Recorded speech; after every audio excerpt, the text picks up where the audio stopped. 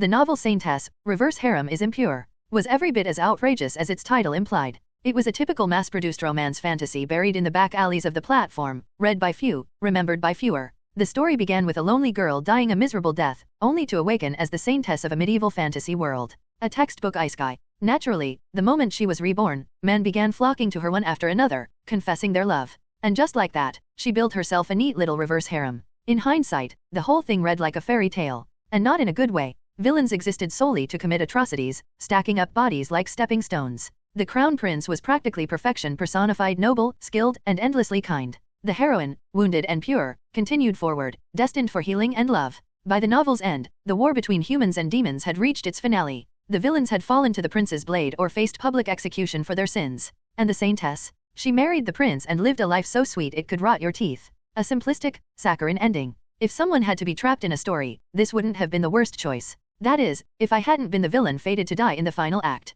I was Raisin Berthas, the antagonist who plagued the heroine's path from start to finish. The merciless killer whose blade claimed the most lives, until the day the male leads cornered me, ending it all with a sword through my heart. The siblings of the Islandsia ducal family, whom I'd grown up alongside, didn't escape their fate either. Tyrion, the eldest, died of illness far from home. Syrian, the second, was captured and executed with me after the empire fell into chaos. Of course, I had no intention of following the novel's script. I couldn't abandon the siblings who'd treated me as their own. If the story offered even the slimmest path to survival, I was determined to walk it. Even if I had to steal a slice of that absurdly sweet happy ending for myself. But by the time my memories returned, it was already too late. The day I remembered everything was the same day Elijah, the 15th Demon King, attacked the Islandsia Duchy. It was a moonlit night, wrapped in fog and cold. The air stung my lungs moist, heavy, and thick with silence. The darkness was deep, and mist curled like smoke across the ground. Leaves rustled in the wind, their whispers eerie in the stillness. The shadows seemed to move, shapeless and watchful. An old carriage tore down a hidden road, shrouded in darkness, lanterns doused to avoid drawing attention. Inside, the silence was a pact, a grim agreement between those who knew better than to hope. The journey had been sudden. The sound of air raid bells still echoed in my ears, and the images wouldn't leave me. Knights marching with grim expressions, the smell of burning oil, magic colliding with steel, and watchtowers melting under enemy spells. Our homeland had become a battlefield. The siblings sat quietly in the carriage, eyes wide, expressions somber. Despite being barely over 10 years old, they seemed to understand the weight of what was happening. At last, a familiar voice broke the silence. "Uncle, please. Where are we going?" Tyrion asked, his voice low. "I can't say," came the reply. Count Roxson, their uncle, remained stoic. "What about father? What happened to him?" "I can't tell you that either. It's for your own good." It wasn't the first time the questions had been asked. Tyrion's frustration was plain on his young, noble face. But Count Roxson, ever loyal to the Duke, wasn't a man easily swayed by emotion. Even Tyrion knew better than to push further. Cough, cough. "Miss, are you all right?" Just some dust." "Wait a moment." Each jolt of the carriage kicked up more dust. The smell of old wood I'd sensed earlier wasn't age, it was the air, thick with it. Syrian, delicate and unused to such harshness, struggled against the cold and grit, cloths bundled around her for warmth. Her coughing stirred concern, and the maid at her side shot me a pleading glance. Luckily, I still had water in the flask. "Here, drink. I don't like the smell of the leather, and I don't want it cold. Still, drink. It's not that bad." "Ugh." She grimaced but obeyed, wrapping a handkerchief around her mouth as the coughing finally eased. Slowing the carriage would have helped, but that wasn't an option. The sound of the coachman's whip became strangely reassuring. The faster we got to safety, the better. It should get easier soon. Just hold on. "Thank you. Raisin, do you need a handkerchief too?" "I'm fine. I've trained in armories dustier than this." "Not thirsty either." That was a lie. I hadn't eaten or drunk anything since I was summoned. My throat was dry, my stomach hollow. But the flask had to last. I couldn't show weakness, not now. The reality was harsh. Elijah's invasion had come like lightning, merciless and fast. Now, the direct descendants of one of the Empire's great noble houses were packed into a rickety carriage with only a skeleton guard. And I, meant to be gaining my first battlefield experience, wasn't even near the front. Worst case, we were being chased by something so dangerous that guards would only slow us down. Better to vanish than be found. Discovery meant death. The other possibility was equally grim. The front lines had already collapsed. As the adopted heir of a powerful vassal family, I would never have been sent into a truly hopeless battle. So, if I wasn't on the field, it could only mean things were already beyond saving. Syrian sat in silence, staring blankly toward the corner of the carriage. Though whimsical and proud, she was quick-witted. She likely understood our situation even faster than I had. Then, softly, she spoke. "Raisin. Yeah. Do you think our other siblings are okay?" "I'm worried." No doubt, they were faring better than we were. The Duke and Duchess had only 2 children. The siblings she referred to were likely children from cadet branches or vassal families. Even in this moment, she worried for them. That was just like her. Syrian Ilancia, daughter of the Duke of Ilancia, the Empire's shield. A kind girl who smiled easily and treated everyone with warmth. But there was a good chance those siblings were being used as decoys. It was a cruel thought. A logical one, yes, but not one I could voice now. Don't worry. Father and the others are with them. All the elders too. Just focus on staying safe. But that's, I know. But right now, you're what matters most. No one knows what's coming next. Get some rest, I'll wake you if anything happens. Okay. The Demon King's forces could catch up at any moment. And the future I remembered from the novel was bleak. 10 years. That's all we had before the Saintess would awaken and the story truly began. 10 years before Syrian changed. In the original, she was the epitome of a villainous, ruthless, calculating. Her compassion and warmth? Gone. Her first action had been to purge her own bloodline. It was hard to imagine this sweet girl becoming that monster. Unless, she wasn't the same person at all. What if the Syrian from the novel wasn't this one, but a replacement? What if the real Syrian died, and the one in the story killed off everyone who could expose her? That would explain everything. Her sudden cruelty. Her cold-blooded decisions. And it would make her far more terrifying than I remembered. But I don't know yet. I simply don't have enough information. Others in Possession Stories knew every corner of their novel using that knowledge to survive. Me? I remembered every word, yet none of it helped. The only remotely useful detail I knew was that Count Roxson liked cookies made with Ramirez petals. A pointless fact in the face of a crumbling empire. Still, there was no use worrying. We had to survive first. If I could, I would protect Tyrion from his premature death. And Syrian. I'd stay by her side, no matter what she became. For her sake and for mine. Just then, her voice broke the silence. Thank you. I'm counting on you. These days, no one wants to hear a villain's backstory. Once the damage is done, any attempt to explain it away feels like a desperate plea for sympathy after failure. Excuses like the villain was actually good or the world was the real evil are met with eye rolls and contempt. Not even the most masterful performance by a top-tier actor can salvage a story ruined by poor writing or shallow emotion. In today's world, audiences are sharp.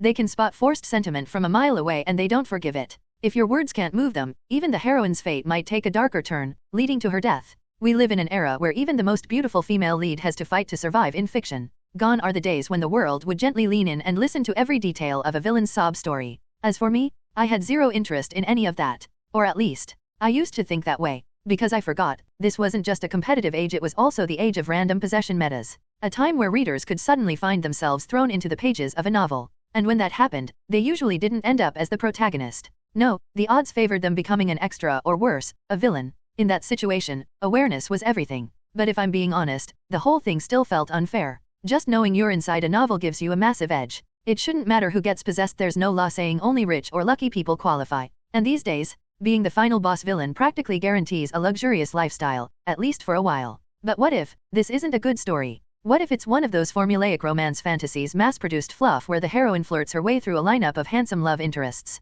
What if I've only read the parts where the main characters show off their love and now I'm stuck playing the villain? And let's face it, people don't care about villains anymore. Even the author of this novel understood that. Not one sentence in the book touched on the villains' pasts. Even as they were struck down on the battlefield or executed on the gallows, they said nothing. No cries for mercy. No final confessions. Instead, I knew trivial things like the dessert a foreign princess enjoyed, or how the noble lady before me would one day become the saint of a dark god. I knew the crown prince's childhood memories. But I didn't know why burn marks started appearing on my body. I did, however, know the story behind the scar on the noblewoman's wrist. My knowledge was scattered and useless details without context. I didn't know what I needed to know, and even if I did, it wouldn't help me prepare. No, maybe now, I was finally starting to understand. Because, from across the horizon, a giant fireball was racing straight toward me. Hey everyone, I sincerely appreciate your support. If you enjoy my audiobooks, I would be truly grateful if you could subscribe to the channel. And if you'd like to support even further, you're welcome to become a Patreon member, where you can access audiobooks of novels as long as they are freely available on the internet. Your kindness and support mean so much. Thank you. It was a very old and shabby cabin. There was no other way to describe it. It was so aged that cobwebs clung to the edges of the roof. The wood, which once must have been a deep brown, now bore the dark marks of time, and the stairs in front of the door creaked. In modern times, it might have been considered an old log cabin. Because I was a petty bourgeois, it was old and worn out, but it didn't look particularly narrow to me. It could be seen that some effort had been put into making it. At the very least, it gave off the impression that it was a place where people could live. But that was just my point of view. From the standpoint of the nobles of the Ilancia ducal family, the story was different. Sure enough, a few steps away, the siblings stood with stern expressions. Uncle, where is this place? I guess you could call it a hideout. A place hardly known even within our family. These were children who, simply by growing up safely, would one day sit on thrones. Their lives were so luxurious that a single meal involved the efforts of dozens of servants, and the cost of one set of party clothes could buy a house. To these children, this cabin might as well have seemed like a pigsty. Even the servants' quarters in the ducal mansion were far more luxurious than this cabin. To think that the end of their long escape was this shabby place. It was clear that, though it hadn't been stated outright, they would be staying here for quite some time. To the sole lady of Islandia, it seemed tears were on the verge of falling at any moment. Uncle, I don't like it here. It smells weird and looks dirty. I'm sorry, Syrian. There's no helping it.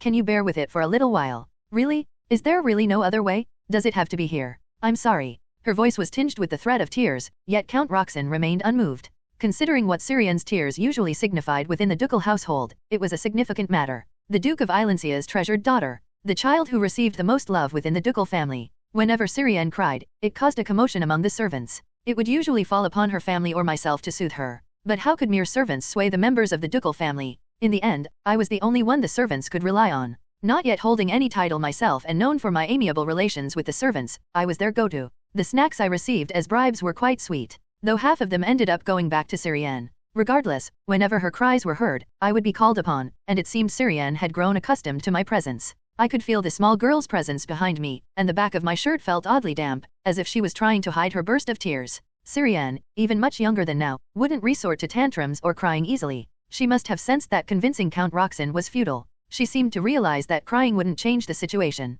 So, she seemed to be holding it in. My role was simply to pretend not to notice, ensuring her efforts weren't in vain. I wish I could hide you somewhere better, but this is the safest place for now. If it's because of Elijah, haven't we come quite far already? Yes, we have. This place is quite far from the duchy. Fortunately, Syrian's tears weren't completely ineffective. It seemed Count Roxson was internally conflicted as well, for the normally reticent man began to speak. As you may have guessed, the situation is dire. The gates were ambushed, and the point was made, albeit long-windedly. The situation was dire. Islandia's ducal residence was naturally a primary target, and Elijah's forces were rampaging throughout the duchy. Moreover, the Duke and Count Roxson suspected that there was a traitor inside. Without such betrayal, such swift and precise ambushes would have been impossible. In times like these, if anything were to happen to you, it would be beyond control. Thus, he must hide these two, in a place unknown to all, where no one can find them, the safest place. That's what Count Roxson stated with his words. Ultimately, the siblings had no choice but to agree. So, are we certain this place is safe?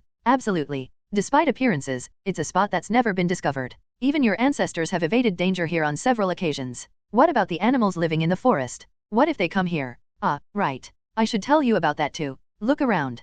Count Roxson gestured around. Surrounding the cabin was a snow-covered plain, which seemed quite deliberate in its layout. A circular expanse of snow, as if drawn in a painting, with a coniferous forest encircling the tranquility. It appeared as though the plain and cabin had emerged in the midst of a vast forest. Consider this circle your home for the next 10 days. Think of the field as being protected by ancient magic. So, never stray outside this circle or venture into the forest. 10 days. Yes. We can't keep you in a place like this forever. Count Roxson offered a smile. It seemed like an attempt to reassure the siblings, but it was clearly in vain. Their expressions had already darkened. Count Roxson, feeling awkward, returned to a more solemn demeanor. 10 days. It was a time that could feel both long and short. But for the siblings, even a single day here would be too much. It was bound to feel like an eternity. Still, Syrian was not one to throw tantrums by nature. Despite her face being filled with dissatisfaction and injustice, her words conveyed something else. Okay, but promise you'll come back soon. Of course. I'll sort everything out and return within 10 days. 10 days. Okay. Syrian nodded with a tear-streaked face, a blush of red tinging her pale skin. Soon after, Count Roxson departed. We watched his retreating figure for a long while, perhaps harboring a faint hope that he might turn back and take us with him. Of course, he never once looked back until he disappeared from our sight. That marked the beginning of our life in the cabin. *****. Fortunately, the interior of the cabin was not in bad shape. A good cleaning today seemed like it would stave off any major issues for about 10 days. In other words, it didn't seem like it would leak rainwater or anything was about to break. The interior was more spacious and pleasant than it appeared from the outside. The Islandia siblings, Tyrion and Syrian, along with me, a squire, and Hina, the maid, found it to be sufficiently roomy for the 4 of us. Though aged, the cabin was furnished with all the basic necessities. The first floor was arranged like a family living room, designed for communal use, while the second floor was an attic room touching the roof. The attic contained 4 beds, indicating that we would likely be sleeping there. Lastly, there was a basement. It wasn't damp but was particularly dusty. It appeared to be used as a storeroom, stocked with various preserved foods, seemingly prepared in advance. After inspecting the entire cabin, including the basement, Hina emerged from the kitchen. Since cooking would presumably be her responsibility, she seemed to have examined it most carefully. Good news. Most of the cooking utensils seem usable. Raisin, do you have a whetstone? In my backpack. Want me to get it out now? No, later is fine. Can I just take it out when I need it? I'm going to start with cleaning. Sure. Hina rolled up her sleeves with determination. As she pushed up the sleeves of her maid's outfit, her slender but firm arms were revealed. In such circumstances, Hina was the most reliable person we could count on. A maid who had been serving Tyrion since a very young age. Besides me, Hina was perhaps the only person the siblings could interact with as if she were a friend. That must be why Count Roxson trusted her enough to bring her along. In this world, all servants were specialists in household tasks. Mediocre skills wouldn't meet the meticulous standards of the nobility. Especially when it came to a female attendant, it was needless to mention their expertise. But I can't expect her to clean this large place all by herself. Even if Hina was capable, there were limits. It wouldn't be appropriate to ask the delicately raised young lord and lady to mop floors, and being of noble status myself, it would be difficult for Hina to ask for my help. So, volunteering was the only option. I'll help? What? No, it's all right. This is my job. It's fine. I want to finish quickly and rest. It's hard to relax and sleep in a place like this. Then, I could use some help.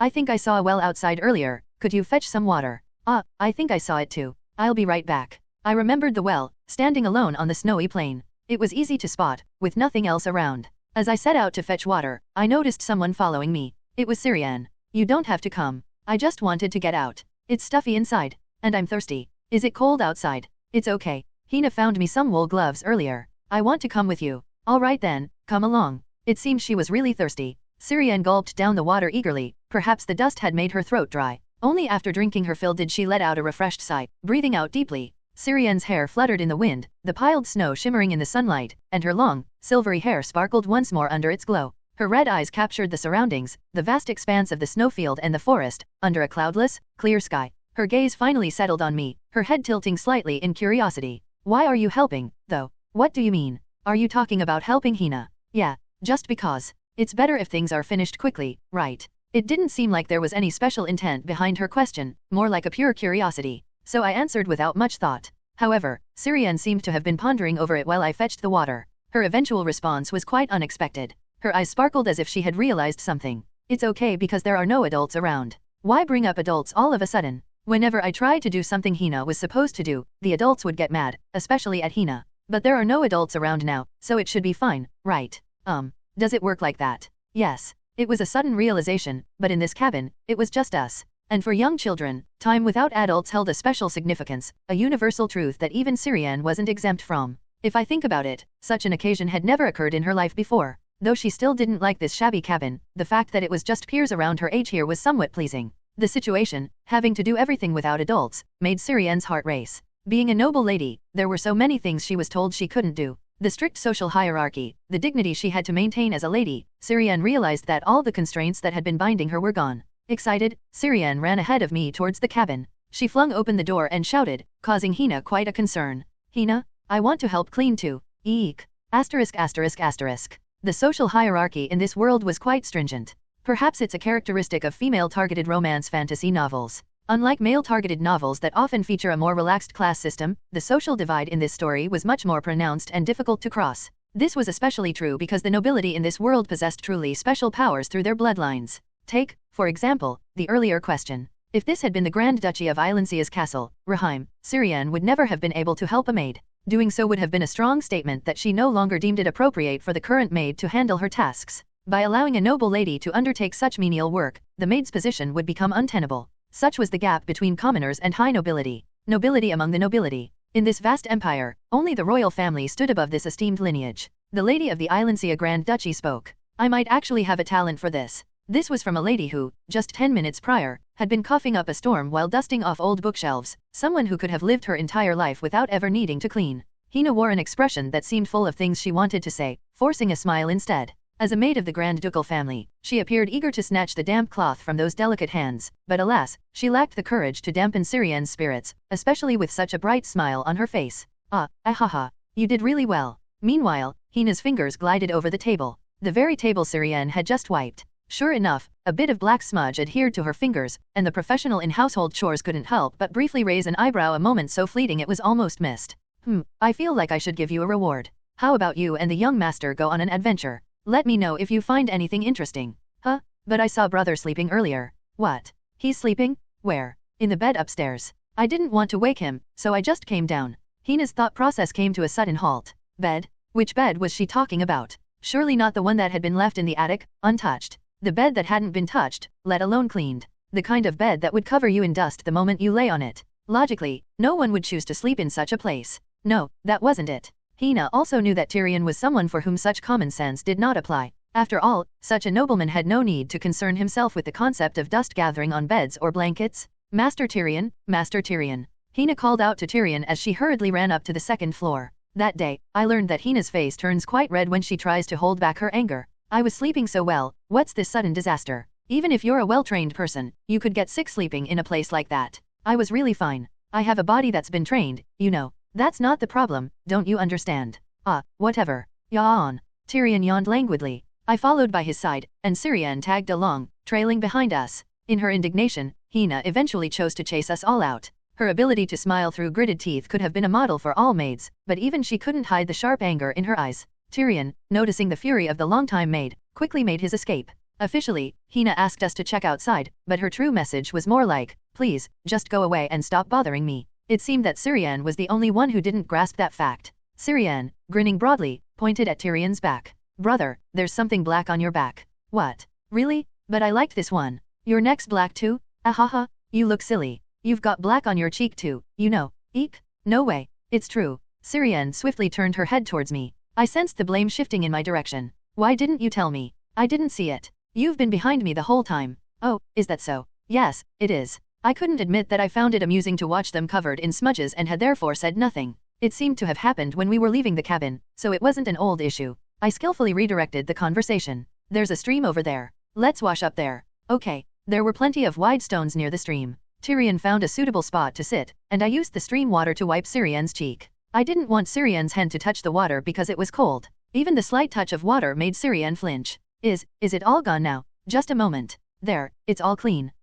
Thanks. When did I get this on me? No idea. I'll wet a handkerchief for you, so you can clean your hands too. It seemed that this hideout had everything one might need. Judging by its appearance, laundry could be done here, and firewood could be chopped from the surrounding trees. Water would come from the well, and there was enough food in the storeroom to last not just 10 days, but easily a month. However, spending a month here would likely leave the siblings' expressions turn gloomy, and I had no desire to continue staying in such a place when I had my own room back in Reheim. Hey, Raisin. We've got plenty of time. How about a sparring session? Sparring sounds good. I've been itching for a bit of action anyway. Shall we start right away? I'll watch. There was no need to prepare a wooden sword. Although we often used wooden swords for training in the castle, we had plenty of experience sparring with real swords. Syrian usually showed concern that someone might get hurt, but by now she seemed to have grown accustomed to it and didn't make any objections. She naturally found a spot a little distance away to sit. The ground looked cold, so I gave her my coat to use as a cushion. There were unspoken rules between Tyrion and me when it came to sparring. Firstly, the initiative was always Tyrion's.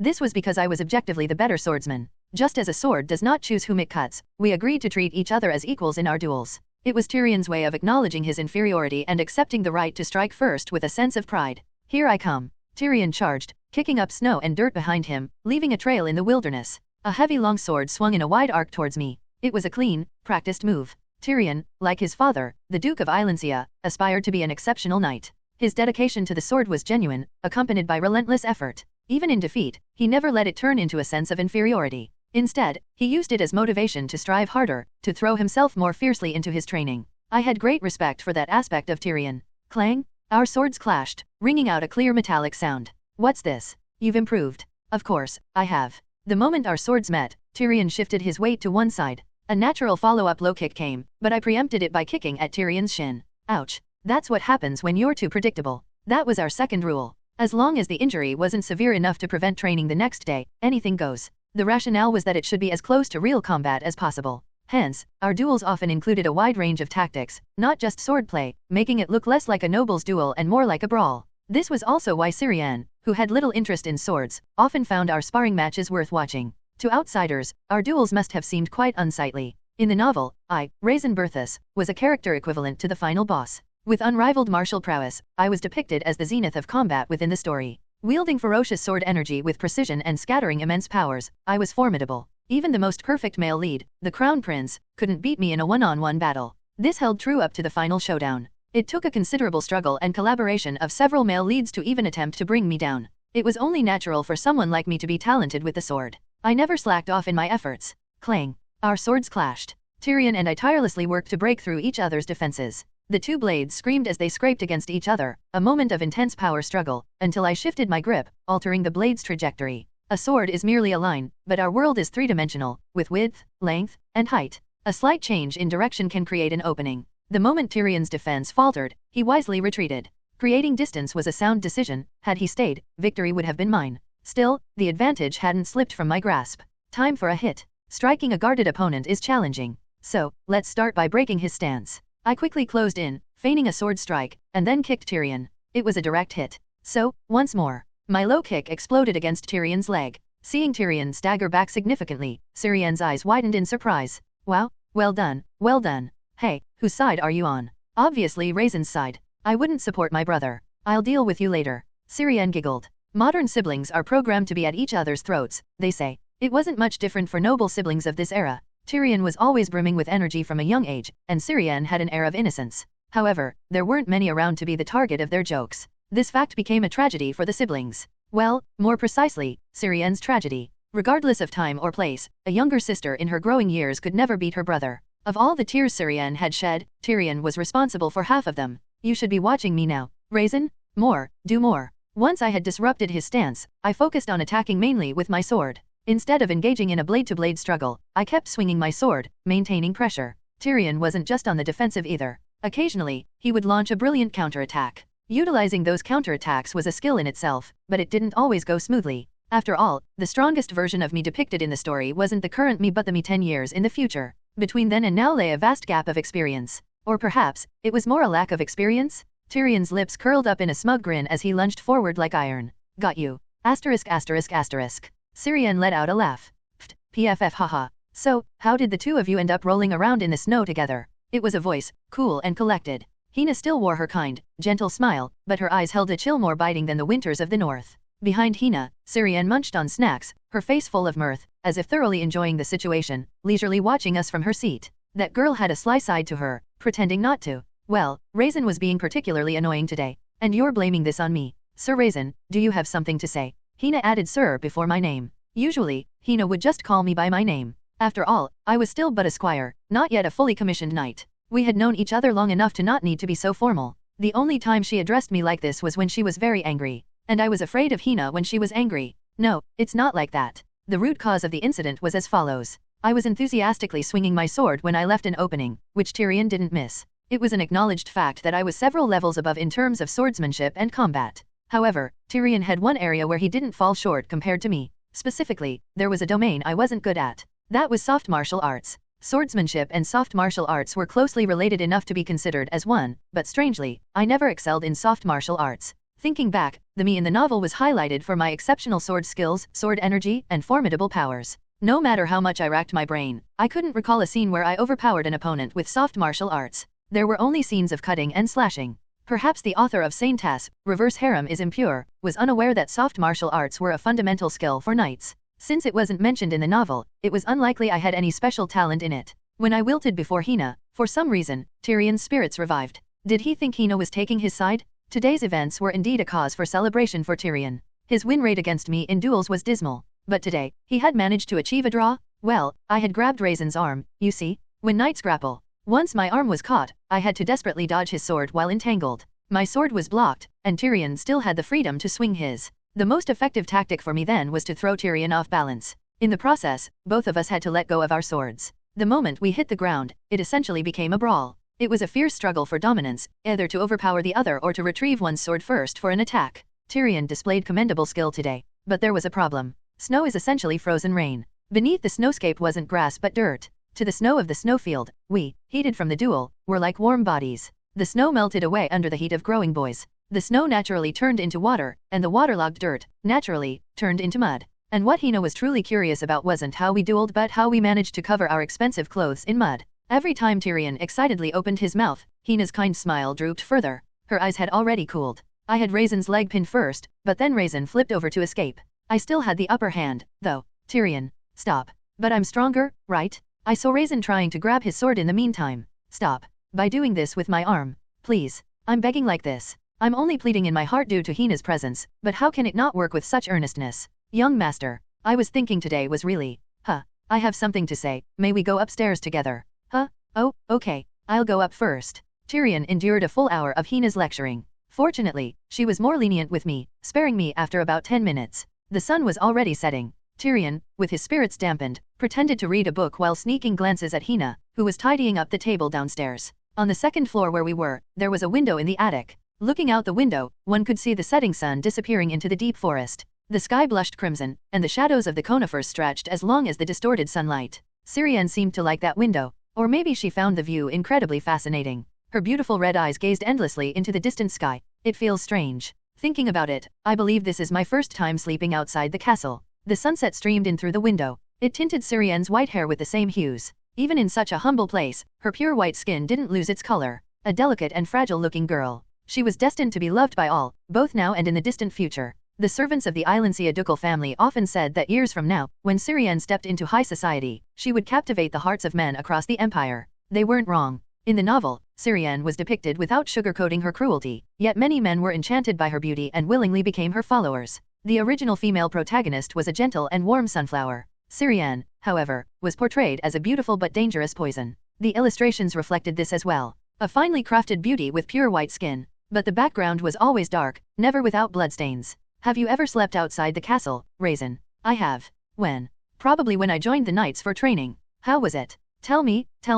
That Syrienne wasn't someone who could wear such a beautiful and innocent smile. It wasn't easy. It was training after all. The senior knights did look out for me, but I was already exhausted. As soon as it was time to sleep, I just passed out. Well, you do fall asleep as soon as you hit the bed. How would you know that? The nanny told me. Really? Well, I guess the nanny would know. Syrienne stretched. The way her cheeks were squished by her arms looked quite cute. Ugh, I miss the nanny. I wonder if everyone's doing well. We can go see them in 10 days. Yeah, let's definitely do that. As we chatted, the sun, which seemed to linger, had almost completely set. I was worried Syrienne might have trouble sleeping in a new place, but she fell asleep before even the first verse of the lullaby was over. A long yet short span of 10 days. For those 10 days, we lived fully yet uneventfully, passing the time with playful laughter. And Count Roxson never came. The promise was broken. Count Roxson, who had vowed to return after 10 days, failed to appear even as the sun set on the 10th day. The siblings gazed endlessly into the forest, only to reluctantly accept his breach of promise late into the night. A sticky unease enveloped the inside of the cabin.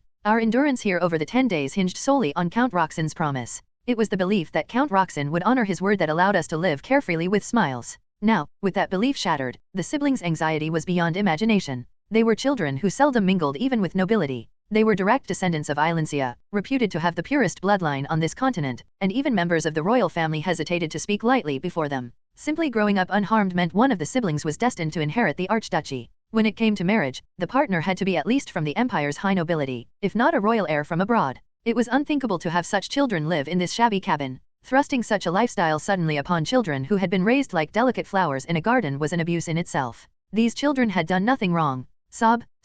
Tyrion was seething with anger, while Syrienne wept. Hina prepared the meal with a gloomy expression but couldn't bring herself to call them. She knew the meal would not console them. I didn't want to send these young ones to bed on an empty stomach. Nor did I want to see them cry and rage until they fell exhausted into sleep. It was time to intervene. I understand you're upset, but let's have a meal first. Hina has been waiting for a while. I said I don't want to eat. How long will you keep this up? Till tomorrow? Forever. Until we leave this place. When do you think we'll leave? Do you have any assurance? Tyrion reacted sensitively as expected. It was predictable. He always had a fiery temper, easily irritated. So, I knew his anger would turn towards me if I acted this way. Don't talk like that. Will it change if I don't speak? Stop it, I said. Why don't you stop too? How long are we going to keep this up? Tyrion was at a loss for words, with no suitable response. When people are speechless, they often resort to anger, and those already angered tend to turn to violence. An irritable voice was heard. What do you know? Thud. My vision spun in an instant. There was no need to ponder what had happened. The cause and effect were clear. Tyrion's arm had extended, and my eyes didn't miss the motion. I could have dodged or blocked it, but I chose to take the hit. The thought of a counterattack was unnecessary. Tyrion was a child of the Archduke's family, and I was the son of his vassal. No matter how close we were, there were boundaries that had to be respected.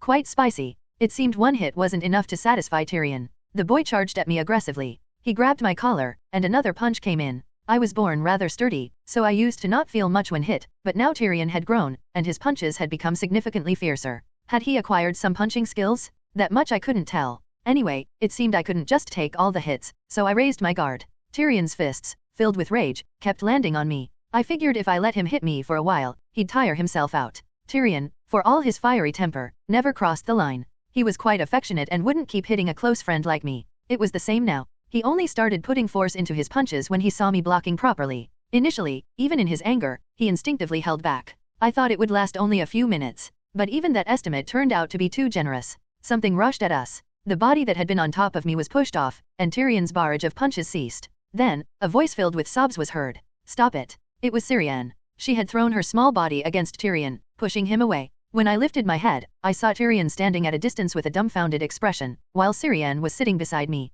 Syrian didn't stop there. Her tiny fist struck Tyrion's forearm. Tyrion's face looked complicated. I couldn't quite tell whether he was shocked because his tender-hearted little sister had thrown herself at him or because it was the first time he saw Syrian crying so pitifully. What was clear, however, was that he wasn't so despicable as to remain unaffected by Syrian's tears. Why are you hitting Raisin? What did Raisin do wrong? It's just that, you see, brother is bad. It's always brother's fault. Brother is just taking out his anger on Raisin. Because Raisin can't hit back. Brother knows Raisin will take the hits, that's why he did it. Thud, thud. Syrian climbed atop Tyrion and hit his forearm. Her punches, lacking in strength, were directed not at his face, which she couldn't bring herself to strike, but rather at his forearm or shoulder. It was Syrian who was shedding tears, making it seem as if the one doing the hitting was in more pain. Since Raisin can't hit brother, I will. I'll make sure you can never do it again. Never. I won't let you. It didn't last long. Midway through her punches, Syrian burst into tears and buried her face in Tyrion's chest. She cried so much that not only her own face but also Tyrion's clothes were soaked with tears. Tyrion, as if struck by the most painful punch in the world, said, I'm sorry. It was my fault. I shouldn't have done that to you too. I'm really sorry. After the late-night drama was quelled by Syrian, enough time passed for everyone to calm down. We sat side by side at the dining table, chewing on dry bread. Tyrion hung his head like a guilty man, saying nothing. Syrian had just stopped crying, and Hina was fidgeting, only glancing at us. It seemed I was the only one who could break the silence. As expected, it tastes awful. I guess even Hina's skills can't make bad ingredients taste good. I'm sorry. I did try my best. No need to apologize. If Hina can't make it taste good, no one can. If I had made it, Tyrion and Syrian wouldn't even have touched it, right? Well, Raisin can't cook. Can't even make tea. There was this one time Raisin made tea and I almost threw up after drinking it. Hey, it wasn't that bad to make someone vomit. I really almost did. It was an incident at Reheim Castle. Syrian usually enjoyed black tea, but just then, the maids were away. It would have been just a short wait, but pride got the better of me. Making tea seemed simple enough, just boiling water with tea leaves. So, I thought there was no reason I couldn't do it. Syrian showed interest when I offered to make the tea myself. And truly, she couldn't even take a single sip. The tea had a weird taste, didn't it? I tried it too, and it wasn't that bad. Raisin just doesn't know the taste of tea. Tisk. So picky. The castle truly offered a plethora of delicious dishes. Who said medieval food lacked flavor? The culinary standards at Reheim were quite high, even by the standards of someone who had experienced modern cuisine. Nonetheless, it was unlikely that a tasty meal could be prepared from the ingredients here, chosen solely for their longevity. Mentioning the old days seemed to spark a memory for Syrian, who murmured, I want cake, with whipped cream and strawberries. I'd go for beef. A thick one would make me wish for nothing more. Syrian had a particular fondness for sweet and soft things. Her love for cake was exceptional. The maids of the Archduke's family often used cake as a lure to coax Syrian. Eventually, they prepared several small cakes in advance to give to Syrian whenever she desired. And my preference was undoubtedly steak. For some reason, the steak here felt much more flavorful and richer than anything I had eaten in the modern world. Was it the result of top chefs using carefully selected ingredients, or was my growing body craving protein more intensely? It was a mystery. Hina, is there anything specific you'd like to eat? Me? No, I'm fine. Hina shook her head, but this time Tyrion interjected. It seemed he wanted to take care of his maid. Don't be like that. You have plenty of favorites. Like that time, you were secretly snacking on the leftover cookies. Yo young master. Ahem. Anyway, isn't there something you'd like to eat? Once we get out of here, let's eat it together, for sure. Well, if I had to choose, I guess honey milk, and cookies. Is that all? When we get back, let's all eat something really delicious. Yes, that would be nice. Hina smiled, a rare sight. I was glad to see the expression of laughter return to her face. We decided to hold on to hope again. It was no small matter, the Demon King had invaded, after all. The situation couldn't possibly resolve smoothly. We accepted that a delay of a few days was inevitable and decided to view it in that light. Life at the cabin continued on. 10 days passed, and the next day came without any sign of Count Roxson, and the following day was no different. During this time, we had fully adapted to our life in the cabin. The first day here felt akin to the first day at a modern military training camp. That feeling of disbelief, wondering how this could be reality. It was a mix of confusion and unease, but now, looking up at the wooden ceiling in the morning sparked no particular thoughts. We had established a sort of routine in our daily lives. Hina and I were always the first to start our day. I would immediately go for a run in the snow to exercise, while Hina prepared the meals and washing water. After working up a sweat, it was time to chop firewood. Chopping turned out to be quite the physical activity, more so than expected. A sense of pride would wash over me after a vigorous session of axing, especially when it felt like my muscles were growing. We used a lot of firewood since Syrian was particularly sensitive to the cold. It was better to have an ample supply as it would diminish quickly. Are you awake? By the time we returned to the cabin, the siblings had started their morning. Syrian was washing her face with Hina's help, while Tyrion left marks with his knife on a secluded part of the cabin wall, counting the days we had spent here. Is it day 17 today? Yeah. Let's have breakfast and then spar. Sounds good. An unspoken agreement had formed among us. We no longer spoke of wanting to return quickly. It was a shared desire, and mentioning it only made it more painful. Dwelling on that wish only brought discomfort, so we deliberately avoided the topic. Tyrion and I sparred daily. There wasn't much else to do here, and a sword, if neglected, would soon rust. And it wasn't just the blade that could rust, people could too. Without continual effort, it was impossible to maintain a honed body and skills. Our training sessions felt short, lasting from an hour to 2 at most. Due to Hina's fearsome presence, we refrained from ground techniques, focusing solely on swordsmanship. After sparring, we'd head to the washing area to rinse off the sweat. It was just Tyrion and me during these moments, and unusually, Tyrion wore a serious expression. Raisin, I've been thinking. You, thinking. Cut it out. I mean, it's surprising when he thinks. I'm not completely foolish. I have my thoughts, not as much as Syrian or you, but still. Okay, I got it. So what were you thinking about? The war with the Demon King isn't going well, right? Worse than we could imagine. So, I've been considering the worst-case scenario. I thought we agreed not to dwell on negative thoughts. I couldn't help it. Just hear me out. I've given it some serious thought. Tyrion gulped down water, his throat parched from sweating profusely. He spoke as if it were nothing significant. You know, I've always thought that Syrian is far more important to me than myself. Because she's your sister. That's part of it, but I also keep feeling that she's just better than me. His tone was matter-of-fact, as if stating something as obvious as after one comes two. It was clear he had already come to this conclusion in his heart. That's hardly a revelation. Do you know you can be really annoying sometimes? I'm aware. Even that response is annoying. Tyrion cracked a smile. Despite washing off the dirt, numerous small scars were visible on his body. No matter how cautious one might be, minor injuries were inevitable when swords clashed. For all his complaints, Tyrion never whined about the wounds acquired during sparring. He was serious when it mattered. I didn't dislike this side of Tyrion. It allowed me to be patient even when he acted less maturely than expected for an elder sibling, without holding any grudges. A few days ago, on the day Uncle didn't show up, I was wrong. I'm truly sorry once again. I've already accepted your apology, but I never apologized to you directly. What I did was cowardly. It wasn't right towards you, Syrian, or Hina. He apologized earnestly. It seemed best for both of us if I simply accepted it without further comment. Tyrion's expression relaxed noticeably. At some point, I started thinking, even if we manage to leave this place, it doesn't necessarily mean we'll be safe. The fact that we haven't been taken back yet could mean it's still too dangerous outside. That's a possibility. So, I thought we should be prepared for really dangerous situations, like the worst-case scenarios. If Syrian and I were both in danger and only one of us could make it,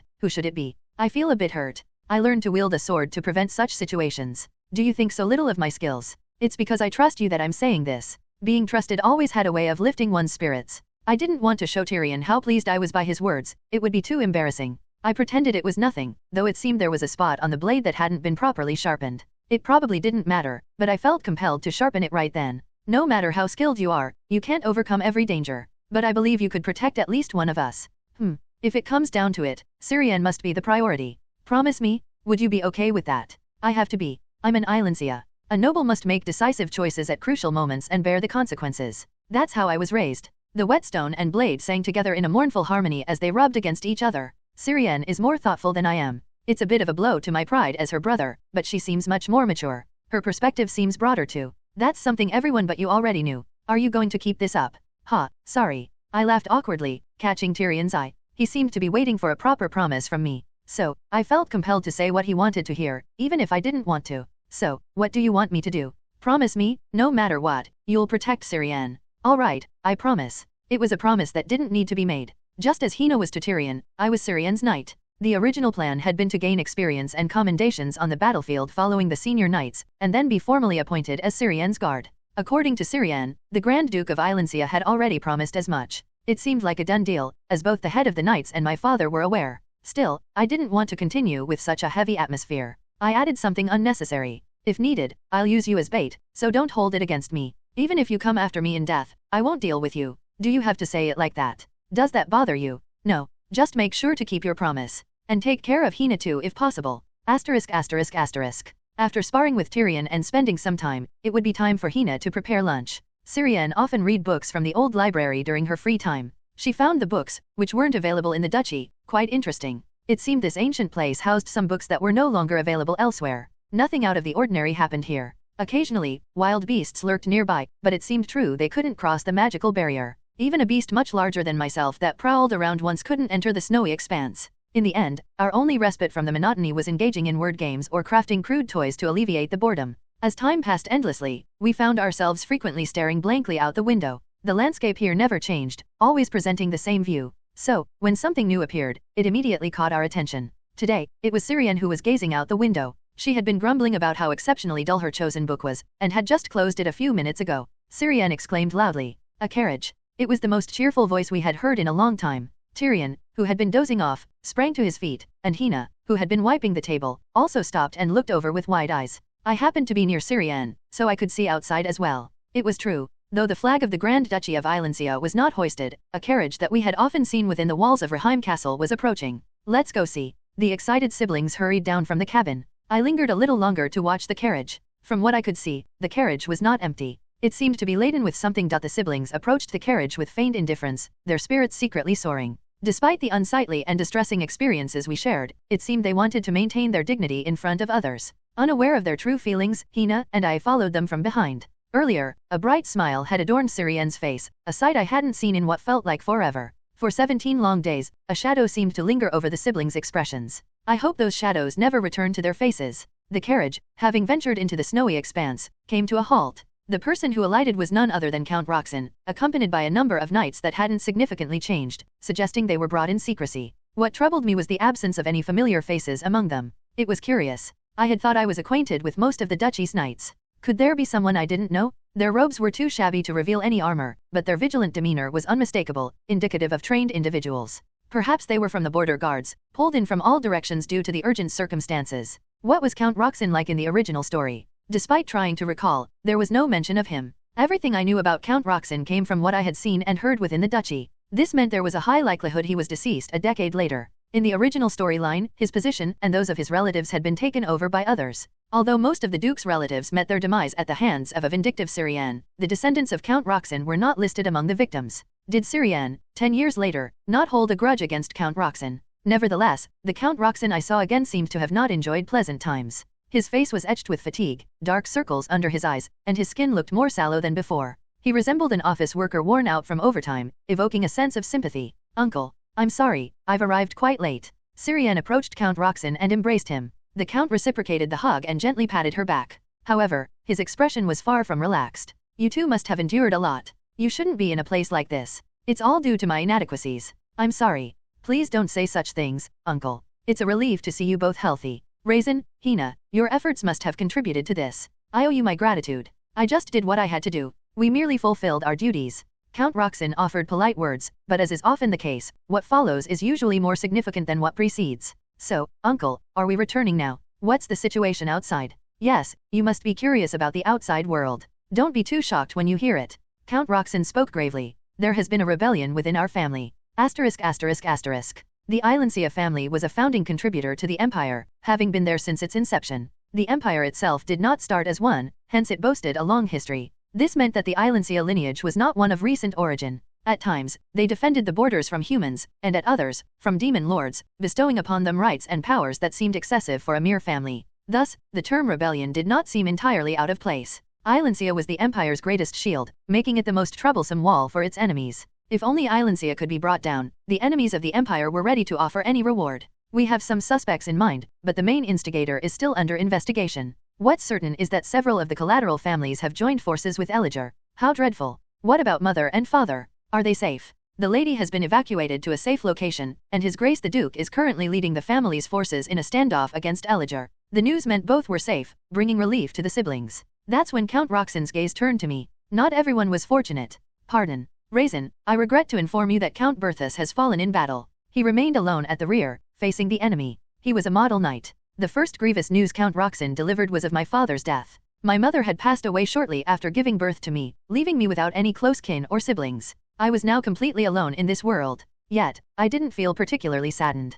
Count Berthus, my father, was a man detached enough to speak lightly of his own death. He was not particularly devoted to family life. A stoic man, awkward with emotional expression, but I knew his concern for my future wasn't devoid of paternal affection. Knighthood was a profession where death could come at any time, anywhere. He used to say, if the day came when he died, remember not the death itself but how it came. Was it honorable? More so than anyone I've witnessed. Then that's enough. It's befitting of my father. Thank you for delivering the news. Yes. When you return, you'll be Count Berthus. My condolences once again. I bowed my head in thanks to Count Roxson, and calmly braced myself for the next piece of grievous news. And as I mentioned earlier, the situation remains unclear with the main instigator still unidentified. We don't know who else might be involved in the rebellion. His Grace the Duke is treading on thin ice, proceeding with utmost caution. Count Roxson said that upon my return, I would become Count Berthus. Such a qualifier would not be necessary if we could return immediately. I looked again at Count Roxson's carriage. It seemed heavy, evident from the deep ruts left by its wheels on the path it had traveled.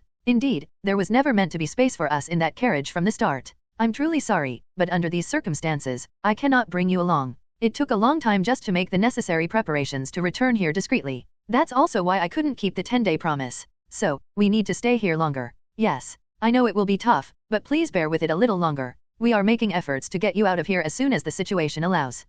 Okay, understood. As the conversation ended, Count Roxson signaled to his knights. The knights began unloading various boxes from the carriage into the cabin, likely provisions and essentials for our prolonged stay. Syrienne, her eyes filled with tears, bit back her words as she resentfully watched the knights, yet her gaze ultimately rested on me. She might unjustly resent them, seeing them as the cause of our extended stay in this cabin. Yet, just like before, Syrienne never threw a tantrum, avoiding actions that would inconvenience everyone. She swallowed her shadows alone. Her white hands trembled. It was pitiful to watch, so I took her hand. Are you okay? Why yeah, I'm okay. How about you? Are you okay? Me? What's there not to be okay about? Oh, are you talking about my father? Yeah. I guess it was just his time to go. That man, he never did take good care of himself. I always thought he'd end up like this someday. Who was comforting whom? Even though she was struggling with the current situation herself, Syrienne still looked out for me first. Her small hands wrapped around mine. It must have been quite cold outside. Syrienne's hands felt unusually warm today, their gentle heat enveloping mine. It was as if all the warmth in the world was concentrated in Syrienne's hands, making me unaware of anything but the heat emanating from them. It was so hot it felt like it might burn, yet it wasn't painful. Tyrion asked. I understand the situation. It would have been nice to receive updates if it was going to be delayed like this, but I guess it can't be helped now. Updates. Yes, I'll see what can be done about that. Do you have an estimate of how long it might be? Surely, you don't intend for us to stay here indefinitely. Tyrion's question was logical and sharp, befitting a noble. He gently reproached the past while using it as a pretext for his next request, crafting an atmosphere where it seemed natural to get what he wanted, leaving no room for alternatives. It was the rhetoric of someone accustomed to dealing with people from birth. Had he grown even here? Count Roxson fell silent for a moment, pondering how much longer we would need to stay. 3 months. I stake my name on this promise. No matter the delay, I will get you out of here within 3 months. And I'll ensure updates are sent every week. The time was longer than expected. But having received a promise sworn on his name, he didn't press further. Thus, our cabin stay was extended. Count Roxson brought mostly essential items like food supplies, daily necessities, and clothing, things one absolutely needs to live. However, it wasn't just the essentials. There were also items like cards and books to pass the idle time, and even snacks that, while not quite as good as those at the castle, would surely delight Syrienne. Thanks to this, the siblings forgot they were to stay here for 3 months, engrossed in treasure hunting within the boxes. I now had a sword of my own. It was a familiar shape, a dull gray blade that didn't reflect light, with a simple, unadorned guard and pommel. It seemed to embody the idea that a sword's sole purpose was to be sharp and strong. While it felt good in hand, it was still a bit too large and heavy for the body of a 12-year-old boy. This sword was a relic of my father, Count Berthus. A knight's sword might seem meaningful at first glance, but I'm not so sure. There was no rule that family members had to use the same sword. My swordsmanship was taught by my father, yet our swords were distinctly different. Sitting and looking at the sword, I felt a peculiar gaze. It was Syrienne, who had paused, fork midway to her mouth, as she turned to look at me with a happy expression. Do you want some? No, call me when you're eating the meat you mentioned earlier. Okay. I didn't dislike sweets, but I feared that eating them might earn me a deep-seated grudge from Syrienne. The mere fact she offered it so readily was astonishing enough. Syrienne preferred sharing things like cookies, but she had a particular greed for cakes. It had been days since she had tasted anything sweet, so to her eyes, that sweet roll must have seemed as precious as a cake. Am I causing her concern?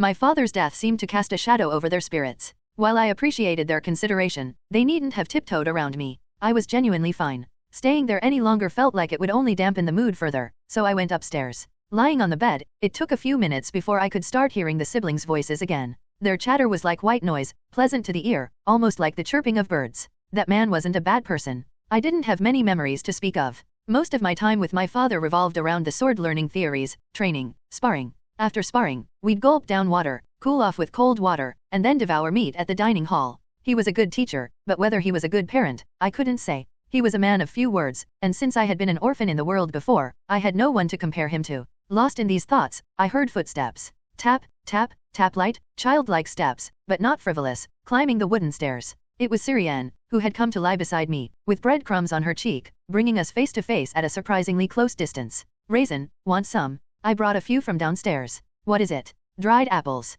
Try it, it's good. Syrian didn't seem to care much for my opinion. Her hand moved stubbornly towards my mouth, and I had no choice but to accept what was given. Naturally, it tasted of apple. Not crying, huh? Did you come here to tease me? Oh no, that came out sharper than I intended. There was no reason for it. Why did I react so sensitively for no reason? I felt bad, as if I had dampened her spirits, but Syrian only smiled more brightly. It was a fresh and beautiful smile. No, I came because I thought Raisin might cry. I'm not crying. Why? Do I have to cry? I don't know. Our eyes met directly. Her eyes were a vibrant shade of red. Contrary to what novels often depict as ominous or dangerous, such descriptions were nonsense. There couldn't possibly be a prettier smile in the world. If the author had seen this, they couldn't have described it in such terms. I've been thinking, if something happened to our parents, I'd be so sad. I'd probably cling to Raisin and cry my eyes out. I might cry so much that I'd soak your shirt through. Syrian moved closer. The small girl wrapped her arms around me, her chest rising and falling with each breath, her heartbeat softly echoing. The girl who always clung to me and whined was now patting my back. I could hear her breathing. The breath that entered, the thin breath that was exhaled. Through her breath, I could feel her warm, small body heat. If I ever cry like that, I hope Raisin would do this for me. It would be really nice to be hugged and patted on the back like this. So, I'll do it first now. You're my only knight, after all. I can do this anytime. It's okay to cry, and it's okay not to. I think you should do whatever makes you feel at ease. It was strange. My emotions, which had been calm, suddenly began to churn. It was because unnecessary memories suddenly surfaced. Trivial things. Things that weren't very significant. When we crossed swords, when I pushed back my father's sword with all my strength, he would pretend to be surprised but would lift the corners of his mouth. The water we drank together tasted better than usual, the water for cooling off felt truly refreshing, and the meat in the dining hall was exceptionally rich and flavorful. The realization that those insignificant times were now gone struck me. Drinking water alone, cooling off alone, eating alone, everything seemed just a tiny bit less flavorful. Suddenly, I felt utterly alone in this world. An unexpected loneliness constricted my breath. My vision darkened, and I struggled to breathe. It felt like I couldn't breathe properly, though I was breathing just fine. An inexplicable feeling of suffocation overwhelmed me. It was agonizing, a terrible torment that wouldn't let me go, like a swamp. The thing that reached me in my turmoil was a single pat. The gentle touch that had been comforting my back pulled me out of the mire. When I returned to reality, it wasn't anything grand. Just the cozy, worn interior of a cabin. Regaining my senses, I realized my eyes were hot and wet. This. I had cried. In front of this girl, smaller than me, I had cried. Unlike me, who retained memories of the modern era, I had wept in front of this child, who was truly just 12 years old. It was mortifying beyond measure, but somehow, my heart felt at ease. At least for today, it seemed unlikely I'd fall into distress again. It seems I fell asleep unknowingly. When I woke up, I was alone under the covers. Judging by the slowly setting sun outside, it seemed I had been asleep for at least a couple of hours. Syrian must have left earlier, as I could hear voices chattering downstairs. I could easily imagine her covering me with a blanket and quietly descending. I was scared to leave the comfort of my blanket. The memory of crying in front of Syrian brought a belated wave of embarrassment. For me, once a proud young man of births, it was an unbearable shame. If Syrian used this incident to tease me, I might have drawn my sword to end my own life on the spot. After all, a knight's honor was to be upheld. I wanted to stay hidden under the blanket forever. But that wasn't possible. My steps felt heavy. Slept well. Oh, perfect timing. Come down and join us. Fortunately, Syrian didn't tease me. Seeing her grin as if nothing had happened eased my mind. By keeping her mouth shut, our kind and benevolent lady had become the savior of my life. Were you playing catch the thief? Yes. The loser gets a punishment. Oh, what's the punishment? Singing. Great. I'll make sure everyone loses their voice. As I approached, a spot was quickly made for me. We sat in a circle, Tyrion, Hina, me, and then Syrian. I took the opportunity to shuffle the cards. Once everyone had their hands, I surveyed their expressions. Tyrion couldn't hide his playful smile. His lips twitched up in a grin, then he consciously tried to conceal it. Clearly, he had the joker. Hina fumbled with her cards in confusion. It seemed she was not familiar with card games, which made her discomfort obvious. She must have been dealt a particularly bad hand. Lastly, Syrian was a formidable opponent. In the novel, Syrian was portrayed as harsh and cold, with exceptional political acumen. An expressionless face, as if frost had settled upon it, giving no hint of her thoughts, a woman like an abyss. I hadn't expected her to embody that image, but given her background in psychological warfare and politics, I thought she might at least maintain a solid poker face.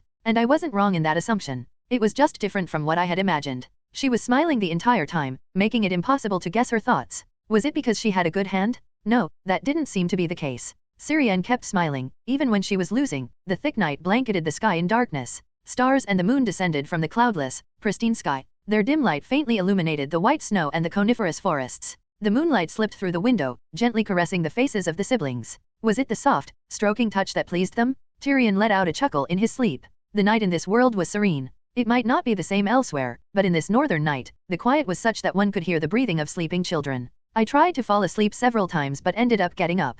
Sleep just wouldn't come. I slept too much during the day. I carefully stepped outside, making sure not to wake the children. The snowy wilderness at night was colder than usual. Despite being dressed warmly, I could feel the chill. Each breath I exhaled turned into a white mist. But this is just right for me. What else was there for me to do outside? The only thing I could do was to wield my sword. I didn't plan to sweat it out, just to tire myself a bit before heading back. Drawing my sword, the moonlight reflected off the steely blue blade. That was it. My sword was utterly pragmatic in appearance. It hinted that it didn't possess any mystical power that could effortlessly slice through steel. Such a realm was still far beyond my reach. I feel like I've caught a glimpse of a clue, though. The concept of mana was still challenging for me. Perhaps my modern, rigid thinking made it hard to grasp.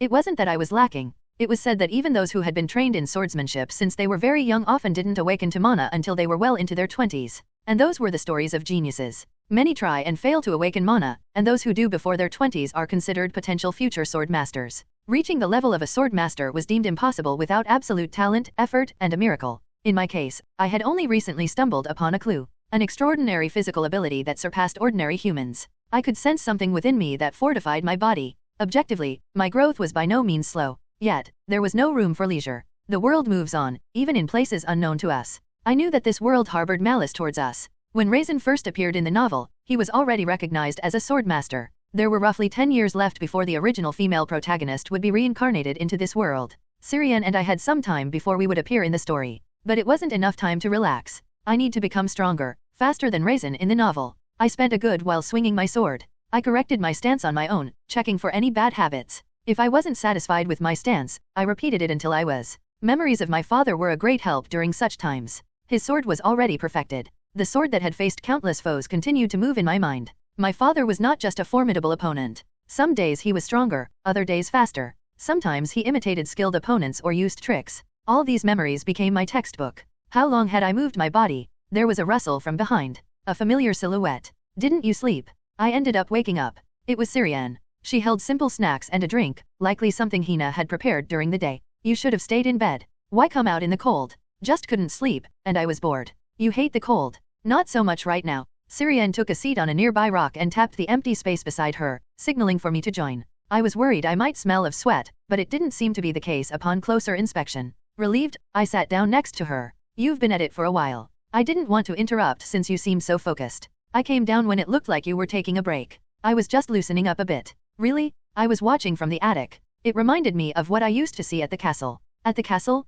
You hardly ever saw me practice, did you? Huh? No, I mean, yes. It reminded me of how hard Raisin worked at the castle. It felt like she was dodging the question. It wasn't a topic that needed lying about. Syrian pushed a snack into my mouth again. I felt like refusing would just lead to being refused, so I accepted it. Dried peaches this time? The fruit's natural sweetness lingered on my tongue. Syrian exhaled, her breath forming a white cloud in the cold air. She giggled as she watched it rise. I was just thinking about the card game earlier. It was fun. And I enjoyed singing too. You've always enjoyed singing. Yeah. I loved dancing and singing alike. I learned to play various instruments too, but I haven't practiced in so long it would be a struggle to start again. In social circles, while one's lineage, appearance, and attire were deemed important, the dignity of a noble was equally valued. This dignity often encompassed manners, dance, and refined speech. It might come as a surprise, or perhaps it was expected, but Syrian excelled in all these aspects. She had received a proper education from a young age and possessed a natural talent and passion for it. Everyone in the ducal family looked forward to Syrian's debutante ball.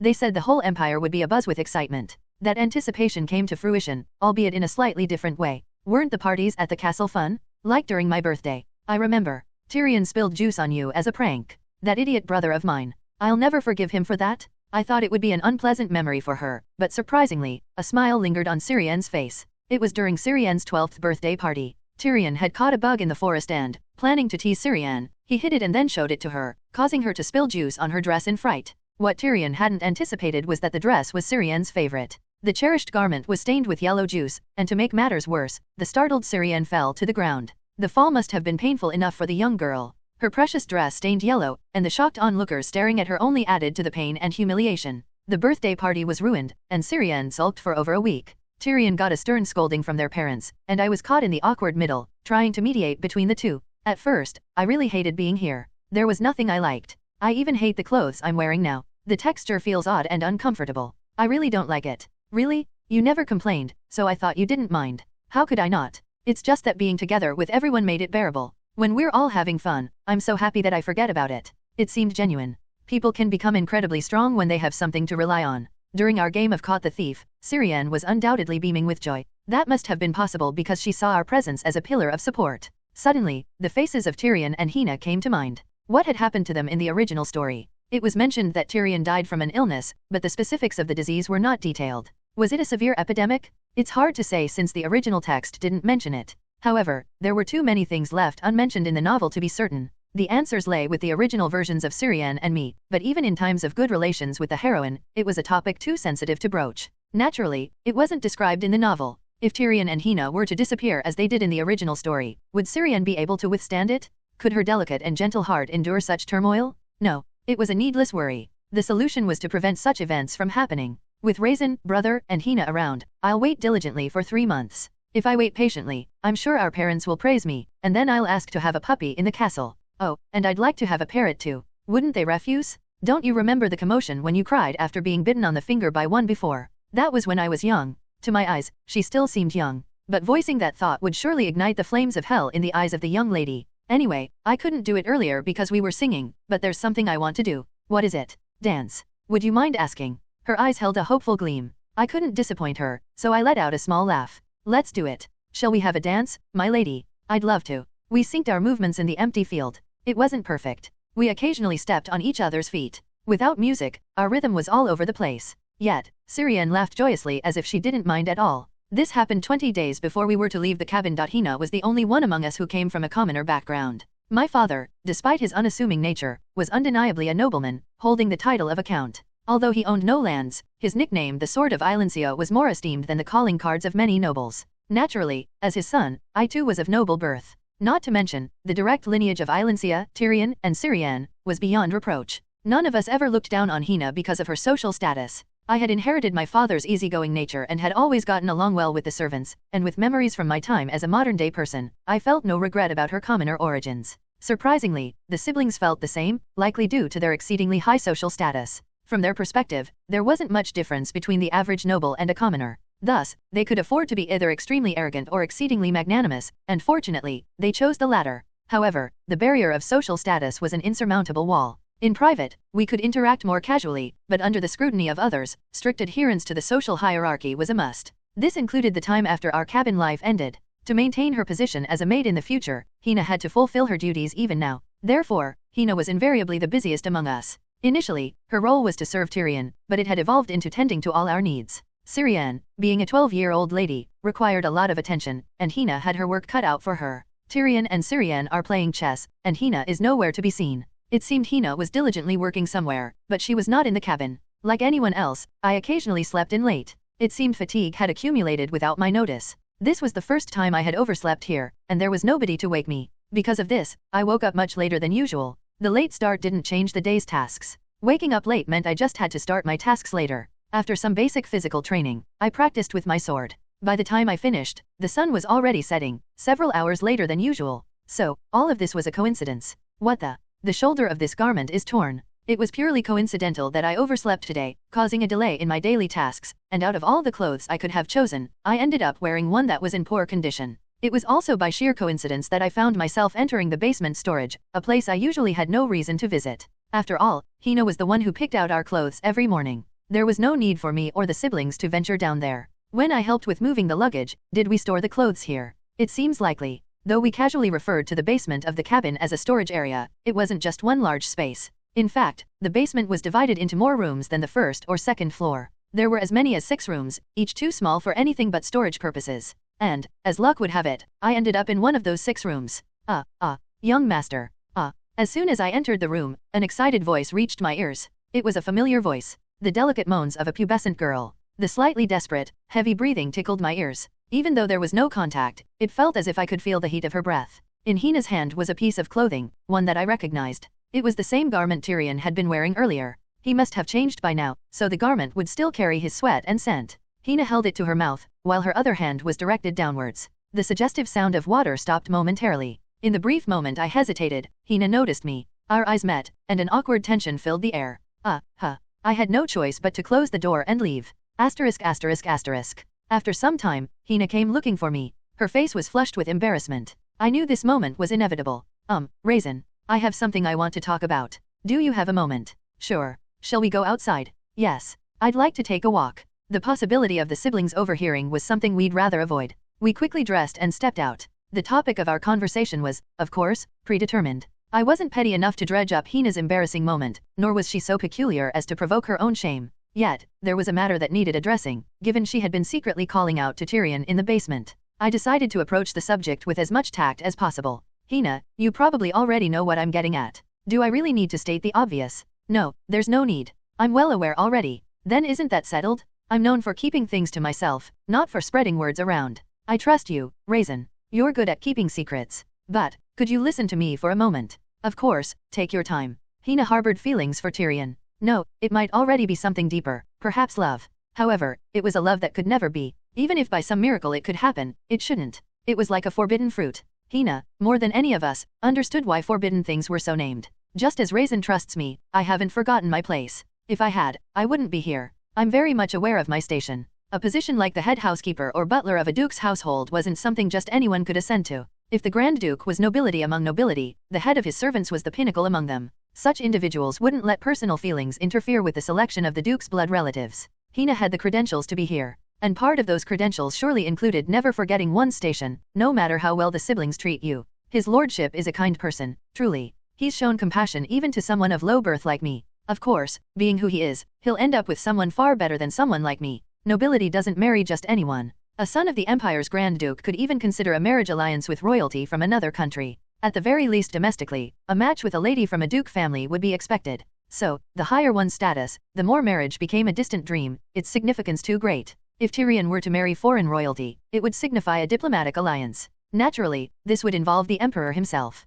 Disregarding such a marriage would not end well. Imagine promising to marry a princess from another country, only to elope with a commoner? It would be a grave insult, suggesting the princess was less worthy than a commoner. The Emperor would surely repay such a diplomatic slight with a punishment worse than death. Therefore, I would never confess my feelings to his lordship, not even in a million years. I couldn't bear to see him suffer because of me. It's a wish more important to me than my own life. It seemed Hina had long since resigned herself to this reality. Her face was determined, though it briefly softened as if the mere thought brought her some happiness. Even if, by some chance, his lordship were to harbor feelings for me, the result would be the same. Despite the tears and regret I'd surely face every day, I would never reciprocate his feelings. I would have to refuse. A shadow of sadness passed through Hina's eyes. All I want is for his lordship to be happy. Should he find someone wonderful one day, I would sincerely celebrate his joy. It felt like an old emotion, a sorrow refined and whittled down over a long time, quietly stirring. I could do nothing but offer silence, unable to soothe such a deep-seated grief. Our steps crunched softly in the snow. With each step, the snow beneath our feet quietly perished.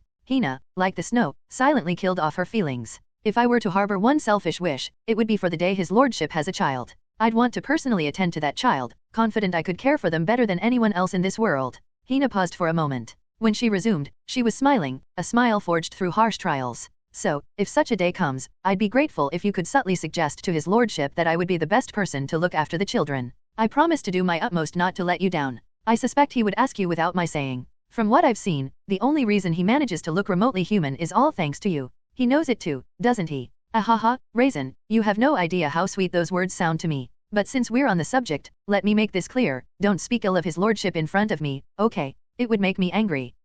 Yeah, sorry. Hina laughed lightly. That's where my heart lies. Knowing where the boundaries are, it's okay to hold affection, right? Love doesn't have to culminate in a relationship to be beautiful. I'll cherish my feelings, and someday, the pain I'll have to bear as well. A week passed, and Count Roxson kept his promise. As expected, he didn't come in person. Nor did he send anyone with news. If he could have sent someone every time, he would have done so long ago. I was curious about how the Count would communicate, and the answer turned out to be a courier hawk. It wasn't a pigeon, so should it be called a courier hawk instead? The original courier pigeons could only send messages in one direction and couldn't be sent to untrained locations. I thought it wouldn't be possible to use them. To solve that issue, something with a geometric pattern, possibly a ring, was attached to the hawk's leg. It seemed to be some kind of magic. I hardly knew anything about magic. After receiving and releasing the letter, the hawk flew off somewhere again. Syrian seemed to be seeing such a sight for the first time too, her eyes wide with wonder. Or not. I'm not sure. Syrian said it was amazing to see the hawk flying. But hawks are meant to fly anyway. Still, our main interest was undoubtedly in the letter from Count Roxson. From Count Roxson. I hope you are in good health. Despite the harsh conditions, I believe you can overcome them. As promised earlier, I send this letter with news from here. It's a relief that I can share some good news. The beginning of the letter was more concise than expected for a noble. It seemed to reflect a more businesslike character. Count Roxson could be considered the steward of Ilencia. Areas untouched by the Duchess, such as the family's finances, private soldiers, and the management of the knights, mostly went through Count Roxson's hands. From what I heard during my time at the castle, he was known to be quite rational and pragmatic. The impression I had received was indeed that of a staid bureaucrat. He began his duties when the current Duke of Ilencia took over the family headship. Count Roxson was also the Duke's half-brother. He had given up on the succession early on and chose to support the Duke instead. Being capable as well as related by blood, the Duke had every reason to trust him deeply. There have been some developments in the past few days. We found and executed traitors hiding within our territory, and His Grace's army is advancing smoothly. Even the Demon King Elijah has been pushed back quite a distance. At this rate, we might be able to secure your safety sooner than expected. It might not even take 3 months. The siblings were overjoyed upon reading this letter. What Count Roxson conveyed was nothing short of hope, the hope that they would soon return to the castle. We might be going back soon. The expressions on the siblings' faces brightened noticeably. I was pleased to see them smiling so radiantly. Days seemed to fly by more quickly than usual. With the thought of returning soon, the siblings spent their days much more energetically than usual. It felt as if winter had passed in the meantime. The weather had started to warm up, although not enough to melt the snow, but it was much more pleasant to roam outside. Thanks to this, Syrian began to go outside more often. Today, she was so insistent on taking a walk that she begged me to join her. I just came in and am tired. Shall we rest a bit before going? Do you want to sit here? Can't we just not go? You were fine going out with Hina just the other day. What's wrong with me? Hina, who was baking cookies in the distance, flinched. I didn't have the courage to face the resentment of the two women. It's not that we can't. All right, let's go out once I'm full. Okay, I'll get ready right away. Just wait a bit. Syrian scampered off, likely to fetch a warm scarf or coat. Seeing her so excited about a walk reminded me of a puppy in some ways. A gentle, people-friendly puppy. Soon, Syrian returned and took my hand. Let's go for a walk. Don't run. You might fall. I won't fall. Do you think I'm a child? Well, you are a child at 12, aren't you? I bit my tongue to hold back the words that nearly slipped out. It looks like winter is ending. It doesn't feel quite like spring yet. But spring is on its way, right? Talking about spring makes me want to visit the garden at the castle. Raheim is warmer than here, so maybe the spring flowers are already blooming. Syrian always loved taking walks, even at Raheim Castle. Given her lively nature, it was no surprise. She made it a point to go out for a walk at least once a day, however brief. Her favorite walking path was, naturally, the garden. Although it wasn't easy for Syrian to go out often, Raheim's garden was renowned for its beauty. The winter garden of Ilencia, where flowers bloomed all year round, was one of the few luxuries of the Duchess. Especially the central flower garden, famous for its beautiful colors in full bloom at any time of the year. Syrian rarely ventured into the central part of the garden, where flowers were in full bloom. Instead, she preferred to walk around the outskirts of the garden. The periphery of the garden was encircled by trees, almost as if cradling the flowers within. Perhaps it was a memory from that time? Syrian still enjoyed walking in a loop around the coniferous forest, having once mentioned she liked the scent of the trees there. We even went on picnics with delicious cookies and cakes. Ah, now that I think about it, I'm craving cake. I shouldn't feel this way. We might not know about cake, but a picnic should be doable, right? How so? If the situation outside has improved, we don't need to save the food in the storage anymore. We have plenty, so it should be fine to enjoy ourselves for a day. That's a great idea. It seemed our picnic plans were set. Syrian looked ready to dash back to the cabin that very moment to call Tyrion and Hina. The only reason she hesitated was because of a lingering concern. If we start preparing now, will it be too late in the night? Maybe it's better to do it tomorrow. We could just build a big bonfire. Oh my. I didn't expect Raisin to be this clever. And here I thought I was being helpful. I wanted to give a cheeky retort right away, but Syrian, brimming with excitement, was too quick for me. Not daring to follow, I trudged back. Inside the cabin, Tyrion was already in agreement. Asterisk asterisk asterisk. Crackle, crackle. The firewood blazed. The glowing crimson seemed to spread warmth throughout the world. As the light flickered with the wind, our shadows danced along. We were already making quite the commotion. It was hard to tell whether it was us or the wind dancing by the shadows alone. Though it was Syrian who initiated this picnic, Tyrion was the one enjoying it most fervently. Our dignified young lord was shouting, a glass filled to the brim with orange juice in hand. Naturally, Syrian followed suit. We're going home soon. Homie. Going homie. Even Hina joined in, shy as usual but caught up in the excitement. There's something about an outdoor fire that exhilarates people. While the three of them shouted at the top of their lungs, I pulled skewers off the fire. The skewers were sizzling, emanating a deliciously roasted meat aroma. Indeed, when it comes to food, nothing beats meat. Meat never disappoints, no matter the occasion. Oh, these are cooked perfectly. Already? I want some too. Come and take a bite. Be careful, it's hot. Okay. Tyrion joined in, searching for the meat, and Hina personally selected the skewers. We sat around the campfire, chuckling and enjoying the moment. It was delicious. The meat was incomparable to anything we had at the castle, and the ingredients we often ate at the cabin felt unexpectedly new. I wasn't the only one who felt this way. Tyrion and Syrian devoured the meat, forgetting their manners in their delight, and even Hina smiled softly, seemingly surprised by the taste. I never imagined we could have such fun at night at the castle. We couldn't even touch candles there, let alone a bonfire. I've handled a torch before. Really? How was it? Was it hot? It was warm enough to feel the heat if you got close, but not too hot. Syrian gave me a pointed look. It was easy to understand what that meant. Even so, I won't make it for you. I didn't even say anything yet. Just saying. We continued to enjoy our night. Eating, drinking, singing, dancing, joking, and laughing. We were intoxicated by the atmosphere, even without alcohol. With genuine joy, yet with utmost seriousness, Tyrion declared. Indeed, you all are the most precious to me. You are my closest friends. Me too. You're my sister, silly. I'm talking about Raisin and Hina. Instead of words, I clinked my glass with Tyrion's. Hina, seeing us, belatedly extended her glass, and Syrian wouldn't miss out on this. So, we toasted twice. Even if we leave here, the four of us will always be special.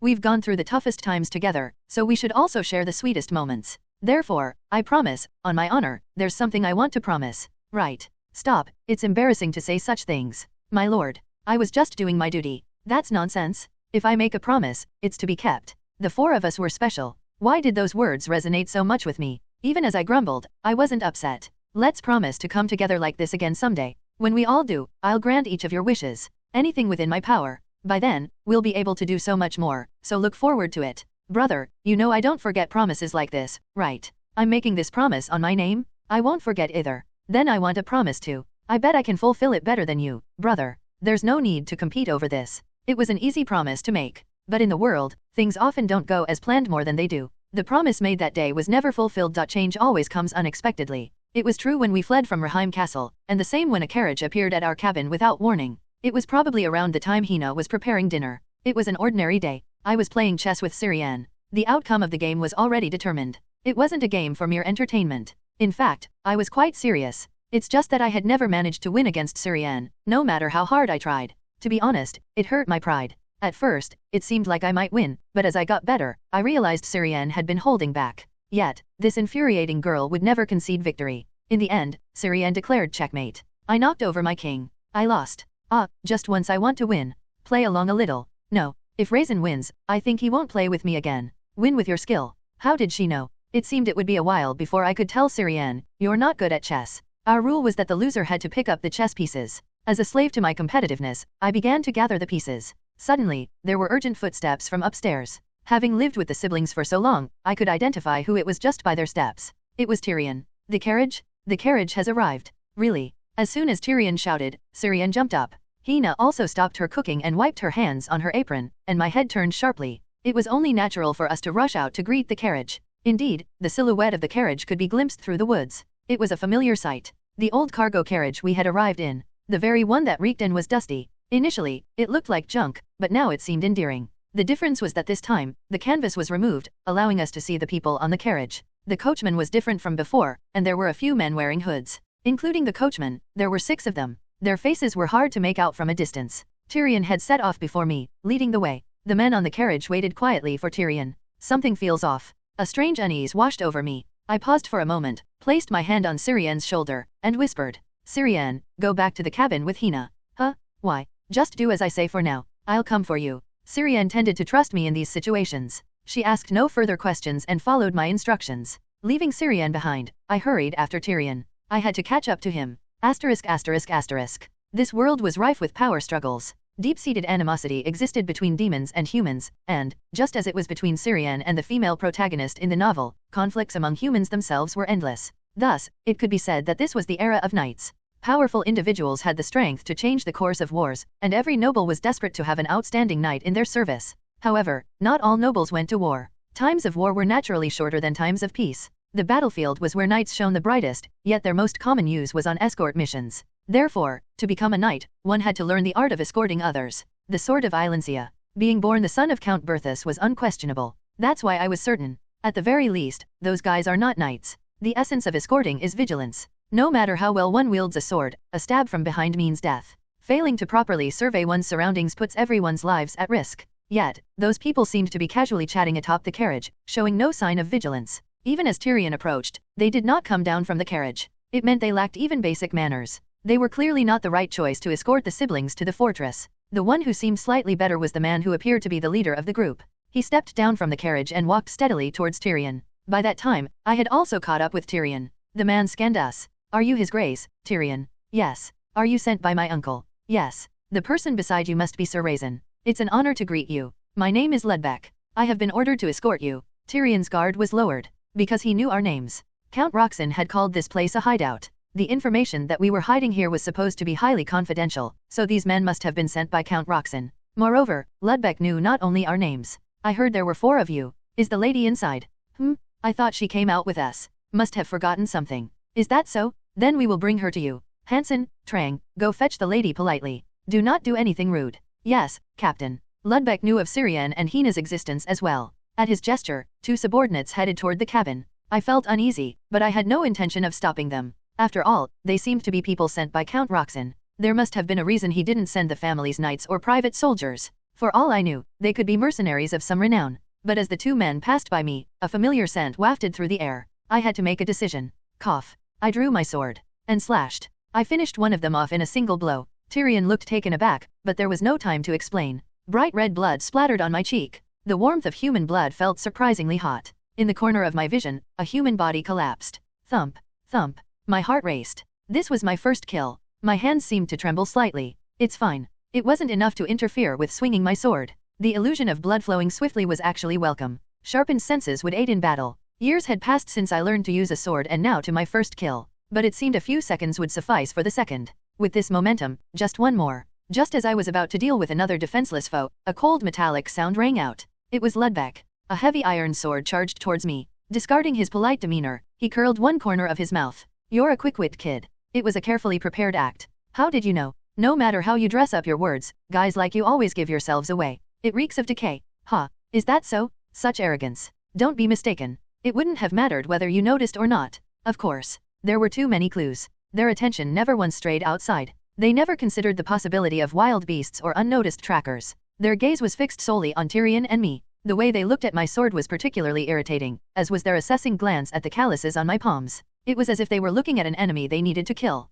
The decisive factor was the smell. A foul odor emanated from the subordinates as they passed by me. I had smelled it before. It was the scent sometimes emitted by criminals caught by senior knights of the order. A mix of cheap liquor and drugs. Those who smelled like this were invariably trash. In the novel, the female protagonist would shudder at this. Smoking cigarettes made from mullet flowers emitted a fishy smell. People called those addicted to this drug sewer rats. For the hopeless sewer rats, mullet flowers were quite expensive. And the addictive nature of mullet flowers could instantly break a person's will. Naturally, the sewer rats would become slaves who would do anything for money. They were easily expendable. No matter what, these men were unfit to serve as escorts for the siblings. Though, if it were the other way around, perhaps, if you had followed obediently, you wouldn't have had to die a painful death. That wouldn't have been the case, would it? Traveling with stinking guys like you would be torture itself. Even a half-used rag would smell sweeter than you. Quite the foul mouth for a noble's son. I exchanged a few blows with Ledbeck. Fortunately, he wasn't exceptionally skilled, but I wasn't at an advantage either. This is dangerous. My rational mind sounded the alarm.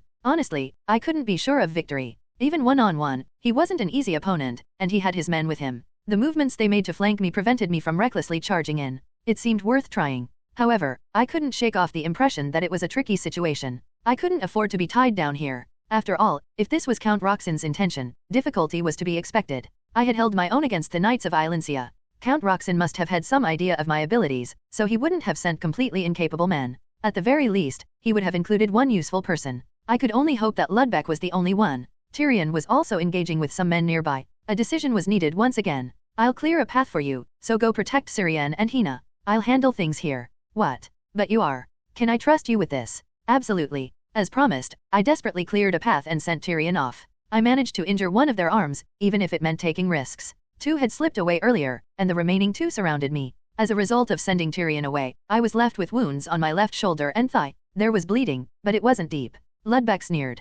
Do you know? My employer said this. To erase you from this world. Do your best. But you know, there was nothing in the request about killing you nicely. That means as long as the job is done cleanly, anything goes. I've heard the young lady is quite beautiful. I wonder what her cries will sound like. Your mouth reeks of rag. I'll make sure to clean it up properly. I had intended to stay calm, but that was no longer an option. My head went cold. A sharp pain emanated from my side. It was a trace of the enemy's blade that had grazed me earlier. Each time my muscles contracted or relaxed, the wound flaunted its presence. It felt as if a hot iron plate was pressed against my body. My body screamed in agony, yet it moved more agilely. Thus, I cherished my pain. I spurred myself on. Faster, even if just slightly. Sharper, even if just slightly. Ignoring the pain, I moved. It seemed as though blood was oozing from the open wound. It was hot blood. As my body heated up, my eyes opened wide. I could clearly see every move of the enemy. The shifting of their weight as they stepped back. The tightening of their arm muscles before thrusting the sword. Their gaze fixing on where they would strike next. Everything appeared to move in slow motion.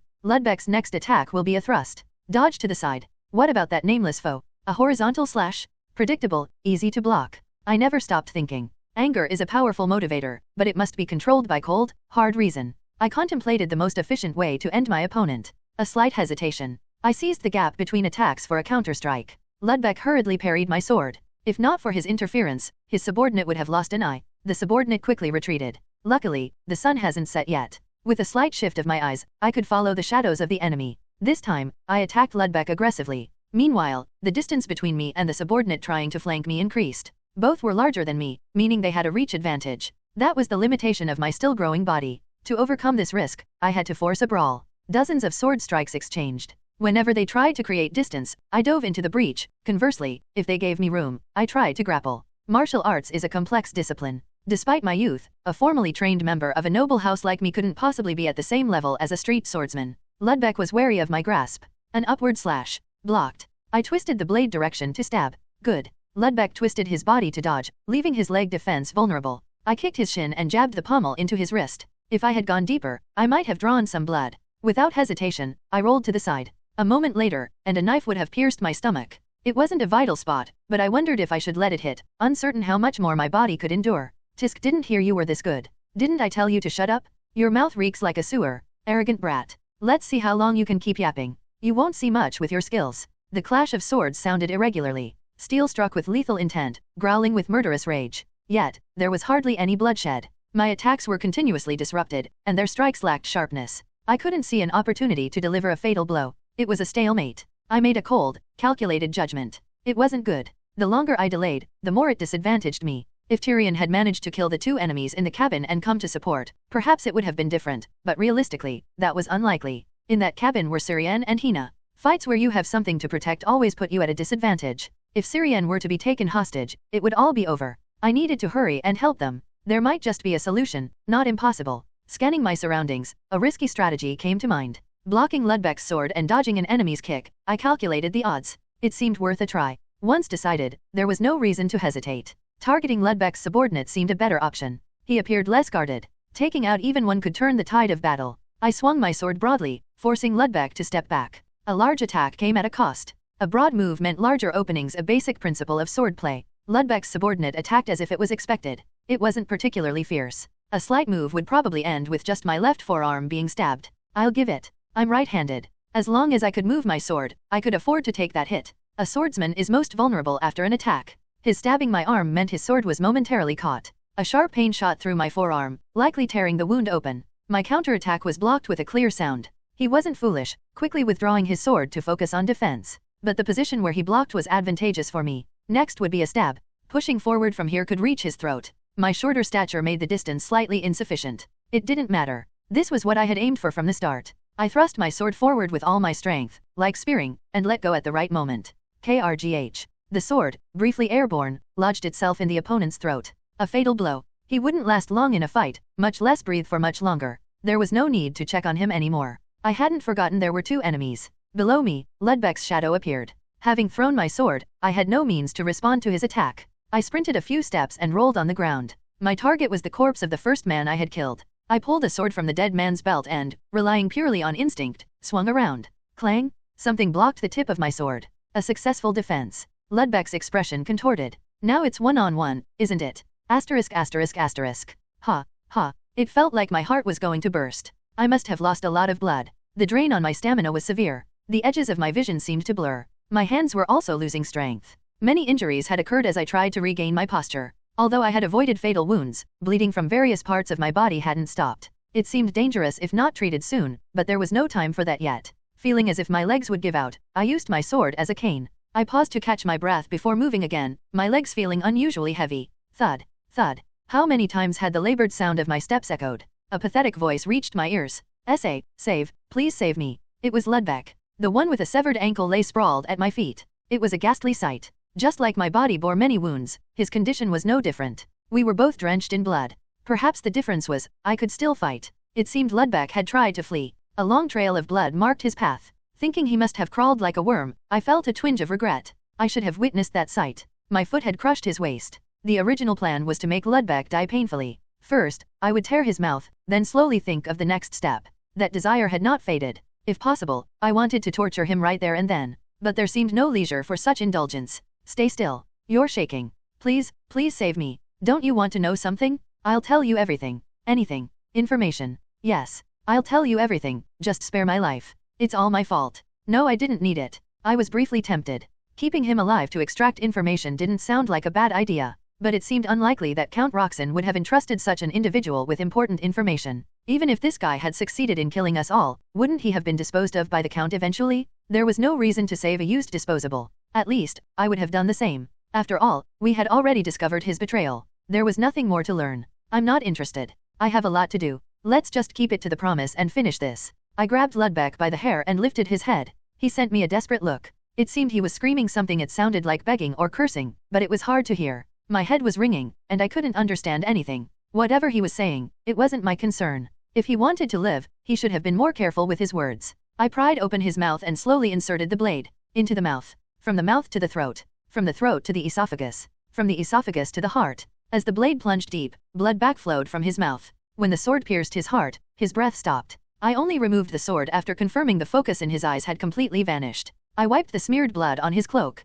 I need to go help Tyrion now. The sword dragged heavily on the ground. It felt as if all strength had drained from my body. Still, I walked mindlessly and eventually reached the vicinity of the cabin. Would it have been better if I had arrived a bit earlier? I heard Hina's scream. As soon as I entered the cabin, what I saw were dense bloodstains. The floor we all frequented was stained red. There were dark red stains on the carpet Hina maintained daily. I vividly remember her shaking off the dust every morning, but now it was a mess, covered in mud. The dishes we used daily were shattered into pieces, and the sofa where Tyrion often lay had its leather torn. It was disgusting. It felt as though our precious haven had been desecrated. This cabin was a place everyone wanted to escape from, a prison and place of exile we couldn't have endured without each other. Yet, it was not a place to be entered with filthy, muddy boots. Painful as the memories might be, they were our memories. This was where we had lived.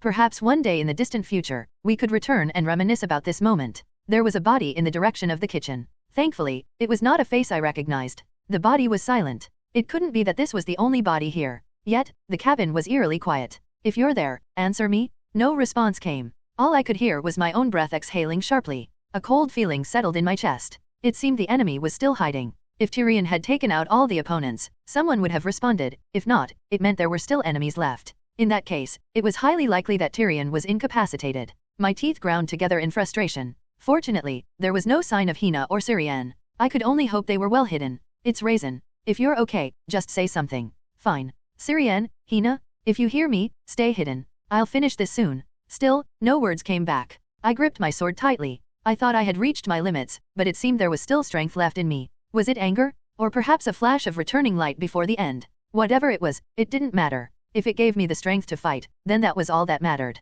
My eyes quickly scanned the inside of the cabin. The first thing to note was the signs of a struggle. Chairs and tables were overturned and in disarray. Chess pieces Syrian used to play with were scattered like trash. There were quite a few bloodstains from injuries inflicted during the fight. However, the footprints covering them were not numerous enough to account for 3 people. Was the fight brief? No. There were knife marks on the curtains hung in the kitchen, not high up, suggesting a sneak attack by Tyrion was successful here. This must have been where the fight started one-on-one. Thanks to that, Tyrion must have managed to buy some time. I could picture him fighting desperately. He was prone to complaints, but he was tough in combat. He would have fought without sparing himself, leaving wounds on his opponent. The remaining enemy must have been quite strong. Yet, I doubted Tyrion had faced him unscathed. What troubled me was that Tyrion's sword was broken. That sword wasn't easy to break. Tyrion didn't neglect his sword maintenance. The remaining sword marks were unusual. They looked like they were made with tremendous force. That's when I heard it. A faint sound from behind the wall. The sound of fabric brushing. It was especially loud in the silence. I didn't hesitate and ran towards it.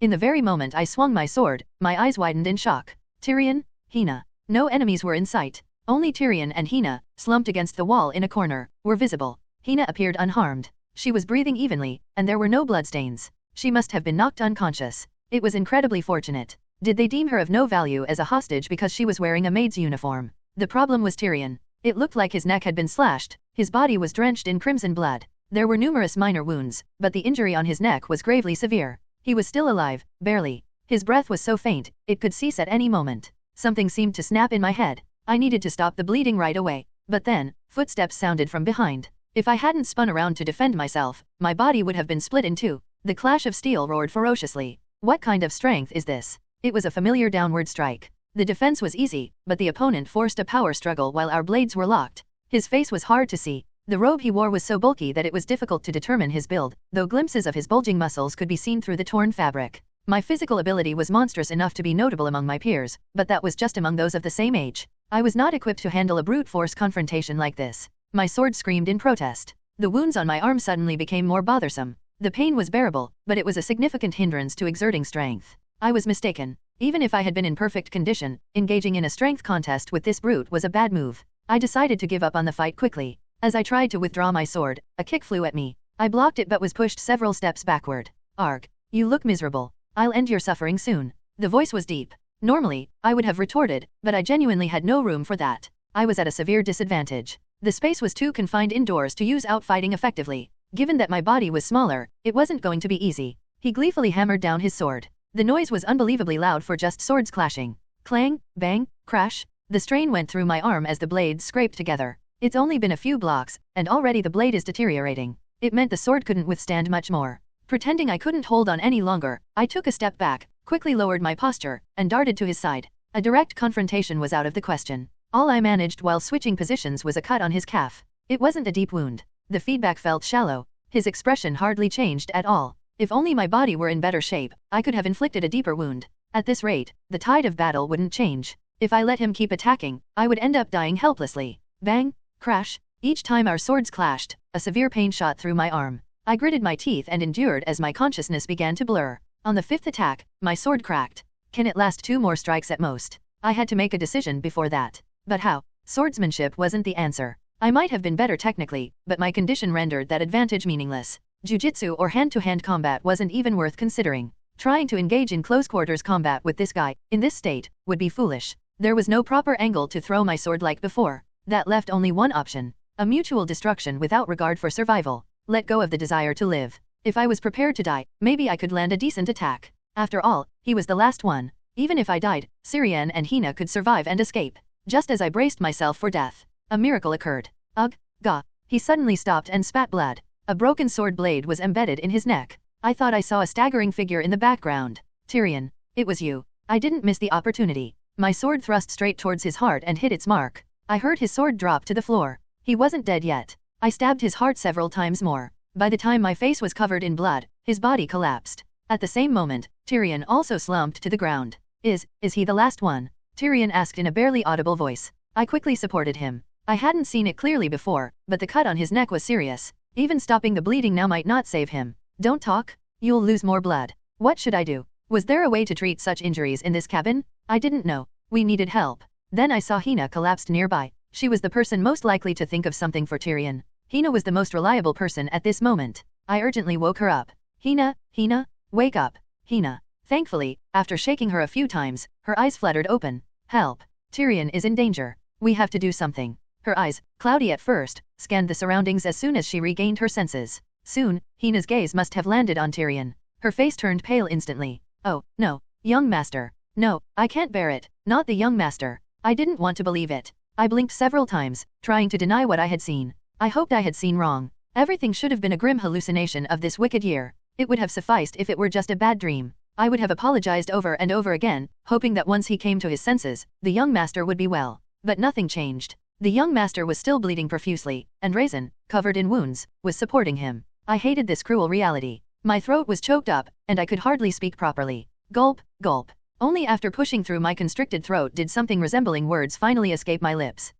No. Not the young master. Please, no. His injuries were too severe. It had to be the throat, of all places. The throat through which Master Tyrion's precious breath and beautiful voice once flowed. How painful it must be for him. He never showed it, suffering even from the smallest wounds. He was also the type to fear blood so much that he would never look directly at his injuries. I could see Master Tyrion's hands trembling. I wanted to hold them if it were all right, but I needed to stop the bleeding. It felt as if the world was turning upside down. The air around me choked my breath, heavy with despair. Did he notice how I was feeling? The young master's hand moved slightly. Yes. He was still alive. I managed to steady my heart. Let's do what we can now. Raisin, if you can move, could you call the lady? She must be hiding in the basement. There are bandages and herbs nearby. Okay, I'll be quick. Should I wait for Raisin to return? I couldn't afford to. Not even a moment could be wasted. I had to attend to the young master's wounds immediately. I ripped my garment. Fortunately, it tore into a usable shape. I immediately started bandaging the wound on his nape. Again and again. I wrapped and pressed it repeatedly. Once Raisin and the lady returned, and after I entrusted Raisin to her, I kept cleaning the young master's blood and trying to stop the bleeding, even as Raisin was being bandaged. All the while, the relentless red blood soaked my hands. No matter how much I wiped, the blood seemed endless. I had to somehow close the wound, but it was too large and deep. The pain seemed to radiate visibly. Suddenly, a pained groan escaped the young master's lips. My heart sank. The air around felt heavy. I couldn't lift my head. The blood won't stop. No, what do we do? Our young master. Sob. I shouldn't cry. Tears would only blur my vision. But I couldn't hold back. The guilt of staining my hands with the young master's blood was unbearable. Unable to treat him like this, I wiped away my tears. The blood from my hands touched my face, feeling as if the young master's warmth was transferring to me. With blood on my hands and face, it felt as if I had killed the young master myself. I'm sorry, young master. I'm so sorry. It should have been me who died. You should not be lying here like this. Such a fate would be more fitting for a lowly maid like me. It must hurt a lot. It must be frightening. I'm sorry. I'm so sorry. It's all my fault. I'm sorry for being no help. I wish I could take your place in suffering. It's excruciating to see you like this, and it feels like my heart is being torn apart. I wish I could bear your pain. Cruel fate, I haven't been one to pray often. I know I have been a faithless believer, so I won't ask for much. Just save the young master, somehow. I will gladly accept any consequence. Even if it means my body shatters 1,000, 10,000 times, even if I have to wander in agony through hell forever. If it allows the young master to rise again, I am willing to do anything. You didn't do anything when my parents died. You remained silent even when I climbed to the mansion's window to end my life. It was always the young master, not the divine, who saved me. And now he is the one who is suffering. He is far more precious than someone like me. If things continue this way, the young master might even die. Please, help. Anyone, please help the young master. Take anything from me, just please don't take him away. Young master. Sob. As much as I hate to admit it, I must acknowledge it. I have been of no help to the young master. All I know is how to tend to minor wounds. For serious injuries like these, I was only taught to call for the nearest soldier or knight. They would ride out and bring a priest. Until then, all I knew was to push forward these ragged pieces and wipe away the blood. Stupid, foolish maid. I've spent my life serving my master, yet when it truly matters, I am utterly useless. And yet I dared to speak of love. I despised myself so much I couldn't stand it. My vision blurred again. Tears seemed to keep flowing. The young master grasped my wrist. It's okay, Hina. How can it be okay after all this? You didn't speak up in front of Raisin because of your pride, but you suffered every day after training. Why won't you say you're in pain now? The lady was crying beside me. I cried too, but it was as if all the sounds of the world had stopped, except for the young master's voice. You can stop. It looks like I'm in for a tough time. Please don't say that so calmly. I'm terrified at the thought of you leaving. You are everything to me. Without you, I have nothing. Hina, you've done enough. I haven't done anything. No one could have done anything. For me, just having you here at the end, that's enough. The young master was holding my arm. I could feel the strength of his grip weakening. Please don't let go. I don't want this. I would have done anything for you, young master. I buried my affection, endured the pain, let go of my jealousy, and chiseled away at my own heart. I could do it all because I was able to see you. Just seeing you was enough for me to persevere. Please don't die. I don't want to live in a world without you, Hina. It's all my fault. I'm to blame for everything. Why would this be your fault, Hina? Don't say such things. No, it's my fault. Honestly, I didn't hate life here. I hated that you, young master, had to be in a place like this, but that was all. Preparing meals for you every day, falling asleep in the bed next to yours, it made me happy. The thought of always being with you excited me. It was like the scenes I had dreamed of. A dream I shouldn't have wished for. I imagined us living together in a little house, having a cute child, and occasionally smiling and locking eyes. So this must be my punishment. Because I dared to dream such wicked dreams. Stop crying. I'm a bit cold. Please, please. No, I don't want this. Young master, please. I'm sorry. Raisin, please keep your promise. Don't worry and rest. I haven't forgotten the promise. Thank you. The young master let go of my hand. Emotions overwhelmed me. Raisin and the lady were watching as I broke down crying. I cried so much I didn't even realize when I had collapsed. My eyes were swollen and painful. When I woke up, the young master was lying peacefully. His eyes closed. Not breathing. I was by his side. Raisin and the lady were nowhere to be seen. It seemed like they had stepped out for a moment. Had they gone to gather wood? In the Grand Duchy of Islandia, they cremate the bodies. Raisin was unwell, so he could have woken me, but perhaps he was being considerate. He knew I loved the young master. Maybe he wanted to give me some time alone with him. I tidied the young master's hair. It was something I always did, but today his hair felt stiff. Normally, I would make a shampoo from steeped petals, olive oil, and egg yolks. That would soften it right away. He was always such a fine man. Yes, young master. I meant what I said to Raisin. I loved you, but being by your side was enough for me.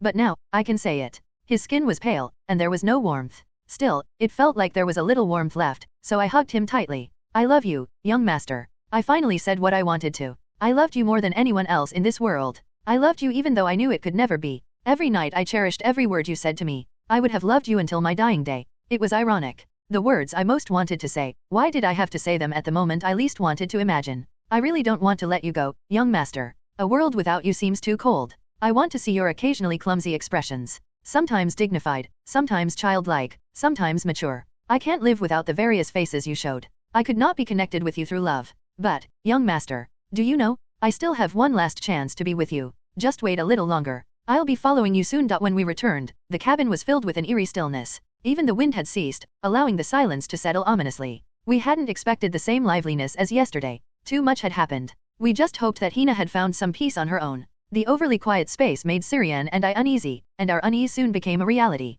Was it too unbearable? Hina chose to take her own life. It seemed she had grabbed a sword lying on the floor and plunged it into her heart. The blade was deeply embedded in her fallen body. Strangely enough, it seemed she did not suffer. Hina's expression appeared quite peaceful, almost as if she had woken from a nightmare into a restful sleep, a serene smile lingering on her lips. In her final moments, she seemed to want to keep Tyrion in her sight. Her eyes, now unfocused, remained on Tyrion's face. After a brief moment of solace, we cleaned Hina's blood together. I explained to the bewildered Syrian the emotions Hina had harbored. It turned into a long story of unrequited love. Syrian listened quietly before suggesting we cremate the two together. We took them outside and laid them side by side on a white cloth. I made sure they held hands, something I thought they would have wanted. They looked like a young couple that way. Would Hina have been happy to hear that? It was their decision to face death together. Though it was a sorrowful end, we chose to respect it. There was no other way. Tyrion had cared deeply for Hina. He would have no complaints. Today, the weather felt particularly cold. It felt like the spite of late winter or the morning of spring. The wind that circled the snowy field sang a mournful tune.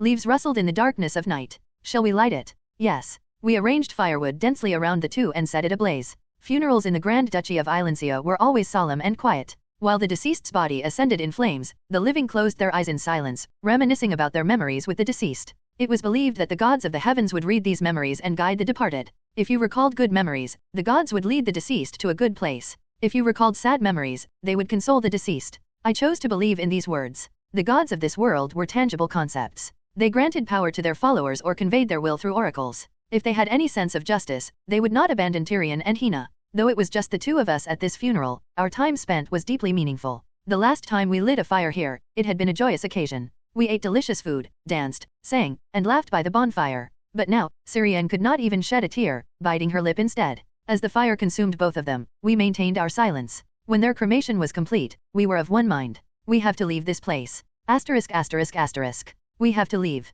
The cabin is no longer safe. Count Roxson's betrayal was certain. Since we killed all of his men, the news likely hadn't reached him yet. He would soon send stronger ones, and they wouldn't be the same weaklings as before. A force capable of killing us for sure. I couldn't handle them with my power alone. So, we had to run now. The problem was that we didn't know exactly where this cabin was located. When we first arrived, we speculated it was somewhere in the northwest of the Empire. In other words, we had to embark on a journey without knowing the way. We relied on Count Roxson more than we realized. Now that he was our enemy, Syrian and I were thrown into the wild with nothing. Even the words he had spoken couldn't be trusted. Was it true that the Grand Duke and Duchess were safe? What about my father's death? Who was the traitor who aided Demon King Eliger's invasion? Was there such a traitor? Or was Count Roxson himself the traitor? The questions were endless. It was a problem without an answer. Syrian and I decided to focus on survival first. The most pressing decision was our destination. A roughly drawn map of the Empire lay before us. Shouldn't we head northeast? It's the opposite direction from the Grand Duchy. I agree. If any pursuers come, they'll start from there.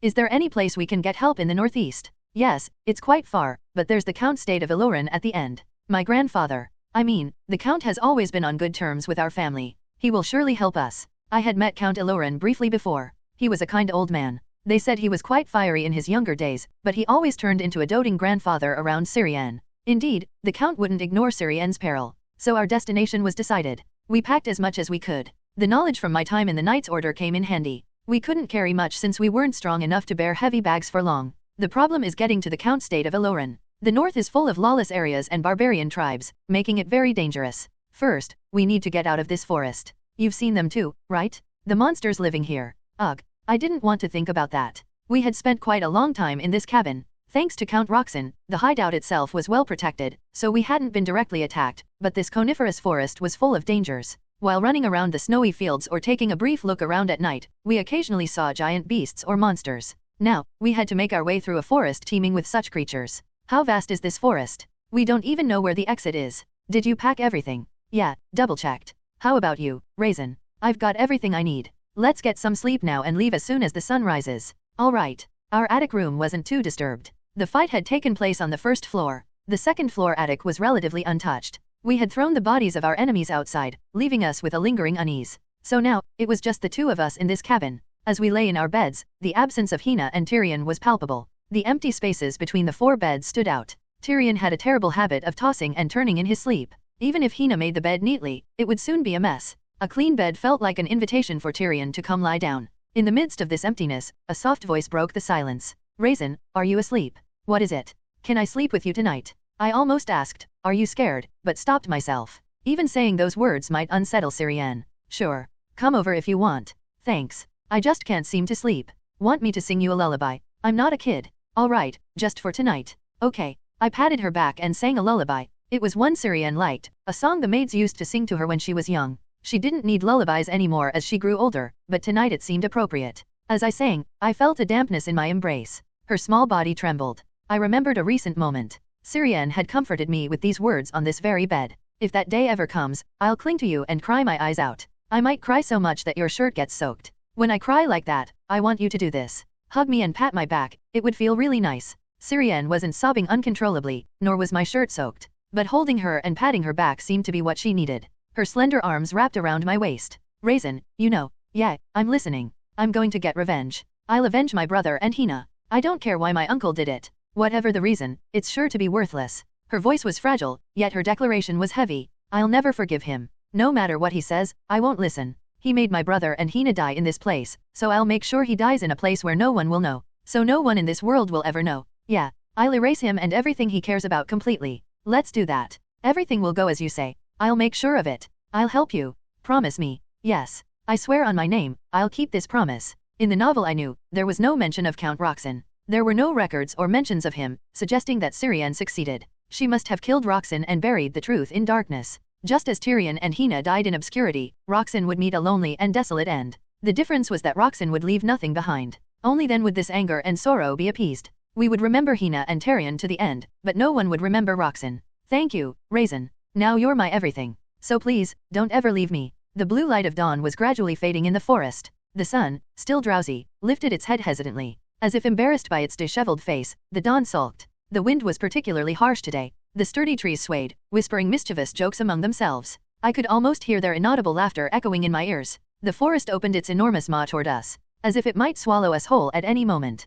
They're still following us, aren't they? It's all right. They're still far enough away. Be careful where you step there. Give me your hand. I'll help you, thanks. It hadn't even been an hour since we entered the forest. Something started trailing us from a distance. We didn't sense any immediate hostility. Even if it suddenly rushed at us, we were at a manageable distance, and it showed no particularly aggressive behavior. We even pretended not to notice it a few times, giving it a chance, but it kept its distance thoroughly. It seemed more interested in observing us than attacking. Ouch. Careful? Are you alright? Thanks to you. Syrian, who had been walking well, stumbled. Fortunately, I had been watching and managed to catch her in time. We were walking a path that hadn't been used in a very long time. It was a stroke of luck we encountered early in our journey. We didn't know where the path led, but it didn't seem too far off from our destination. We decided to follow it for now, hoping to meet someone along the way. The only problem was the many unkempt roots and stones. Still, it was better than trudging through the middle of the forest. I thought this forest was quiet. Seems I was wrong. Yeah, it's more lively than it looks. Oh, there's a fox?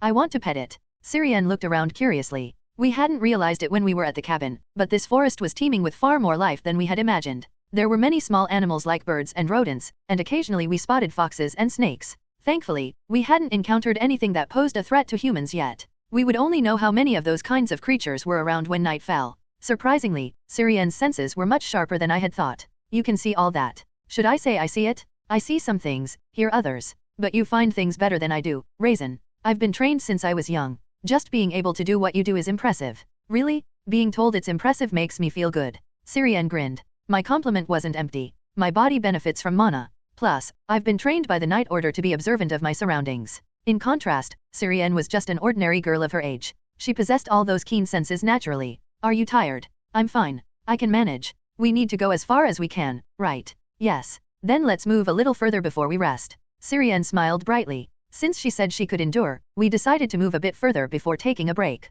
How much time was left before Count Roxson sent a pursuit team? The time it took for him to realize he had failed, to form a new team, and for them to reach the cabin, and finally, to track us from the cabin. Even combined, we didn't have much leeway. The pursuit team would undoubtedly be on horseback. At most, they would be upon us within a week. And facing the pursuit team meant certain death. We hated Count Roxson with a passion, but we never thought he was incompetent. The fact that we were still alive was clearly just luck.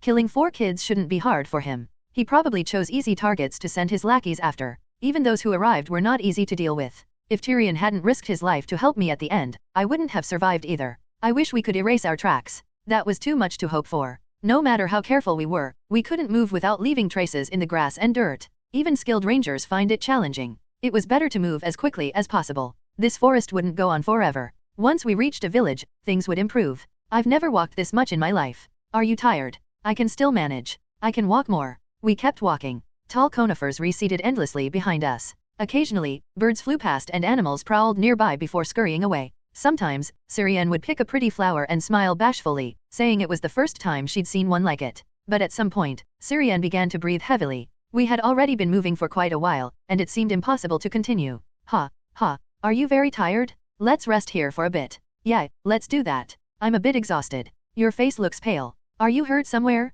Be honest with me.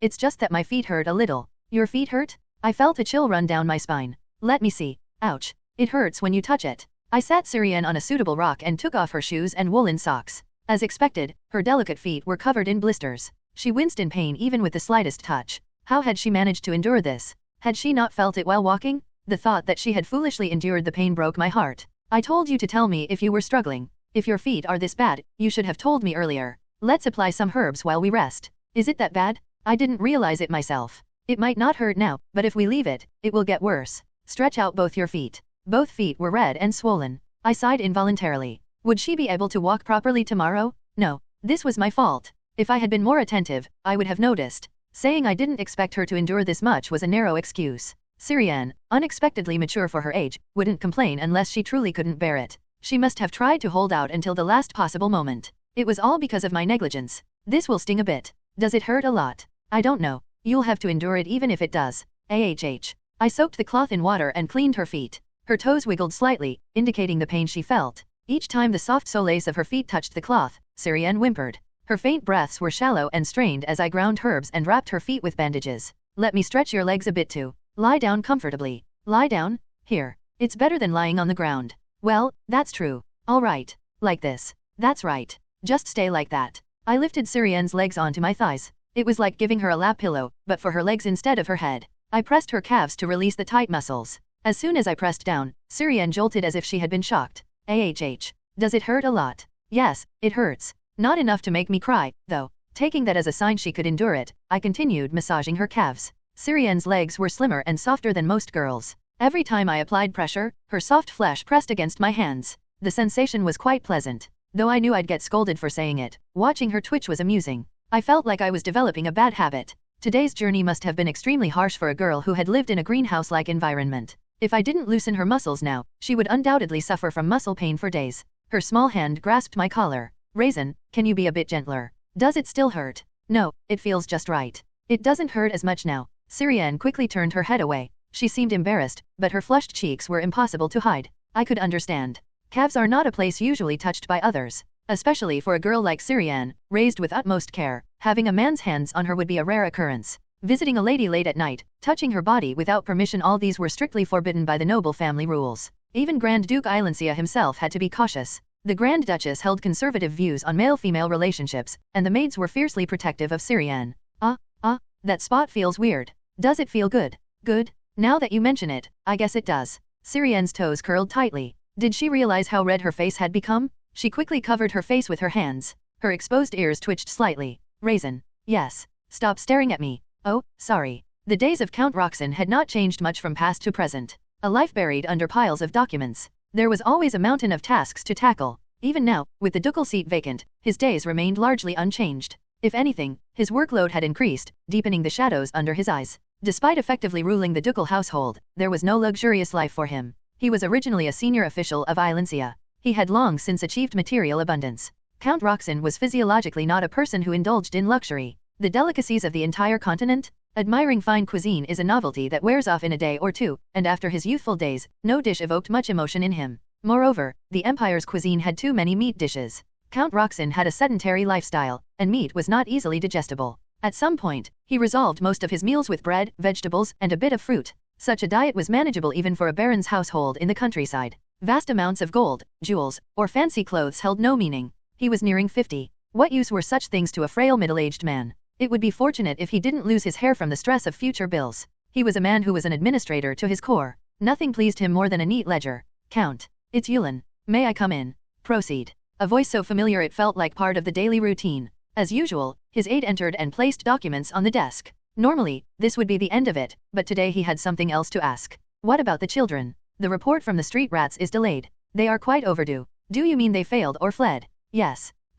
Count Roxson sighed deeply. By now, his aide should have brought a report of the children's deaths along with proof. The proof being the siblings' heads, which he intended to verify and burn. He tapped the desk a few times with his fingers, a habit when organizing his thoughts during moments of frustration. The image of the siblings flitted through his mind. They were children who had trusted him implicitly. Innocent and young enough to walk into a death trap unknowingly. He had attempted to kill such children but had failed. What do you think happened? I believe they failed. If they had taken the money and tried to flee, we would have caught them by now. That makes sense. They weren't clever enough to deceive us. Raisin.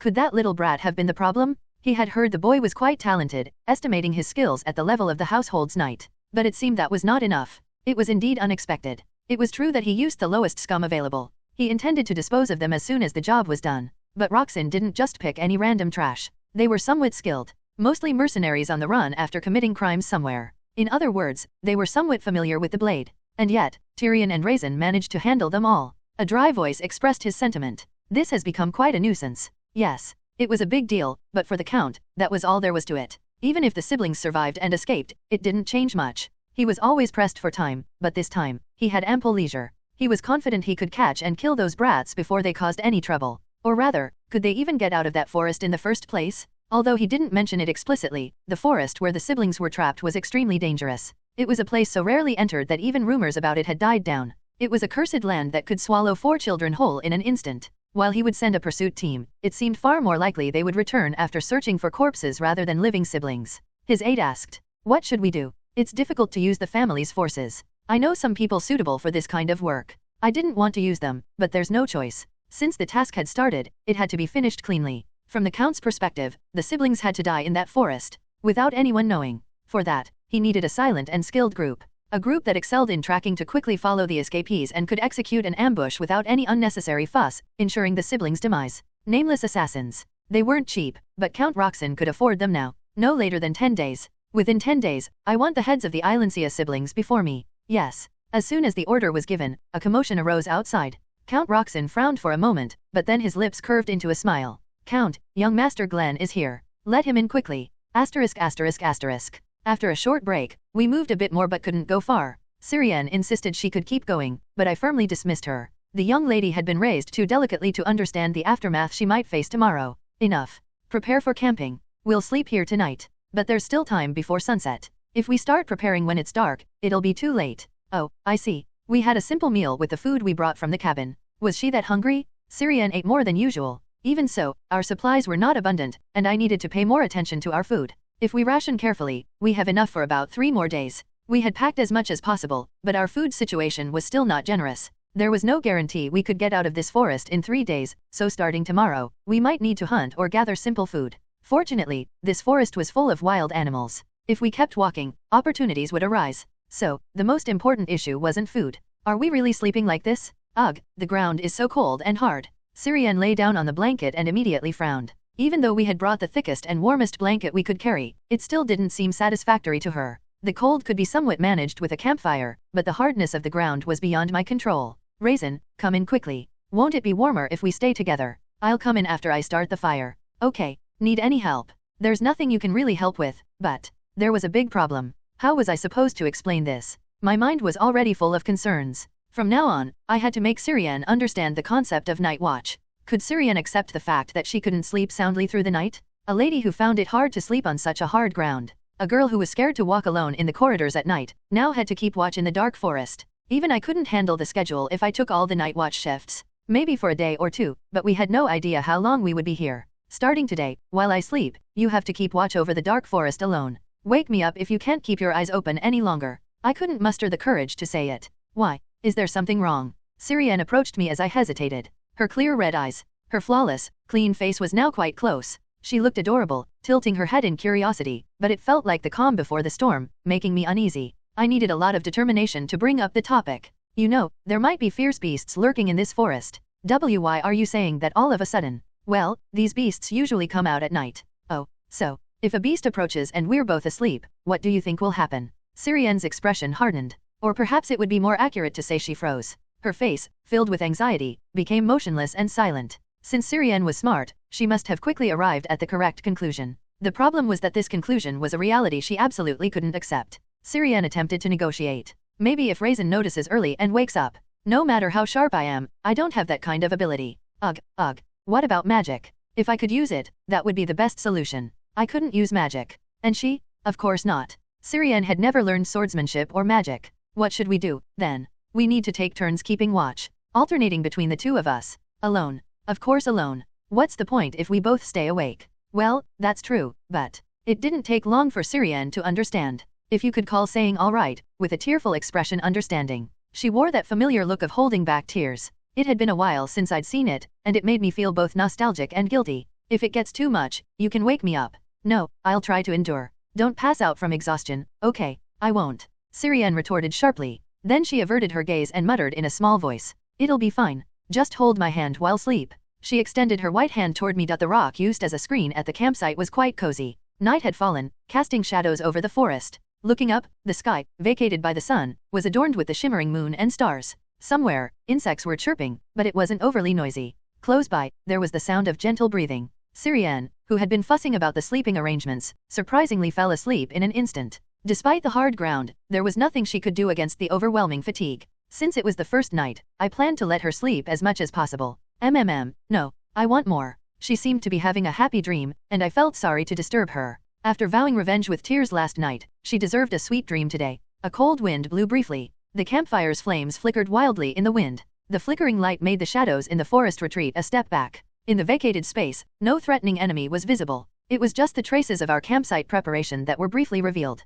Still, there was only one presence that could be felt. Persistent little thing. It's about time to give up and retreat. Although the movement was small, the presence was distinctly felt. It was some distance away. The thing that had been following us from the edge of the forest was still trailing us. It wasn't particularly threatening. Even as night fell, it showed no significant movement. It was just watching us from a place where its appearance couldn't be discerned with the naked eye. I wanted to see what it looked like at least once, but since it wasn't even trying to hide, it seemed like it would continue to act this way. I wished my eyes were a bit sharper. I wasn't completely blind in the dark, but my night vision wasn't particularly good. In the original story, Raisin could see well even in the dark. Was it an ability he acquired later? I was strong in the original story, but particularly powerful in the dark. A human who could skillfully utilize darkness better than demons, there was no need for further explanation. I wondered if becoming a sword master would grant enhanced vision, but it didn't seem to be the case. Other sword masters didn't try anything similar. As expected from a trashy novel, there were no detailed explanations. It seemed like a unique ability that only I possessed, and there was one likely source. The Church of Rest. The Hubris Church. Hubris was the god guiding all life to rest. The god of rest. Also known as the god of death. In the novel, the god of rest chose Syrian as a saintess, and I joined the religion following her. Raisin didn't seem particularly devout, yet wielded immense power. Hubris wasn't a god of night or darkness, but it wouldn't be surprising if there were some unknown powers. After all, the apostle of the sun god had many seemingly useless powers too, like the ability to make half-baked cookies delicious. In the novel, male leads would often use their great powers to cater to the female protagonist's tastes. Anyway, Hubris was branded as an evil god in the later parts of the novel. The cults gathered around the female protagonist declared a holy war after confirming the evidence. Now, it's dismissed as a long-extinct cult, but it must still have some remnants left somewhere for the novel's content to be plausible. But that's the strange part. In the novel, the Hubris Church was depicted as an incredibly powerful force. By the final chapter, it had seized control of nearly half the empire, starting from the Grand Duchy of Islandia. The speed at which it expanded was so fast that other churches grew wary of it. However, the Hubris Church of the present was nowhere to be found. The knowledge of it being in church that perished long ago was something I had read in passing from an old book in Reheim Castle. It was never mentioned by anyone else. If not for that book, I wouldn't have had the slightest clue about what Hubris was doing or where it was. A god whose name was unfamiliar even to ordinary people. The novel's content still wasn't helping me. How much time would it take for this knowledge to become useful? I couldn't be sure if I would still be alive by then. Maybe we need to find them ourselves. Come to think of it, that might be the better option. The church, barely hanging on in some secluded place, would be struggling just to keep themselves afloat. They wouldn't come looking for us, claiming to serve the saintess. We were the ones in immediate need of power. Even the power of an evil god who openly demanded human sacrifices would suffice.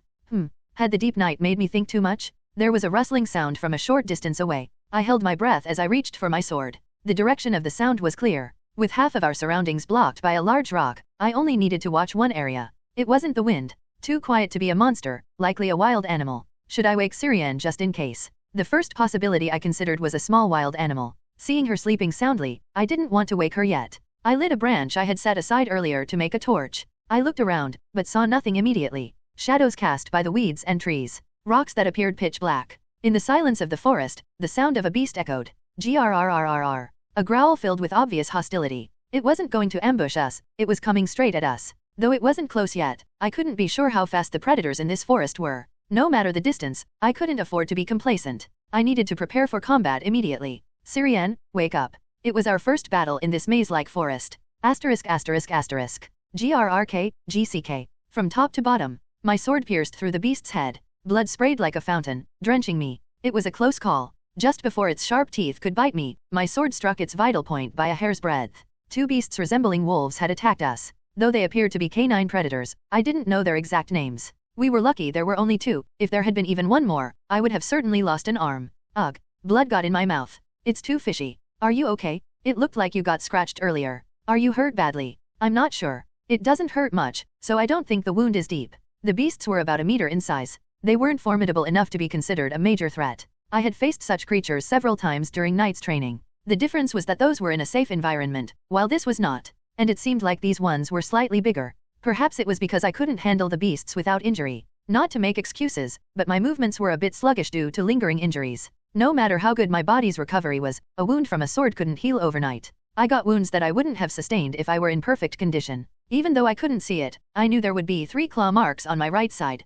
The stinging pain was becoming more pronounced. I can't see it because it's on your back. Can you take a look? Sure, come here. By the campfire, I turned my back and took off my top. The warmth of the fire and the cool breeze mixed as they brushed over my body. Just as I thought. You're bleeding. Let me clean it. What should I use? There should be a clean white towel in my backpack. Is this it? I'll start cleaning, okay. Yes. I thought the claws were sharp, but they seemed rougher than I expected. The pain was worse than I imagined, and I almost cried out. When I flinched, Syrian quickly pulled the towel away. Did it hurt a lot? Sorry. This is my first time doing this. It's okay. Keep going. If you don't clean it now, it might get infected. Okay. Just bear with it a little. I'll be gentle. Syrian took the word gentle very seriously. If it had been an older knight, they would have scrubbed carelessly, but Syrian's towel moved delicately, avoiding the wound. I let her continue, having no desire to endure unnecessary pain. A brief silence fell. During that time, I looked at the corpse of the dead wolf. It was too dark to handle it now. I planned to disassemble it tomorrow without Syrian noticing.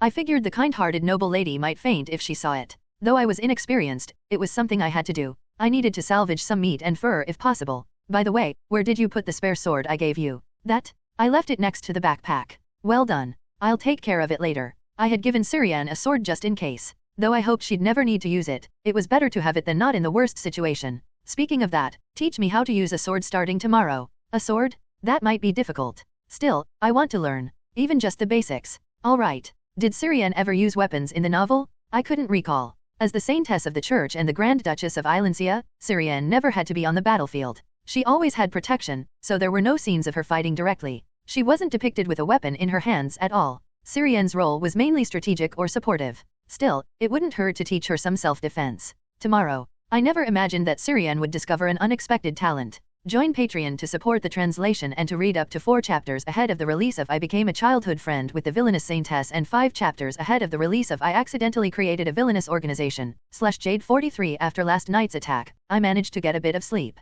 Syrian held out for quite a while on the first watch. Longer than I expected. When she cautiously nudged me awake, she looked like she was about to cry, but she seemed to have endured well on her own. However, she was quite scared of the night until she fell back asleep.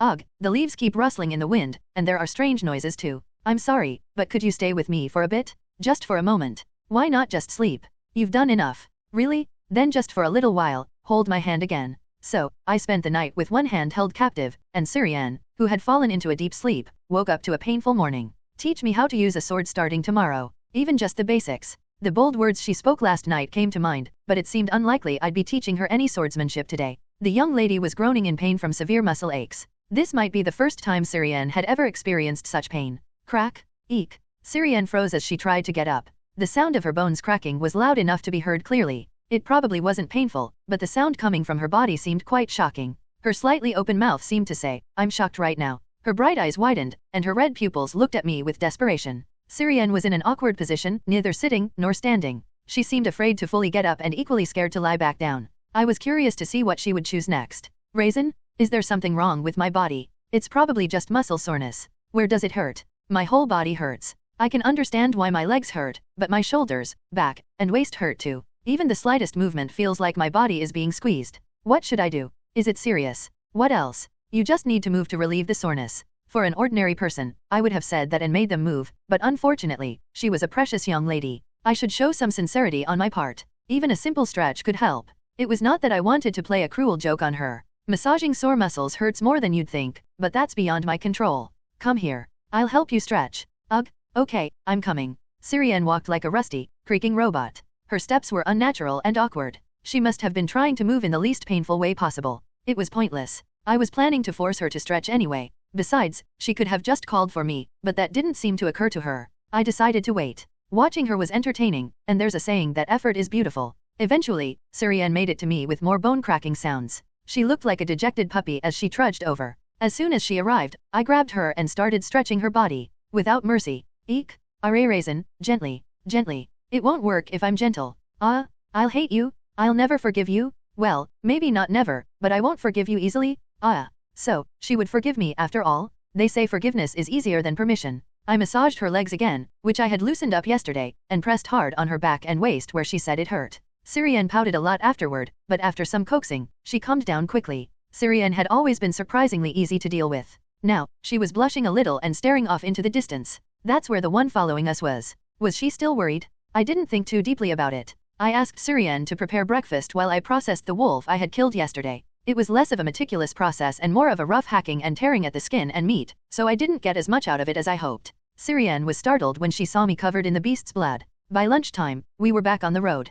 Our pace was slower than yesterday's because Syrian had developed many blisters on her feet. I increased our rest breaks to make the walking less painful for her. This proved to be a good decision. Syrian seemed to struggle less than she had the previous day. The increase in her chatter was proof of that. Oh, I just remembered, you were going to teach me how to use the sword today. Can we start after lunch? Sure. Syrian chatted away, noting how the weather was better today and how there seemed to be a fragrant smell in the forest. Her characteristic unfounded confidence was still there. It seemed Syrian believed she had a knack for physical activities, and she thought she'd improve quickly once she started learning the sword. But, as expected, Syrian showed no talent for the sword. Not only did she lack talent, but she also struggled to wield the sword properly. The sword felt quite heavy and substantial even to me, so it must have been overwhelming for Syrian. However, it wasn't just a matter of the sword or strength. Surprisingly, her physical strength wasn't the main issue. Until now, we hadn't realized Syrian's physical strength because she never had to use it directly. Her strength was just enough to pass muster. After all, the Grand Duchess of Ilencia had no reason to toil.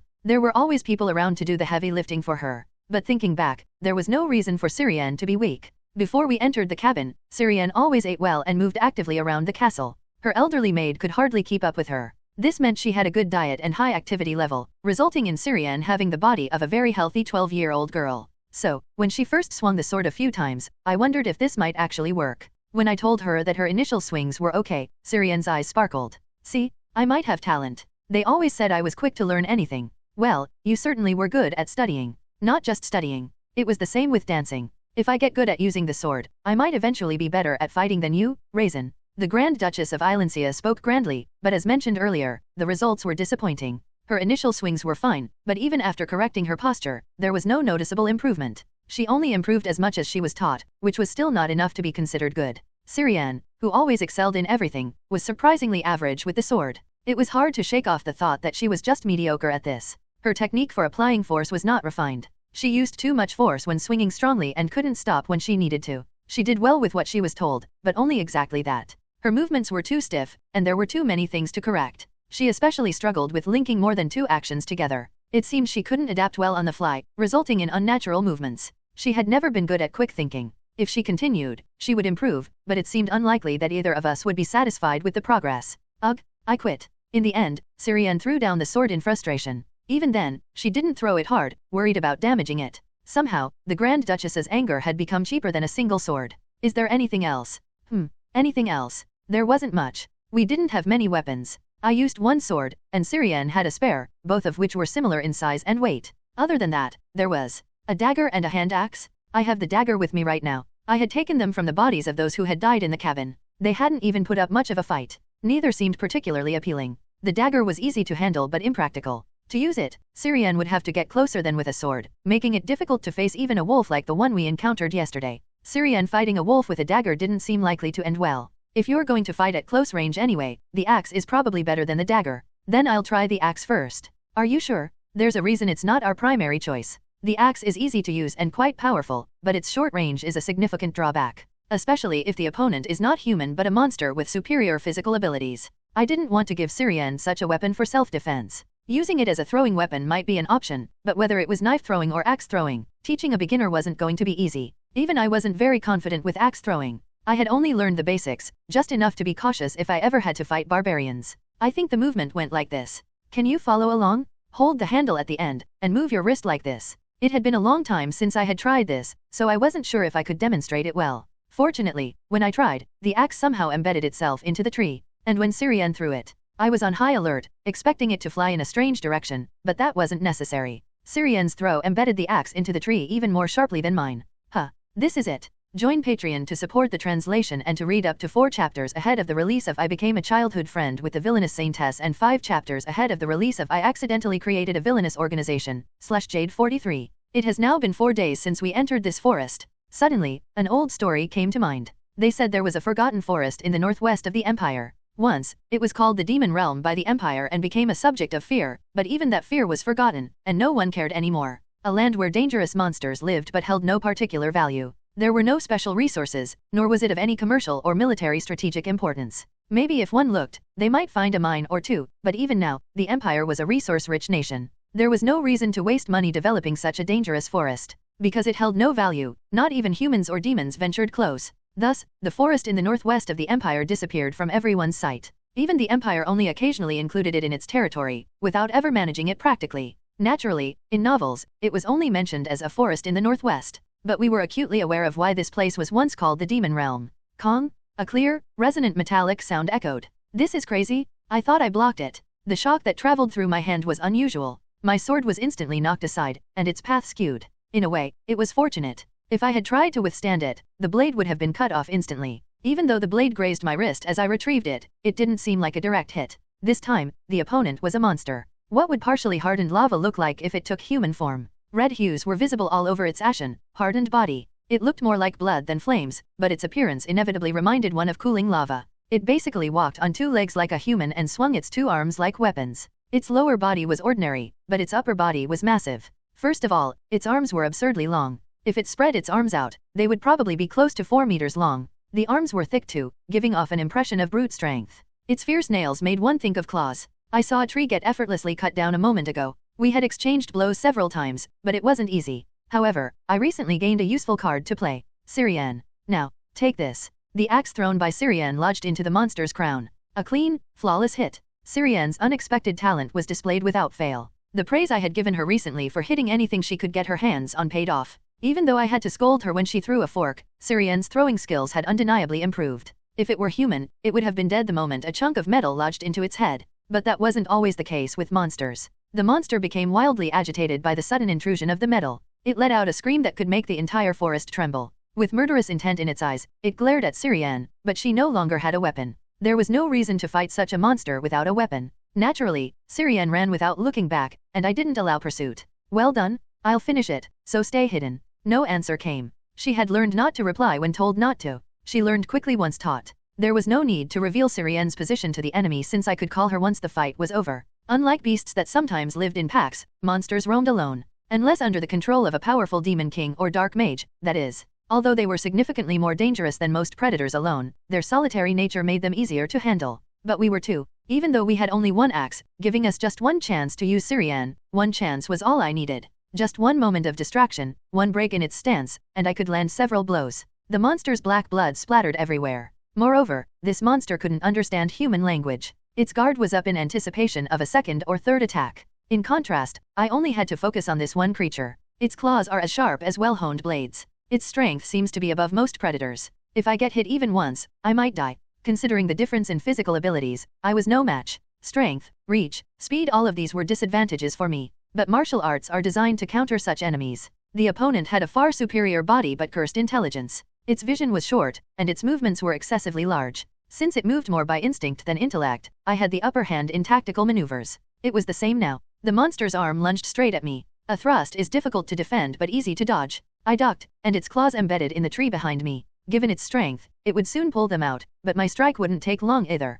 Kiek, Kiek, Kurok. With a slice, I cut off one of its arms. The monster howled in pain and went berserk. While it flailed meaninglessly in the air, I stepped back to catch my breath. It's really angry. The monster looked ready to charge at me with its eyes wide open. It was fortunate. The severed end of its arm was already twitching and starting to regenerate. Dragging this out would be troublesome for me. Despite its human-like appearance, I must not be deceived. It was no different from a beast. Monsters were creatures driven purely by instinct and aggression. Just once. If I could dodge just once, counterattacking wouldn't be difficult. I watched its movements intently. I confirmed something while dodging its attacks. Its body structure was definitely similar to that of a primate. The muscles from its back pulled as it moved its arms, and the pushing motion from its chest was identical. Both eyes clearly focused on me, revealing its intentions without any hesitation. Here it comes. Its leg drew back like a bowstring. I didn't miss the movement of its muscles. The launched attack was fast, nearly impossible to track with the naked eye. Nearly impossible didn't mean it was impossible. Its remaining right arm approached as if to crush me.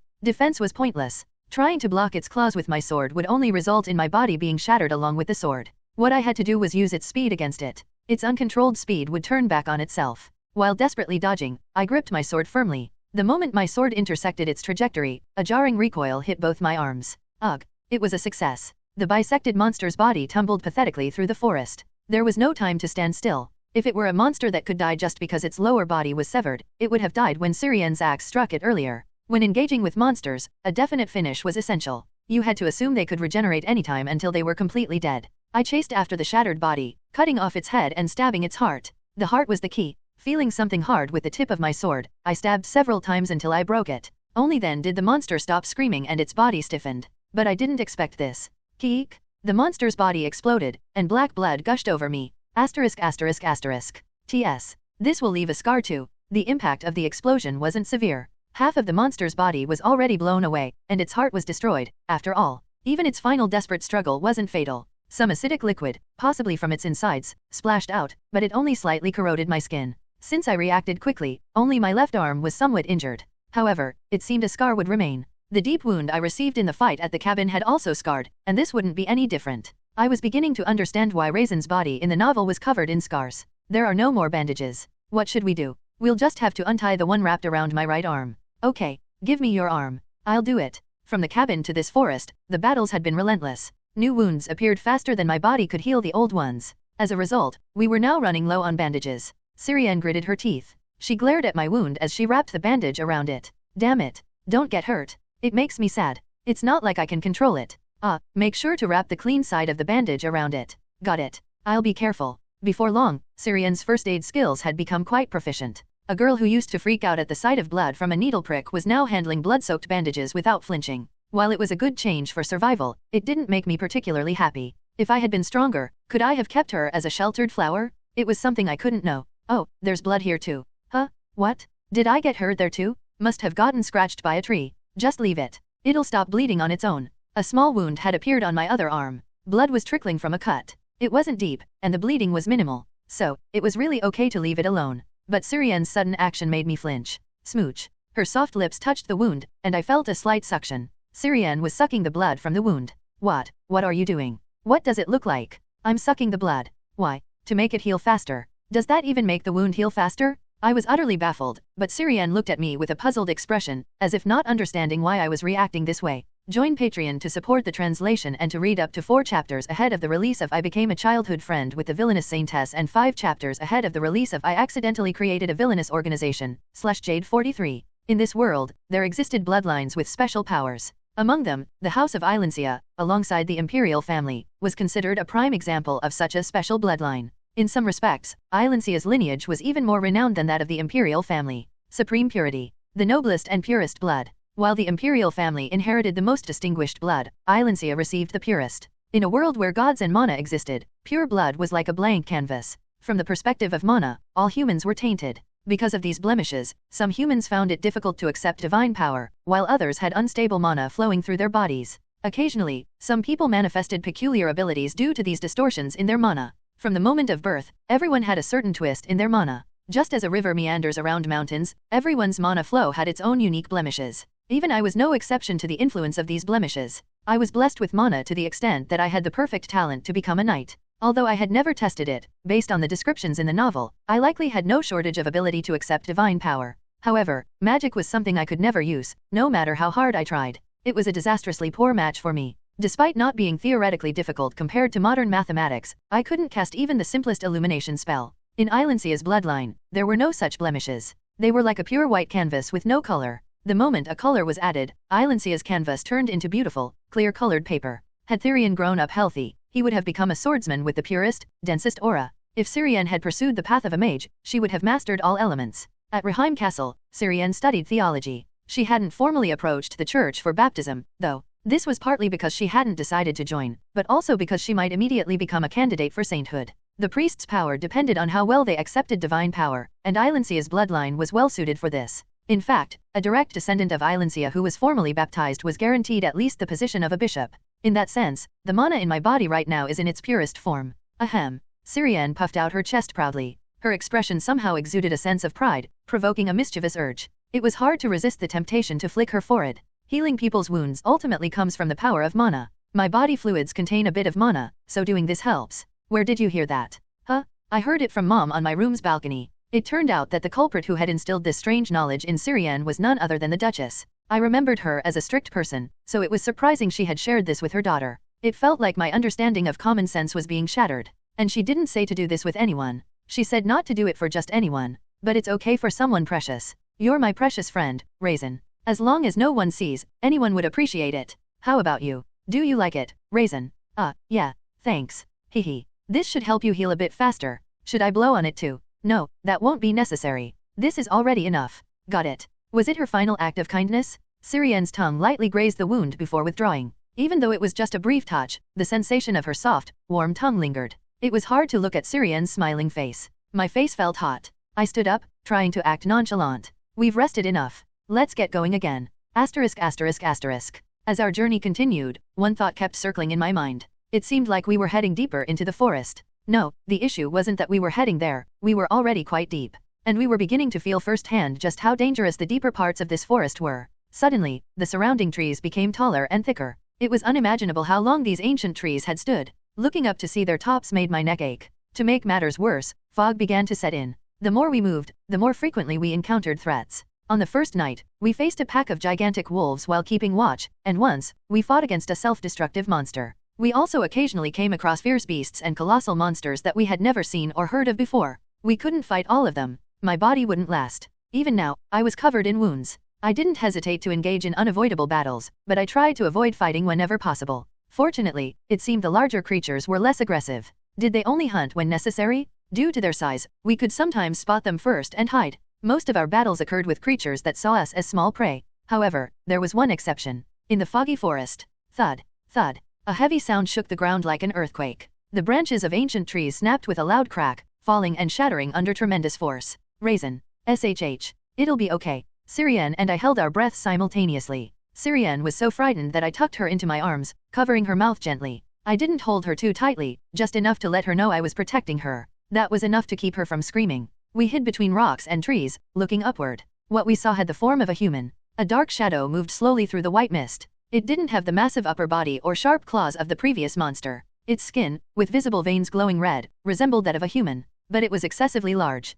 I couldn't gauge its height. It looked to be over 10 meters tall. I used my finger to trace words onto Syrienne's palm, communicating my thoughts slowly and carefully to avoid any misunderstanding. Syrienne focused intently on my message. Its vision seems poor. A few birds flew near the giant. It should have seen them, but it didn't react. The problem is its hearing. We need to be cautious about sound. Yes, the issue was that the giant had keen hearing. Its head turned at the slightest sound of the wind. There was a beast nearby, prowling as if it were nervous. It resembled a bear. Like me, it seemed to have noticed the giant and was trying to retreat but wasn't cautious enough. Crack! Something broke under the beast's foot. I couldn't tell what made the noise. The only clear thing was that the giant reacted to it and became extremely aggressive. Cray-a-a-a-a, thud, thud. The giant charged straight at the beast that had made the noise. Despite its heavy movements, it was fast. Its sheer size allowed it to cover ground quickly with each stride. In no time, the giant closed the distance and seized the beast in its grasp. I made sure Syrienne didn't see what happened next. Watching a living creature being devoured wasn't something she needed to see. We had to hold our breath for a long time until the giant completely disappeared from view. The thick fog made it hard to trust our eyes, so we waited even longer. When we finally decided to move again, neither of us looked happy. Do you think there are more of those things in this forest? We'll have to find out. I never want to see one again. I just want to get out of this forest quickly. Yeah, we can't fight monsters like that? Syrienne's reaction was cold. She seemed to think my statement was obvious. If we could fight, would we? If we get spotted, we have no choice. In that case, you should at least try to escape. Don't say that again. I'll get mad. Then what should we do? We run away together. She was essentially saying that if escape wasn't possible, she would draw her sword. There was no point in arguing over something that hadn't happened, so I just nodded. Only then did Syrienne smile in satisfaction. Oh, it's starting again. That scent. Raisin, can't you really smell it? I told you, I don't smell anything. My nose isn't bad, you must be imagining it. That's strange. It seems to be getting stronger. Does it bother you a lot? Not really. It's just like the scent we smelled when we visited the mausoleum.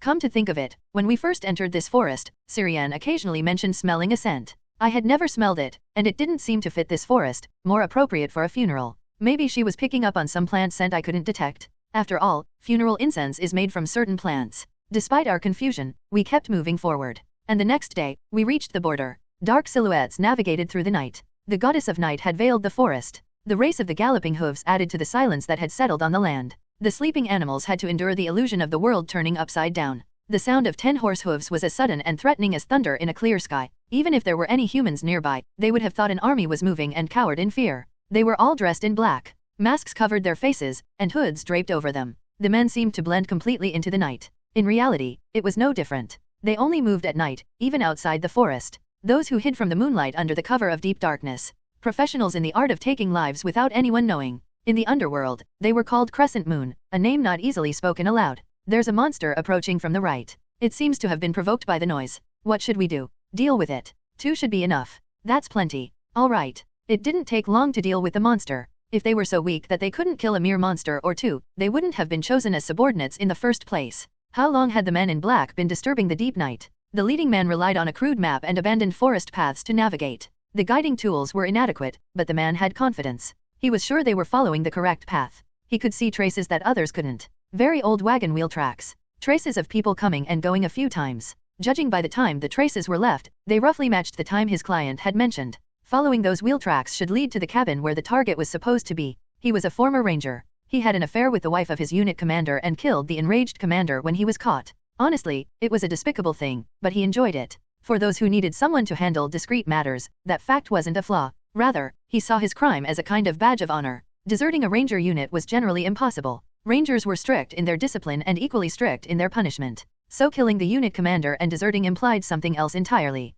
It meant he had killed all the pursuing unit members and erased his tracks completely. His outstanding skills and clean handling of the aftermath were acknowledged in one go. This time, too, his skills were navigating smoothly. A smile curved on his lips as he extended his right arm and gave an order. Stop. They had arrived. An artificial scene unfolded before their eyes. A circular clearing in the middle of the forest. In the center of that clearing was a cabin. His eyes quickly scanned the surroundings. There was a pile of burnt logs around the cabin. Such an arrangement of logs was a trace of a cremation ceremony from the Grand Duchy of Ilencia. A little further away, bodies that seemed to belong to adult men were scattered. They were incompetent predecessors. This is the cabin the client mentioned. Search this area thoroughly. I'll check inside the cabin. When do we regroup?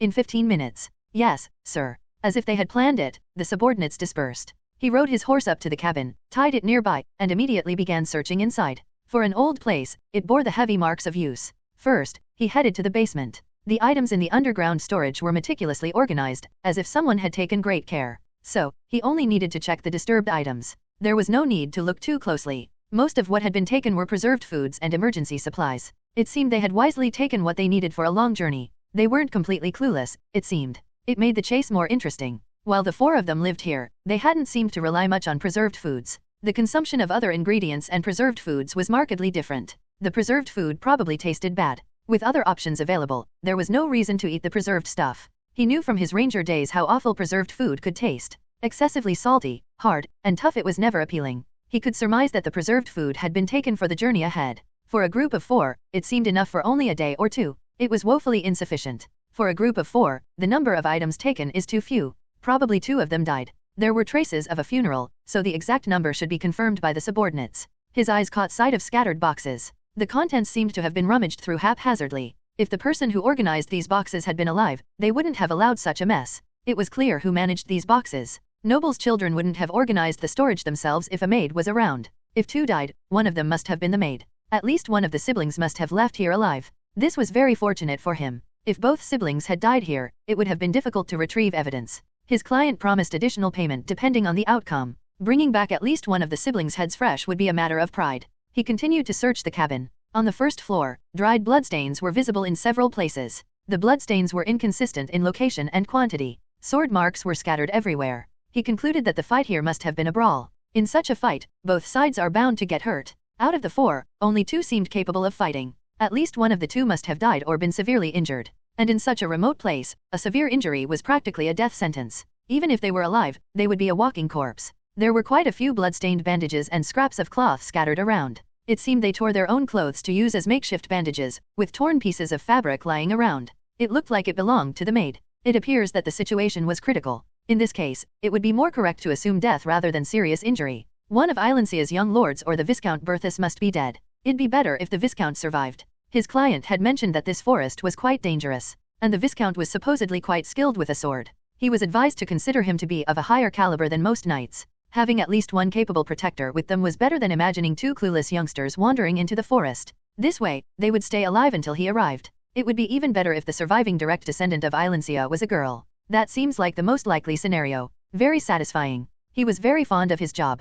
Given the nature of his work, he often found himself shedding the blood of nobles. Every time he killed those who lived in luxury without a care in the world, a thrill boiled deep within him. Especially when it was women who were revered as noble ladies. Seeing their pretty faces stained with tears was exhilarating. He wanted to sever their crying necks and preserve them as trophies. What must it feel like for those who looked down on commoners all their lives to die by the hands of one? How miserable must they feel as they die? Relishing the emotions of his victims was the joy he found in his work. And this time, it was the daughter of the Grand Duke of Ilencia. A noble among nobles whom most people would never see in their lifetime. Would a girl with such noble blood shed tears when in pain? Would she beg for her life? Would she lick his boots if he promised to spare her? If there was a protector, he hoped the Grand Duke's daughter was fond of him. The despair when a trusted knight dies is very particular. Well, I'll get to meet her soon enough. Let's see each other soon, Grand Duke's daughter. Just as he finished gathering the necessary information, his subordinates returned at the appointed time. By then, he had already memorized even the smallest habits of the fugitives. Comparing it with what the subordinates found, his predictions were mostly accurate. 2 had died here. Judging by the skeletons, 1 was a woman and 1 was a man. As he was being briefed, the most satisfying news reached his ears. We found tracks of the escape. There are 2 sets of footprints. The composition, not much different from our expectations. 1 is a woman, 1 is a man. They seem to have headed northeast. Really? A sinister smile crept up his face. A deep-seated killing intent smiled menacingly. Keep pursuing. We'll see them soon. It was a sight I had never seen before. Even with everything I had seen and heard since being born into this world, even recalling the contents of countless books, I had never come across such a story. In the middle of the lush forest, a long line had been drawn. It was a long line, extending so far that its end couldn't be seen with the naked eye. This boundary was so conspicuous that it was harder not to notice it. Outside the boundary, where we stood, the forest maintained its usual vibrant colors, but inside the line, it looked as if it were dead, tinged with a grayish hue. It was as if one corner of the world had been completely inverted. To put it in modern terms, the scene beyond the boundary looked like a black and white movie. We had no choice but to stop in front of the boundary. I stopped Syrienne as she reached out her hand out of curiosity. Don't touch it. We don't know what might happen. Yeah, you're right. Something could happen. It felt unsettling to just go in, but the line was too long to go around. We couldn't even tell where the outside of this line led to. This path coincidentally stretched northeast towards the Empire, directly in the direction of our first destination, the county of Ilorin. Leaving this path would mean taking a longer and more arduous route. Even now, someone might be tracking us, even if they were not yet within sight. What should we do? Should we go in? Syrienne, intrigued yet anxious, couldn't hide her unease. I gave her a reassuring pat on the back. You scared me. What are you worrying about? We can just find out one step at a time. I didn't want to step in myself. You know how sometimes there's that cliché, like a trap spell that sucks you in if you touch it. It was the kind of event the original female protagonist experienced. Was it an ancient dungeon back then? There was no guarantee that similar traps weren't here. First, I picked up a stone nearby and threw it. The stone passed into the boundary without resistance and lost its color. Thunk. Roll, roll. It didn't seem like any physical laws had changed, nor did the stone get damaged. Next, I picked up a nearby branch. I didn't want to risk one of the few swords we had for testing. I had Syrienne step back a little and then slowly pushed the branch into the boundary. Wow, Syrienne exclaimed in genuine awe. The feared occurrence didn't happen. At least, there wasn't a trap sucking people in or anything like body corrosion happening after passing through. The branch that entered the boundary simply turned black and white, exactly from the point it crossed the line. Pushing the branch further in made it lose more color, and pulling it back restored its original color. Could such a powerful boundary have no effect at all? Even someone like me, who didn't know much about magic, could tell this was an extraordinary phenomenon. It was hard to imagine what kind of effect it could have. This time, I gathered some courage and stuck one arm in. My arm also changed color, but there was no special sensation. Eek, are you okay? For now, it seems fine. Just stay there for a moment. It was impossible to tell what kind of space lay inside this boundary. It seemed right that I go in before Syrienne, so I took a bold step forward. The world inside looked no different from the forest I had seen up until now. The grayish world had returned to its original state, and conversely, where I had come from, Syrienne appeared black and white. Had there been no need to worry from the start? It seemed I was free to leave the boundary as well. When I came back out, the black and white world flipped again. It seemed that from this line, inside and outside viewed each other differently. All right, I made up my mind. Let's go in. If we keep moving, we'll be able to leave this boundary eventually. We can always get out before anything happens. Anyway, this forest was dangerous enough even without this suspicious boundary line. Adding a bit more danger now wasn't going to make me bat an eye. Ugh, the smell. It's much stronger. Syrienne frowned. Asterisk asterisk asterisk. In the end, there wasn't much difference between inside and outside the boundary. Both were equally dangerous. Monsters that threatened our lives lurked everywhere inside the boundary, just as outside. Naturally, our optimistic hope was shattered. We gave up the hope that this boundary line would ward off external threats, like in the cabin. The biggest problem we faced was confirmed when we saw the giant we had encountered in the mist. Where did it detect us from? We couldn't tell. It might have been sleeping somewhere. The crucial point was that by the time we spotted it, it was already charging at us in fury. Ruoar? A massive storm surged beside us. It wasn't a natural wind. It was air pressure. The air pressure caused by the giant hurling a rock. The insane giant's stone throwing was comparable to a catapult. An ancient tree hit by the flying rock collapsed helplessly. The aftermath of the stone throw was relentless. Debris from the shattered tree, unearthed soil, and fallen leaves showered over us. Ugh. I quickly wrapped my arms around Syrienne and turned my body. Though the giant's accuracy was poor and the stone fell quite far, I could still feel the fragments hitting my back. Luckily, my coat was made of tough material. If it wasn't, I would have had numerous small injuries. In any case, we had to keep running. The abundance of thick, ancient trees here was a consolation. Even with the giant's massive body, it couldn't smash through all the trees as it chased us. It felt like an eternity as we fled, but it wasn't actually that long. The tension made time seem to slow down. My mind remained rational. At most, we had 5 minutes. No matter how fast we ran, it would catch up in 5 minutes. Hadn't the beasts hunted by this giant experienced the same? No matter how sluggish its movements appeared, each step it took covered a vast distance. Running away was pointless. Make a choice. No, don't hesitate, make a decision. I already knew the answer. I changed direction while running. The giant was already close. Syrian, keep running. Raisin, leave marks with your axe as you go. I'll follow. If I don't come back in an hour, don't wait for me. No, Raisin, Raisin. Don't leave me, Raisin.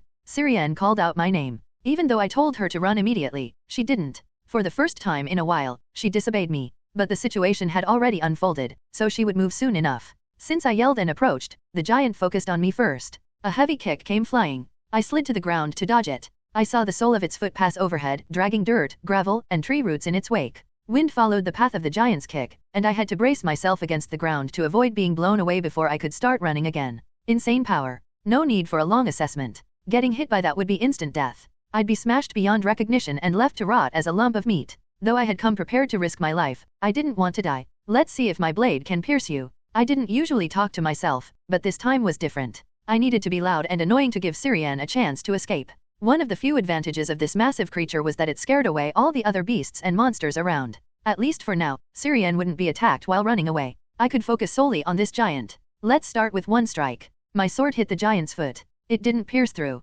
Well, it was expected. The skin supporting that huge weight couldn't be soft. It wasn't surprising. Still, other giants in stories had skin so hard that blades couldn't penetrate at all, but this one wasn't quite that tough. If I applied the right force and angle, it seemed I could get through. Roar? The noise from its mouth wasn't language, but I could understand the meaning. It must be annoyed. I probably felt like a buzzing insect to it. Thinking about mosquitoes buzzing in the summer, I could understand its irritation. I dodged its massive fist as it came down. While the terrifying gust of wind surged again, I aimed for the spot under its ankle. I struck the Achilles tendon precisely. The wound wasn't deep, but for a human, it would have been a critical hit. The giant reacted immediately. It seemed to be in considerable pain. Maybe if I focused on attacking its feet and kept dodging, I could survive. Just as I thought that, a huge shadow loomed over me. The giant was throwing itself at me, intending to crush me. Dodging seemed impossible. Its body was so large that there was no escaping death, no matter where I moved. Syrian. Though it was an expected event, the reality of it flooded me with a sense of regret. Was there no other way? Weak thoughts brushed through my mind, questioning. Fortunately, I wasn't as pitiful. Upon reflection, I concluded that this was the best course of action. Yet, there lingered a trace of regret. What will become of Syrian if I perish? Can she survive in this perilous place? Soon, pursuers will be on our trail, subjecting her to danger. A sense of helplessness entwined around me like vines. If only I were a bit stronger. If I hadn't been this weak, much would have been different. In the novels, someone like Raisin could have protected Syrian. It's bitter to admit. I counted the moments until death. 1, 2, 3, thud. The sound of a heavy weight crashing onto the ground echoed. Soon, my body would be gruesomely mangled. I'd become another unclaimed corpse. Perhaps it's a blessing that my tracks will be obscured to the pursuers, but is that the only silver lining? However, the anticipated death did not arrive. It took a few more seconds for me to sense something amiss. For some reason, my death took too long. The body that should have crumpled immediately seemed intact. Did the giant miscalculate its leap? Absurd thoughts crossed my mind. Did it fail to cast its shadow upon me? Impossible. Then what happened? I cautiously opened my eyes. There, in front of me, lay a colossal corpse. It was undoubtedly the body of a giant. I heard quite a commotion. You seem like an unwelcome guest. A stifling pressure filled the air. From behind me, a low, ominous voice sounded. Turning hastily, I saw a man in black attire sheathing his sword. When? And how? I couldn't even muster a bitter laugh. I hadn't sensed anyone else during my battle with the giant. Was it possible for someone to intrude at that moment? Yet, the man seemed nonchalant as he adjusted his coat. At first glance, the man's appearance seemed unremarkable. Thick, dark green hair almost black. Dull gray eyes. A face that seemed indifferent to everything, yet somehow exuded an imposing aura. Was he wearing some kind of uniform? It initially reminded me of the regalia of the knights, but it was a style unfamiliar to me. So, he undoubtedly wasn't affiliated with any military or knightly order within the empire. While he exuded a well-contained aura, there was an ominous air about him. Approaching him recklessly was unwise. He was not an adversary to be underestimated. Instinct sounded the alarm. The man casually tapped his sword's hilt. His grim voice reverberated once more. Do you intend to keep holding that sword? If you aim it at me, I won't hesitate to intervene. No, I acknowledge that you saved my life. I am not so shameless. Then it's settled. Your companions must be trembling behind that rock. Hurry, tend to them and leave this place. I do not welcome you here. By here, do you mean within the boundary? Boundary? It may seem that way. In that case, your task is to go outside that boundary. It shouldn't be too difficult to understand. I beheld the fallen giant's corpse. Its massive body neatly cleaved in two. The cut surface was impeccably clean. There was no hint of hesitation as the rigid exterior was sliced away. This was an impossibility with an ordinary sword's hardness. Naturally, thoughts of the existence of Sword Key came to mind. A sword master. Perhaps my father could have accomplished something similar. But this man was no sword master, and such individuals didn't just emerge from anywhere. Even if the empire were to crumble and extend across the entire continent, I had never heard of a sword master with such an appearance. Even in the novel, including those sword masters who would later play an active role in the novel, there was none like him. Once again, the knowledge of the possessor was of no help. Then suddenly, my thoughts drifted to that possibility. If we could receive help from him, could we safely reach Count Aloran's domain? Even if he didn't accompany us to Aloran, it would be much better than our current situation. I cautiously broached the subject. I would like that, but this place is too dangerous for us. We have to pass through here to reach our destination. If you could assist us, we would be deeply grateful. Enough. I already said I don't welcome you. Whether you live or die is of no concern to me. I merely dealt with the disturbance here, and you just happened to survive in the process. Don't plead for mercy from me anymore. Still, I must ask. Can you not offer assistance even within this area? No. If you hadn't been so bothersome, I would have dealt with you as well. Considering that you survived, that should be enough luck for you, shouldn't it? The man's demeanor was incredibly firm. It seemed pointless to say more. It appeared there was no room for negotiation. He harbored no friendly sentiments toward us. If anything, hostility emanated from him. He had shown mercy due to his own reasons, but there was no reason for him to do more than that. Whatever those reasons were, it was clear they were beyond my capabilities to address. Yes. Then we shall leave as you've said. We have no intention of staying here any longer. That's what you should do. It was regrettable, but there was no lingering attachment. For now, just surviving was to be considered fortunate. After all, this man could have killed me without saving me from the giant. It seemed more prudent to depart, ensuring Syrian's safety, rather than harboring regrets about what couldn't be. The standard didn't seem too strict. Though the man told us to leave, he didn't specify a particular time. If we continued as we had been, we would eventually depart from this boundary once again. Showing that level of courtesy should ensure we wouldn't become enemies. Remember, there won't be a second chance. With those final words, the man vanished. I couldn't even properly catch his departure. There was no indication of movement, so it seemed he was adept at using magic or some other ability. Now I was thinking of going towards the rocks the man mentioned, but it seemed unnecessary. Syrian was already running towards me, her face streaked with tears. Raisin. The rock where Syrian had hidden wasn't far from here. Just sticking my head out would afford a clear view of our fight with the giant. It wasn't too distant, so if the giant gave chase, it wouldn't take long to reach. Though he had clearly told us to leave, it seemed we weren't doing so. Well, that was an irresponsible request to begin with. How was Syrian supposed to escape this forest alone? Syrian, who had run over, threw herself at me. It hurt quite a bit when she collapsed to the ground, but I couldn't complain. I had my own sins to bear. Don't leave me behind. The image of Syrian sitting with outstretched hands flashed through my mind, and guilt washed over me. Ugh. Sob. Sniff. Syrian's hands gripped my cheeks. Tears streamed down her flushed cheeks, dripping onto the bridge of her nose. She sobbed as she gingerly inspected my body, one limb at a time. Her hands, almost compulsive in their actions, traced over my features, checking for injuries on my face, neck, shoulders, arms, and chest, one by one. Finally, she pressed her ear against my chest to listen to my heartbeat. Since I wasn't dead, of course, my heart was still beating. Syrian breathed a sigh of relief. Thank goodness. It's not a dream. A dream, huh? I occasionally suffered nightmares, but evidently, the wounds from that day ran deep. I didn't want to imagine what kind of dream it was. Anyway, after taking a breath, she seemed angry this time. Syrian glared at me with moist eyes. When I turned my head away to avoid her gaze, she forcefully grabbed my face, making our eyes meet. We agreed you wouldn't do that? You lied to me, Raisin. Well, I felt like I had no choice. I said you wouldn't do it? We promised. I hate you. Syrian's fist struck my shoulder. It didn't really hurt, but I couldn't bring myself to stop her as she kept hitting me. Was this what it felt like when Tyrion did this before? It hurt even though it didn't. I'm sorry. I won't accept your apology. I'm truly sorry. I won't accept it. Like back when she was exacting revenge on Tyrion, Syrian soon crumbled under her own emotions. The girl who had been angry with me now sobbed bitterly. The tears she had held back when we lost 2 people finally burst forth. I was so scared. I thought I was going to lose you too. I was so scared that even you would disappear from me, just like my brother and Hina. I made it through somehow. You almost died? You almost died. If the man in black hadn't shown up, you would have died for sure. You're the only one I have left now. Sob. Syrian's sobbing didn't stop. Patting her back didn't seem to provide any comfort. My brother and Hina are dead, and I don't know what happened to Dad and Mom. Everyone in the castle, the relatives who used to visit occasionally, they're all gone. I don't even know who the bad people are anymore. You're the only one I can trust. You promised we'd get revenge together. Don't ever do that again. Okay, don't ever die. Don't leave me behind alone. I won't. We spent another day within the boundary. The green-haired man did not show himself before us again. Since there was neither a way nor a reason to find out where he was, it seemed unlikely that we would encounter him again. Our journey was smoother than before. There were no more giant creatures like the one we encountered previously. Although this forest still harbored many threats, none were beyond our ability to handle. Fighting occurred about 2 or 3 times a day. Perhaps we were gaining some know-how. While the frequency of enemy encounters increased, our ability to evade them also improved significantly. Many of the enemies that discovered us and charged were weaker than before. Naturally, the injuries to my body also decreased. Not entirely absent, as battle inevitably involves injury. Can you still keep moving? Yeah, I'm fine.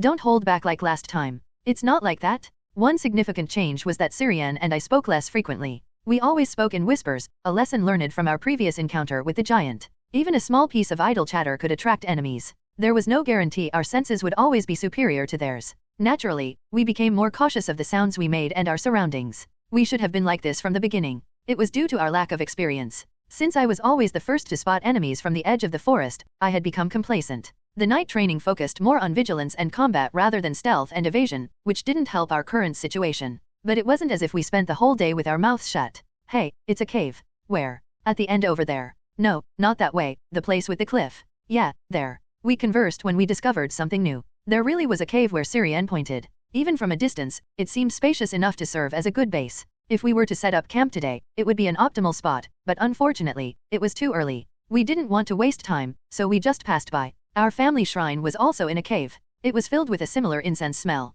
Do you still smell that now? Yeah. It gets stronger inside the boundary. Is there really something there? I couldn't smell the incense Syrian mentioned at all. Her sense of smell was sharper than mine, but was it really this much better? Syrian said it was just a smell and nothing particularly strange, but I couldn't shake the feeling that there was something more. If it gets faint and then strong again, it probably means we're getting closer to somewhere. How is it now? Not extremely strong, but it feels pretty close. Can we avoid it? I'd rather not approach if we don't have to. Sure. I'll let you know if we get too close. By now, it was hard to dismiss the thought that the man from before might be connected to the incense. I didn't think it would be beneficial to encounter him again, and all I wanted was to get out of this forest as soon as possible. We decided to take a break after walking for a bit. We unpacked our belongings under a suitable tree. It seems much smoother compared to a while ago, doesn't it? Yeah, maybe we're moving away from the forest's center. If we keep going like this, we might be out soon. Do you think we'll see people when we get out? I want to eat some good food. The meat here smells too gamey. Come to think of it, you've held up pretty well. We ate similar things at the hut, too.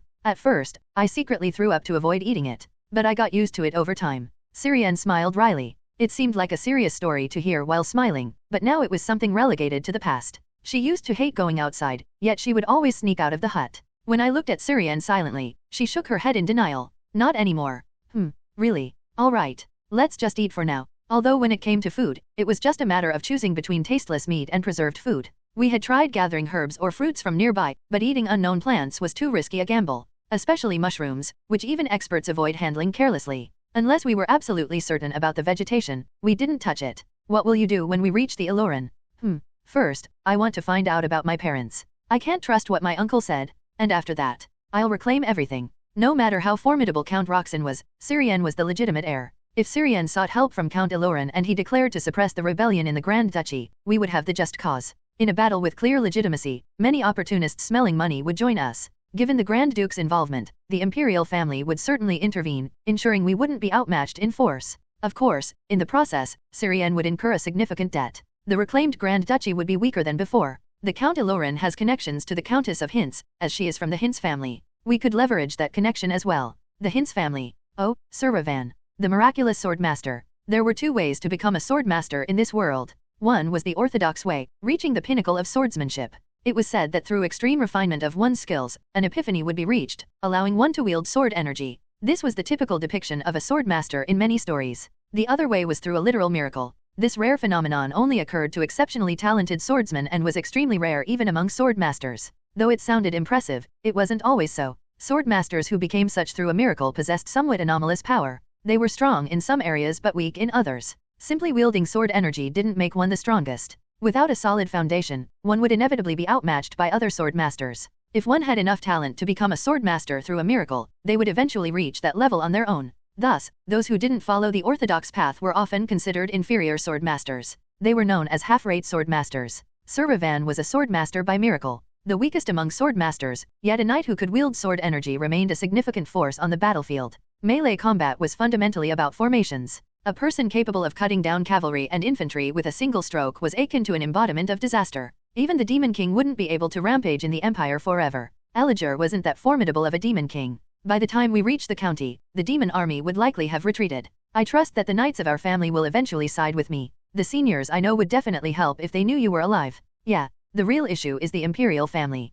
Listening to Syrian, it was evident that she had devised a rather detailed plan. Despite her young age, her lineage showed its true colors. Unlike Tyrion, who spent his time honing his swordsmanship and physical training, Syrian had dedicated herself to theology and other studies. Even the Grand Duke Ilancia seemed to have passed down various political insights to her. No matter how you look at it, she and I were both destined to play the final boss roles in this novel. When we were first thrown into the hut, I wondered, could this delicate and gentle child really change so drastically? But her talents, as depicted in the novel, were clearly proving themselves. Moreover, by now, I had come to understand a few things. The reason Syrian ruthlessly killed her own kin. It was also the first point where she was contrasted with the novel's heroine. The original story. It was an incident in the capital. A branch family of Ilancia had committed a crime, and Syrian executed them in a brutal manner. The heroine, shocked by the sight, confronted Syrian. How can you kill people so carelessly? They are lives, precious lives. There were ways to avoid bloodshed. Besides, they weren't even strangers to you. Why did you choose such a cruel method?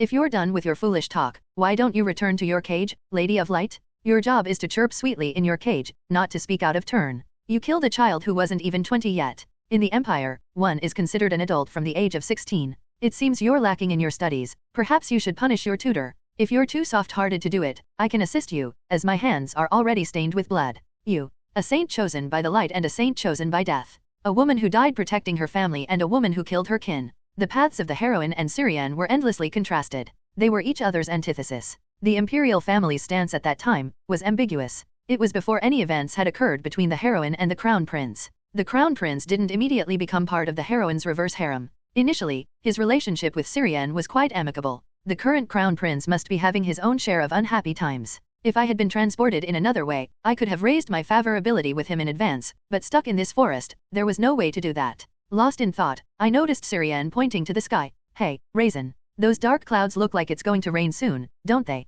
Suddenly, the sky threw a tantrum. Rumble. Boom. A cry filled with fury transformed into thunder. The sun sighed, looking at the thick black clouds. Looks like today is not the day. As the sunlight took a few steps back, the world quickly grew dark. Clouds unleashed rain into the darkness. It was a torrential downpour. Was it greedy because it hadn't rained in a while? The ground hungrily devoured the water. The soil, after drinking its fill, naturally turned into mud. The sticky mud clung to our feet, like regrets. With every step, the effort increased. It felt like my energy was being drained. To make matters worse, our rain-soaked clothes quickly became heavy. The rainwater wasn't too cold, but it was only for now. Rain, accompanied by wind. If we continued like this, we'd soon lose body heat. Catching a cold here would be dangerous. We had no medicine. Syrian already looked exhausted.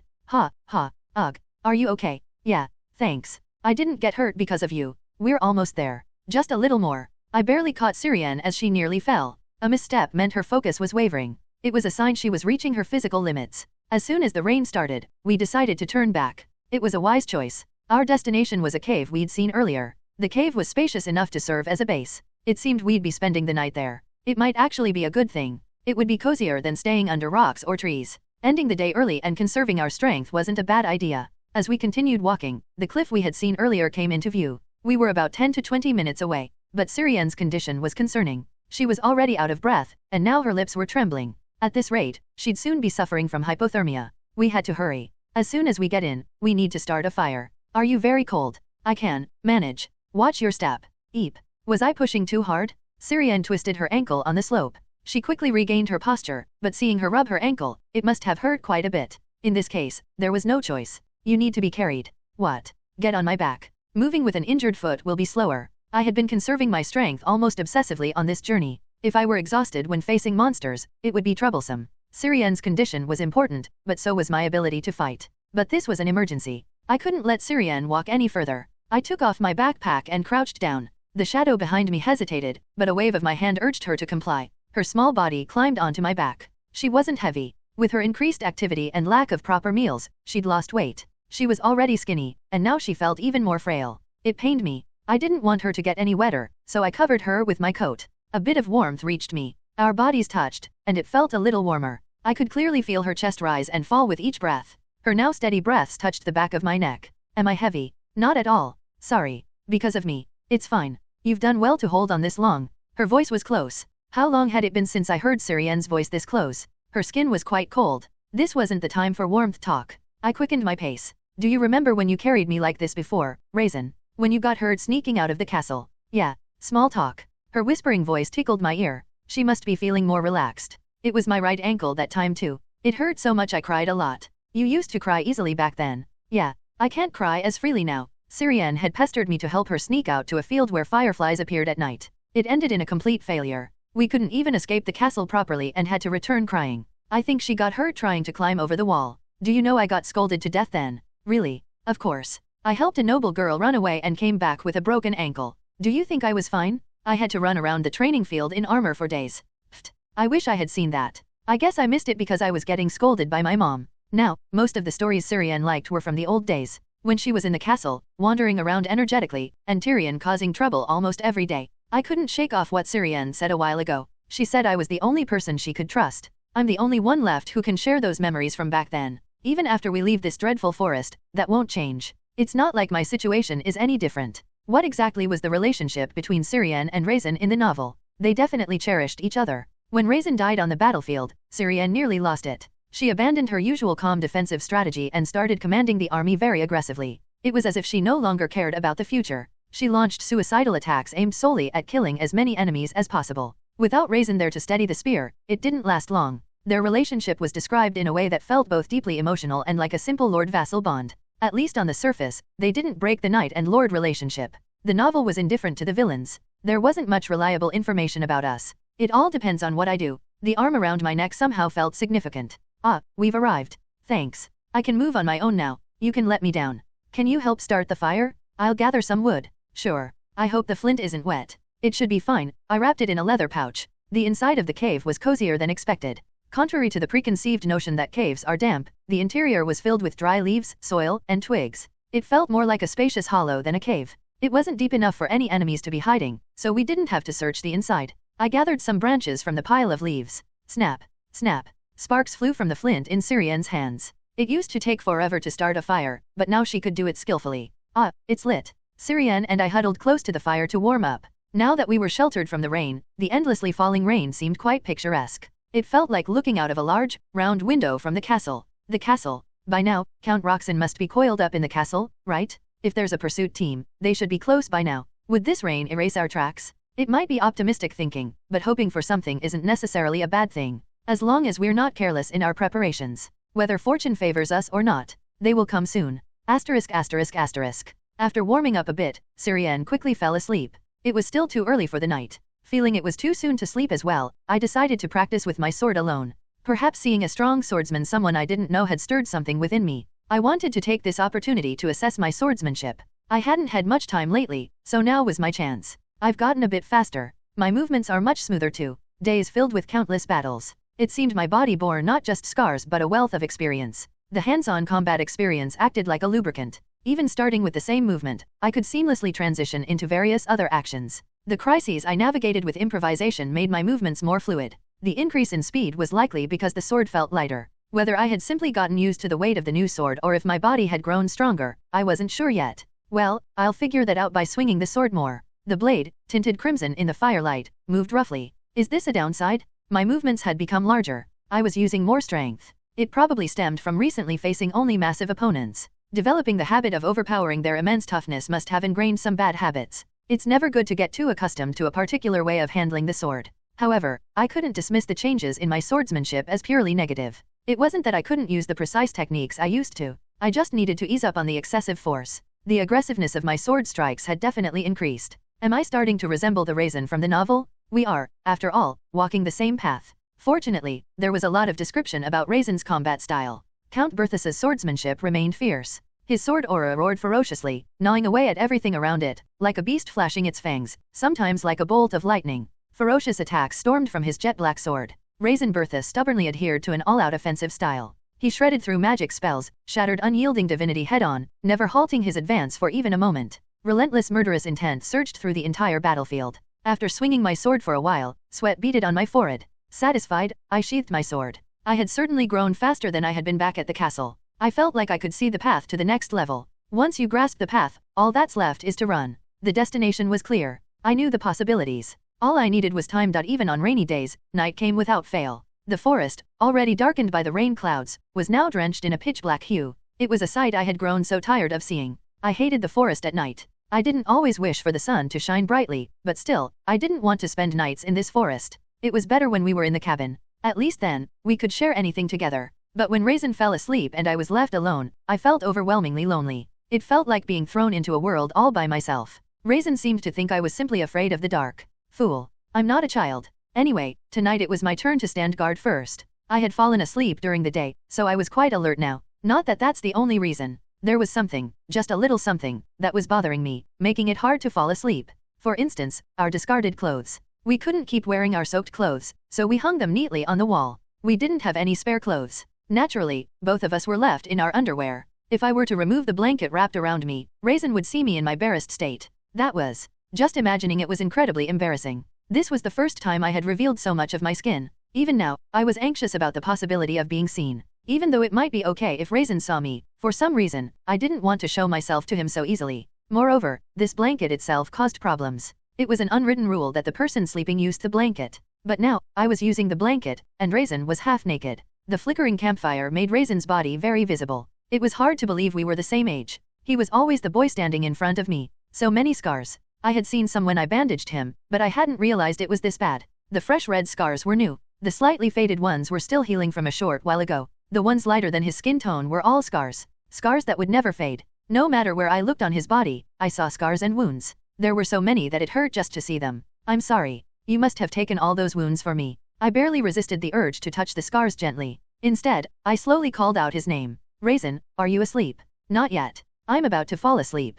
Why? You look uncomfortable sleeping like that. Come here. His drowsy voice responded. I patted the ground beside me, and Raisin sluggishly crawled over. He seemed too tired to even stand up. I should let him sleep soon. I quietly slipped my leg out from under the blanket. My white leg was fully exposed. Was it a mistake? No, this should be fine. After all, his eyes are closed right now. I gently lifted Raisin's head and placed it on my thigh. Raisin slowly opened his eyes and met my gaze. His blue eyes were clouded with sleep. He looked surprised, making the corners of my mouth lift. Raisin's body temperature was always slightly higher than mine, so he felt warm, sometimes even hot. What's this all of a sudden? Why? Isn't this more comfortable? Go to sleep. Should I sing you a lullaby tonight? A lullaby? No thanks. I was seriously considering singing if he had asked. He always pushes back at the weirdest times. Even though we're the same age, he acts like he's the only adult. Your legs will hurt. It's fine. I want to do this. Wake me up if it gets too hard. Okay. Despite his grumbling, Raisin didn't move off my lap. I was relieved he didn't dislike it.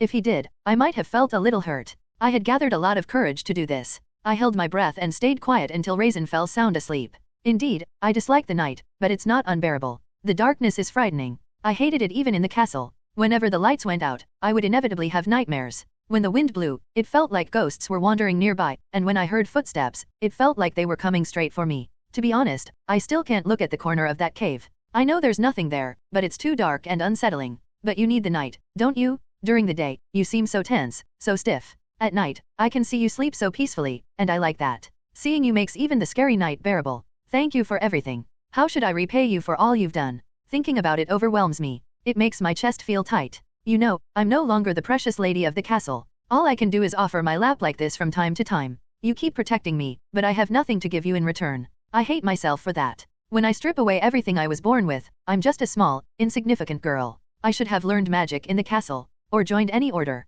Wouldn't that have been useful to you now? Thinking back, learning theology was a good choice. If I had, Raisin wouldn't have so many scars on his body. I could have healed his injuries. Maybe the god of light would have been the best for that. Although, it seems wrong to use a deity so casually. In my memories, my father always said that we must repay the loyalty of our retainers. I believed that was true. Their loyalty is never something to be taken for granted. It is a devotion that demands a fair price. I learned that knights risk their lives for us because they believe we will reward them in kind. I took my father's words to heart. And Raisin was my only knight. Although he wasn't officially knighted, such formalities didn't matter in the slightest. Raisin had already protected me countless times. If he wasn't a knight, then no one could be. But I had nothing to give him in return. In a place like this, my name was utterly useless, and there was no guarantee things would change even if we left the forest. so I couldn't make any promises lightly. I might not be able to keep them. I never want to lie to you. When thinking rationally, there was no certainty that everything would go well even if we reached the county of Ilorin. It seemed like the best possibility, but nothing was assured. That old man, in the end, was still a stranger.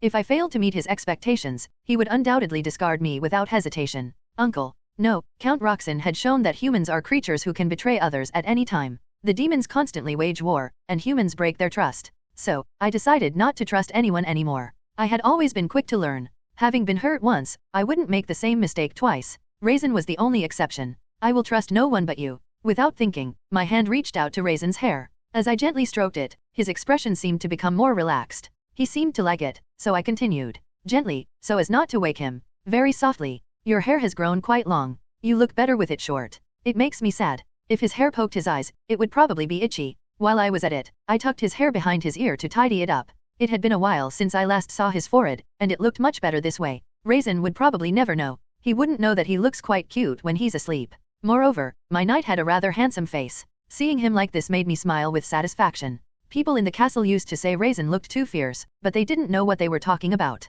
The reason I didn't refute them was because I wanted them to remain ignorant fools. Idiots who couldn't recognize a treasure even when it was right in front of them. They could live their whole lives without knowing. I'd never tell them. Raisin was the greatest treasure I had. And I don't flaunt my treasure. Others would covet it. My knight. The most precious in the world, my one and only knight. You are everything to me. You made it that way. So, if the day ever comes when I can give you something in return, I will give you everything I have. My life, the life you saved. Oh, you must be having a nice dream. I'll have to ask what you dreamed about when you wake up. I waved my hand lightly in front of Raisin's eyes. My knight didn't react at all. He seemed to be in a deep sleep. What was I thinking? Before I knew it, I was kissing Raisin's forehead. Smooch. The sound was louder than I expected. Ack. I shouldn't have done that. What was I thinking? My face grew hot just from my lips touching his forehead. My cheeks were burning so much that even touching them didn't help. If someone had seen me, my face would probably... No, that would be disastrous. My head was spinning, and I was so embarrassed that I couldn't lift my head. Even though there was no one to see, I couldn't bear it.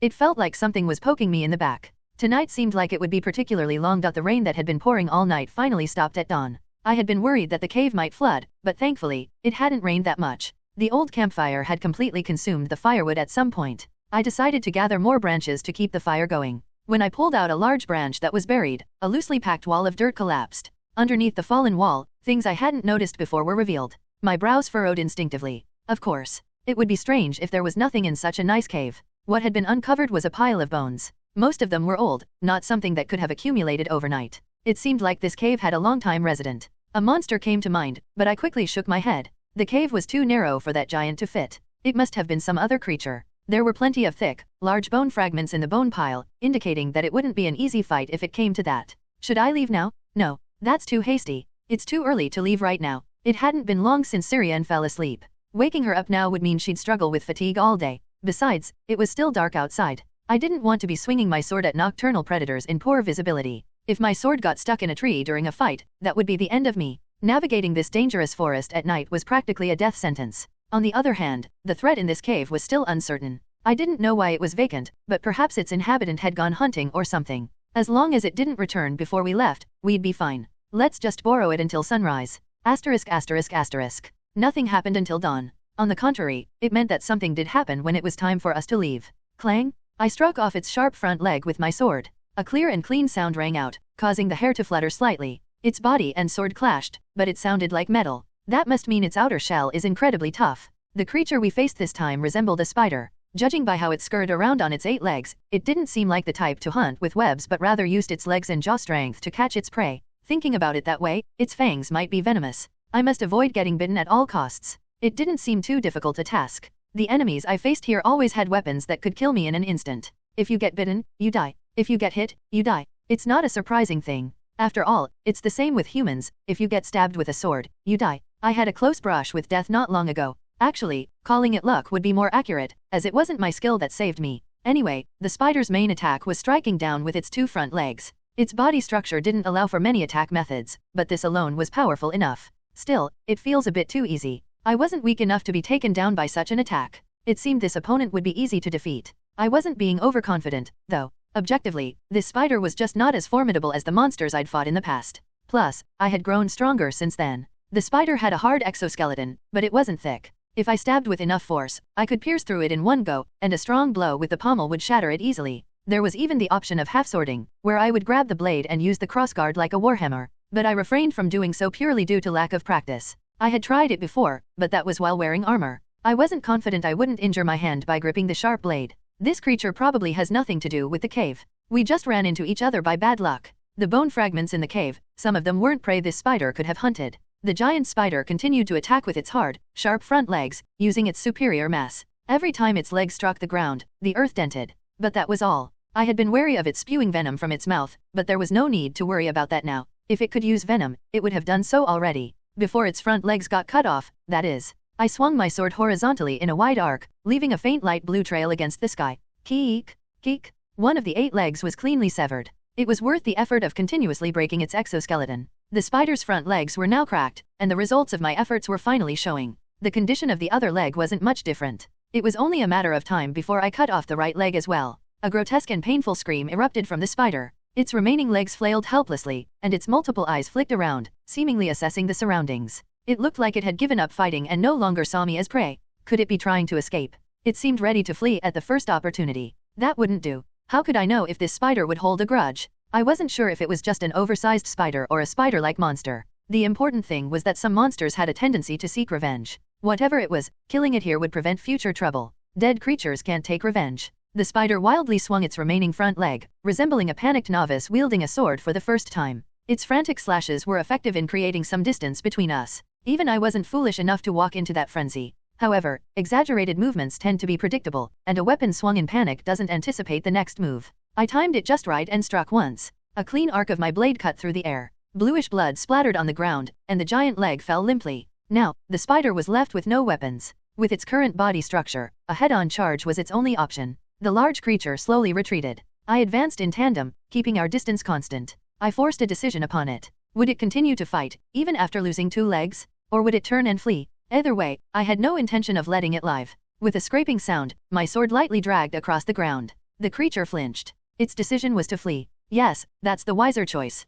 It made things easier for both of us. I didn't miss the moment it turned around. I drove my sword into its body and, pulling on the hilt, left a large gash. Blood gushed out, spilling what should have remained inside. To avoid getting the spider's blood on my clothes, I sidestepped and climbed onto its back. What followed was a one-sided slaughter. Like a cowboy in a western, I balanced on the thrashing spider, slashing at it. The creature crashed into trees and cliffs, causing the large trees to shake but not fall, thanks to their deep roots. Its hard exoskeleton was softer on top. Eventually, the creature's thrashing didn't last more than 3 minutes. My sword pierced its neck and head, ending its life. As its body went limp, I sliced its neck further to ensure it was dead. Only when it was completely still did I withdraw my blade. From a distance, Syrian peeked out, likely coming to check after the noise had ceased. Our eyes met by chance. Raisin? Is it over? Yes, it's safe to come out.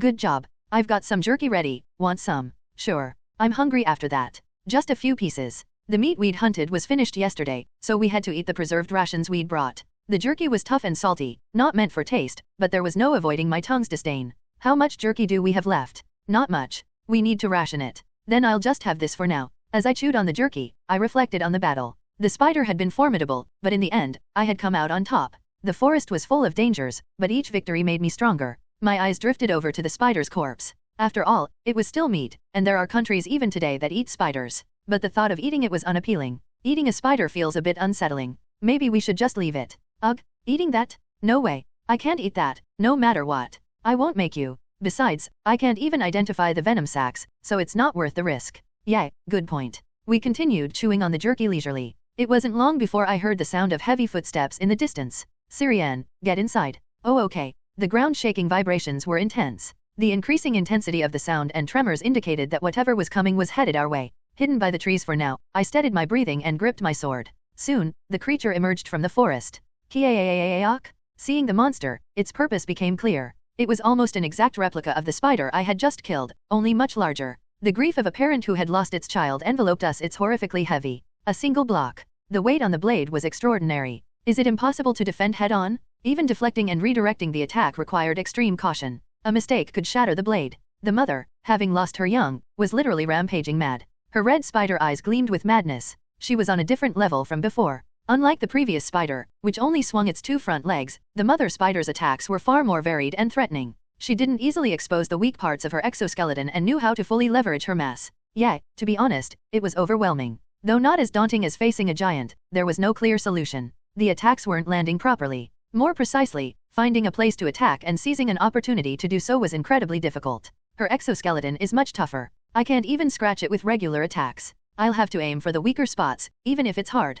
Claws driven by fury tore at the world. Thick wooden splinters flew from an ancient tree, hundreds of years old. Her massive leg was blocked by the tree, but just as humans have 2 hands, the spider had 8 legs. The jointed parts of the exoskeleton, these were the only visible weaknesses I could aim for, but I had to retreat without gaining any ground. Another leg came crashing down where I had been standing moments before. If I hadn't retreated, I'd have been crushed. It's creepy. The ground where the spider's attack had landed was deeply gouged out. If I got struck by those front legs, there wouldn't even be a need for a grave. It was a morbid joke. Anyway, she was indeed a skilled foe. Surely, she was the true owner of this cave, and I had killed her offspring which had arrived early. An experienced resident, she knew her own weaknesses well. Even in her frenzied attacks, she compulsively covered her vulnerabilities. When the softer parts of her leg inside seemed exposed, another leg would immediately guard it. The only places where a viable attack might land seemed to be the insides of the legs, the eyes, or the lower abdomen. Attacking the abdomen risked being crushed if done poorly, making it impractical, and the insides of the legs were well defended. The eyes, is there any creature whose eyes aren't a weak spot? It must be the most guarded area. Several attacks slipped by without improving the situation. While I couldn't land a proper counterattack, each of her blows was lethal. I glanced around, scanning the surroundings as if taking in the scene. The situation is reversed from earlier. If it's hard to confront one-on-one, find another method. The young spider earlier had chosen to flee, ending in a gruesome death. To me, fleeing didn't seem like an option either. That would only be possible if I were faster or had a way to immobilize the enemy. In a flash, I noticed the tree that had been struck by the spider's attack earlier. Although it had been severely chipped, it was a massive tree with a diameter that had to be measured in meters. A single gouge wouldn't bring it down. If the tree trunk was that thick, it would also be sturdy. The spider's immense strength couldn't topple it in one go, and this spider was blindly fixated on me. It didn't care about its surroundings. So, I had no choice but to use that to my advantage. I intentionally moved the battlefield into the forest among the trees. The spider's leg scraped another tree. Crack. With a grotesque sound, part of the tree trunk was torn. It didn't fall in one go. That didn't matter. If we fight where there are many obstacles, it ultimately works in my favor. Every time the spider's legs collided with the trees, I persistently aimed for the inside of its legs. The spider's defense was solid, but not perfect. When necessary, I hid behind an old tree. Using its obstructed vision as a weapon, I launched surprise attacks. I didn't inflict any major wounds. However, several scars were left on the inside of its legs where my strikes had landed. Shwak! I shook off the blood from my sword. Annoying, isn't it? I get it. It's always the mosquitoes that appear and disappear that get on your nerves the most. Although I was out of breath from constantly running around, I had gained something in return. Before I knew it, the forest was becoming a wasteland. Crack, crunch. The spider's attacks, fueled by anger, were growing fiercer. This was what I wanted. If I couldn't kill the enemy with my strength alone, I had to use its own strength against it. It wasn't bad for me if it kept using its strength like that. How long had I been running through this forest? Eventually, my efforts paid off. There was an old tree, damaged in various places. It swayed precariously, and the spider's strike became the trigger. I thought it would be difficult to hit it precisely. Luckily, fortune was on my side. As the trunk fell, it struck a part of the spider's body. The tree that had been standing alive until just now. A tree that had absorbed a lot of water from yesterday's rain. No matter how monstrous the spider was, it couldn't remain unscathed after taking on such weight and impact. Kiaik, kiaik, kiaik, karalalak. Yeah, after all this, you should be bleeding too. Sure enough, one side of the spider's body was leaning, and 2 of its legs were badly crushed. The fallen tree swept through the forest like a disaster. The giant trunk made a racket as it collided with other trees. The tree soon stopped, but I didn't. I had to solidify my advantage while I had the chance. I closed in on the spider's body, which had just endured a major shock. Even the tough exoskeleton couldn't handle such a physical blow. There were quite a few crushed spots. I stabbed into the cracks in the exoskeleton and slashed the exposed flesh. The spider writhed in pain. The massive difference in size made its thrashing threatening, but it was just that, a threat. The legs on the still intact side targeted my lower half. It was an opportunity. Swinging the leg on the opposite side meant it had to turn its body. The spider, its balance disrupted, would be weak to quick counterattacks. I chose to close in even further. I saw a small gap. It was a gap that naturally formed because of its massive body. It was worth the risk. Right before my eyes, the spider's head came into clear view. The target was the eyes. One slash wouldn't completely blind it, but eyes are naturally sensitive. Getting hit would be excruciatingly painful. In this crucial moment, time seemed to freeze. My sword did not disappoint. It drew a perfect horizontal line. Without any resistance, the blade slashed cleanly. Several protruding eyes spilled greenish blood. Another howl erupted, and I easily dodged the swinging front legs. It seemed like I was solidifying my victory. If I do this right, I might be able to slash it one more time. The spider's head was still close. It was almost facing me directly as it writhed in pain. A few more steps forward, and I would be close enough to strike. But why? A strange sense of déjà vu washed over me. It wasn't logic, but a primal instinct or gut feeling that sounded the alarm. I was forgetting something crucial. What is it? What's the problem? I saw the spider's neck retracting. Was it merely because of the pain? Somehow, I doubted that. It looked more like it was preparing to spit something out. Right. This was a spider. It wouldn't be strange if it had venom. Even if it was just a hunch, I trusted my instincts and dodged. Even if it meant giving up the perfect opportunity, I had no regrets. At that moment, a jet of yellow-green liquid sprayed out. I couldn't dodge it all, and some of the toxic fluid splattered on my left arm and back. So this is it. The burn scars from the original story. Raisin's body in the novel had burn scars. I had always wondered how those scars came about. Apparently, this was the moment. I thought it ended with the self-destructing attack of the last monster, but had I become complacent?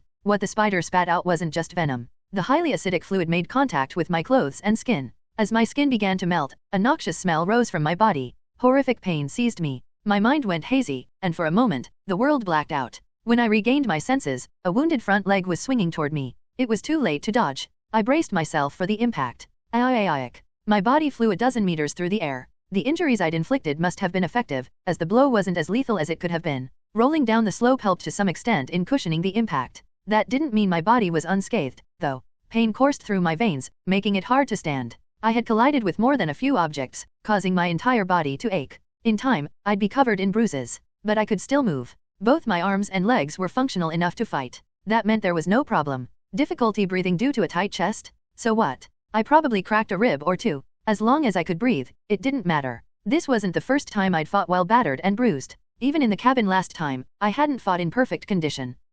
The cabin. Thinking back to that shabby wooden house made my blood boil. It felt like something snapped in my mind. A metallic taste filled my mouth. How great would it have been if I had been bolder back then? If I hadn't hesitated to endure pain or take a few stabs, what might have happened? Thinking that made the intense pain almost welcome. It felt like another chance. A chance to correct my mistakes. I gripped my sword tighter than ever. The pain flowing through my veins only fueled my resolve, my hand tightening around the hilt as if it were fighting back. I raised my sword again. The mother spider, still staggering, glared at me. Yes. This was a fight that would only end when one of us died. It was chaos. The spider attacked recklessly, indifferent to its own body being torn apart, and I retaliated with all my might. A battle of endurance was not an option. My body was too battered to keep up the hit-and-run strategy from earlier. However, the spider was slower than before, and I was faster. Thump, thump, thump. My heart pounded fiercely. Hot blood surged through my veins from one end to the other. As time seemed to slow down, my body accelerated. I sliced off a chunk of the spider's flesh and switched my grip on the sword.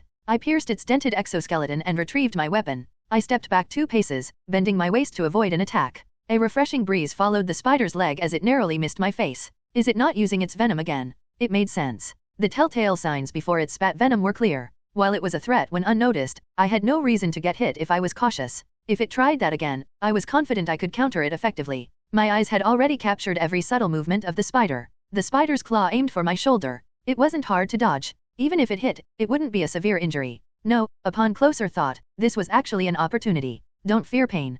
Consider wounds as badges of honor. Did I have so much time to spare? Can I engage in a clean exchange of blows and leisurely exploit the openings? Someone, somewhere, has a blade pointed at me right now. Think of the pursuers. Fighting this loudly, do you think they won't follow? Do I think the trackers will just sit idle after seeing these massive traces? If there's no chance to attack, create one. Even if I have to throw my body into it. What do I have besides a sturdy body? It's enough if I can keep fighting. As long as I can fight the next battle after this one, I'll take the hit. My left shoulder was torn open. I severed one of its legs. It was my first major success after a prolonged battle. We fought fiercely, like animals. In the slow-motion world, I constantly swung my sword. Blood splattered. Whose blood it was, I couldn't tell. Blue blood mixed with red, indistinguishable. There seemed to be much more blue. The absence of the leg I cut off was significant. Its defense became noticeably sloppy. That was the cost of not giving up the attack. I relentlessly targeted the spider's damaged half. Then my leg momentarily refused to obey. It was from breaking the exoskeleton near its head earlier. The pain was bearable, but the torn muscle was troublesome.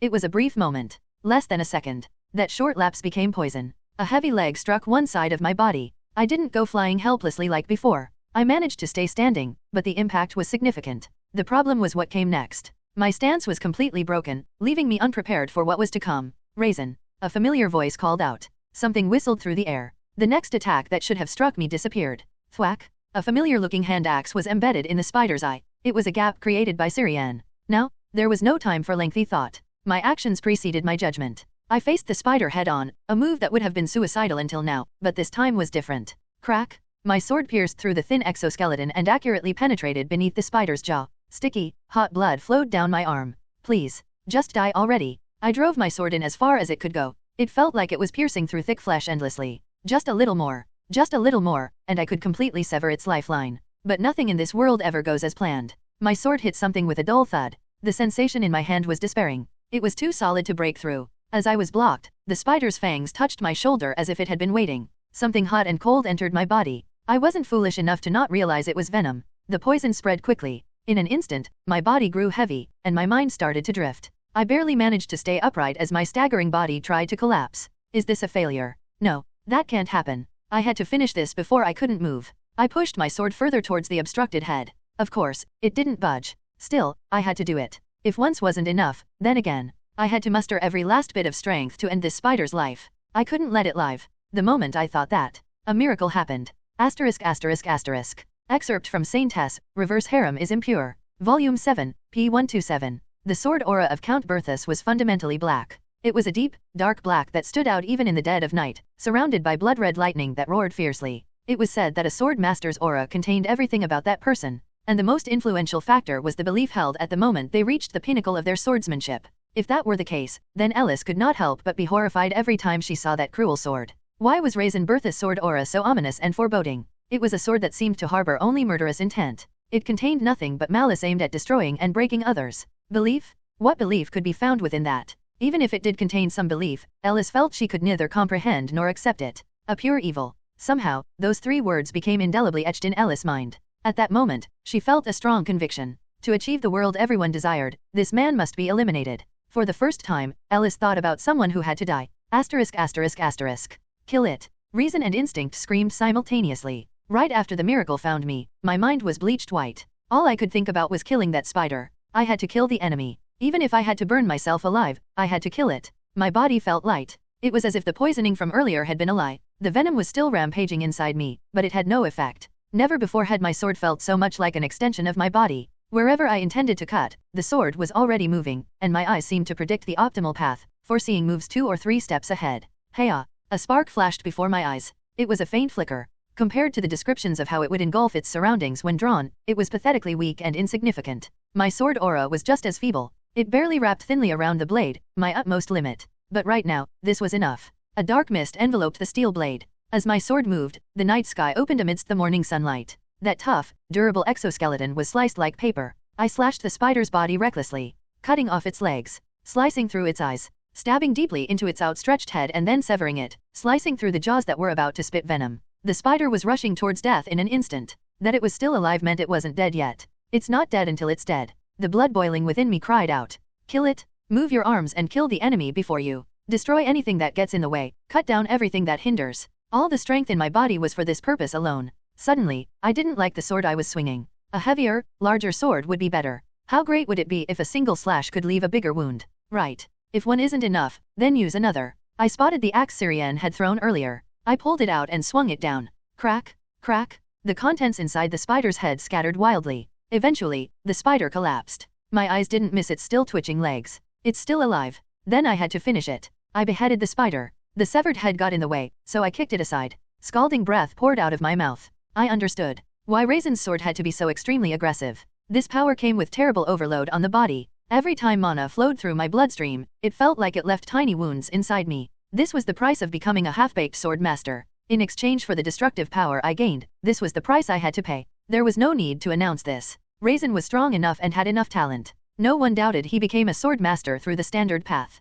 The Raisin in the novel also lacked time. To survive, he needed power, even if it was incomplete. How many more times did I swing the sword and axe? I stopped swinging the weapons in a state of trance. Ha, ha. As I regained my senses, a horribly mangled corpse was left. It was a relief. I was reaching my limit, too. As soon as I withdrew my sword aura, the venom eagerly tightened its grip on my throat. The last thing I saw as I collapsed was Syrian's figure rushing towards me desperately. Bad memories surfaced. Memories that I don't want to forget, but ones I never want to experience again. The sight of my brother bleeding. His shallow, faint breaths that seemed like they could stop at any moment. His unmoving hand. His limp body. The memories of that day seemed to overlap with Raisin's current state. A dark hand rose from deep within the ground. It was the hand of anxiety. Anxiety gripped my legs and ankles, trying to drag me into the depths. No, this is too much to handle. Get your hands off me. Not yet. I managed to shake off the anxiety in my heart. Raisin. Snap out of it, Raisin. Raisin lost consciousness. My heart felt like it was dropping. But listening closely, I realized he was still breathing well.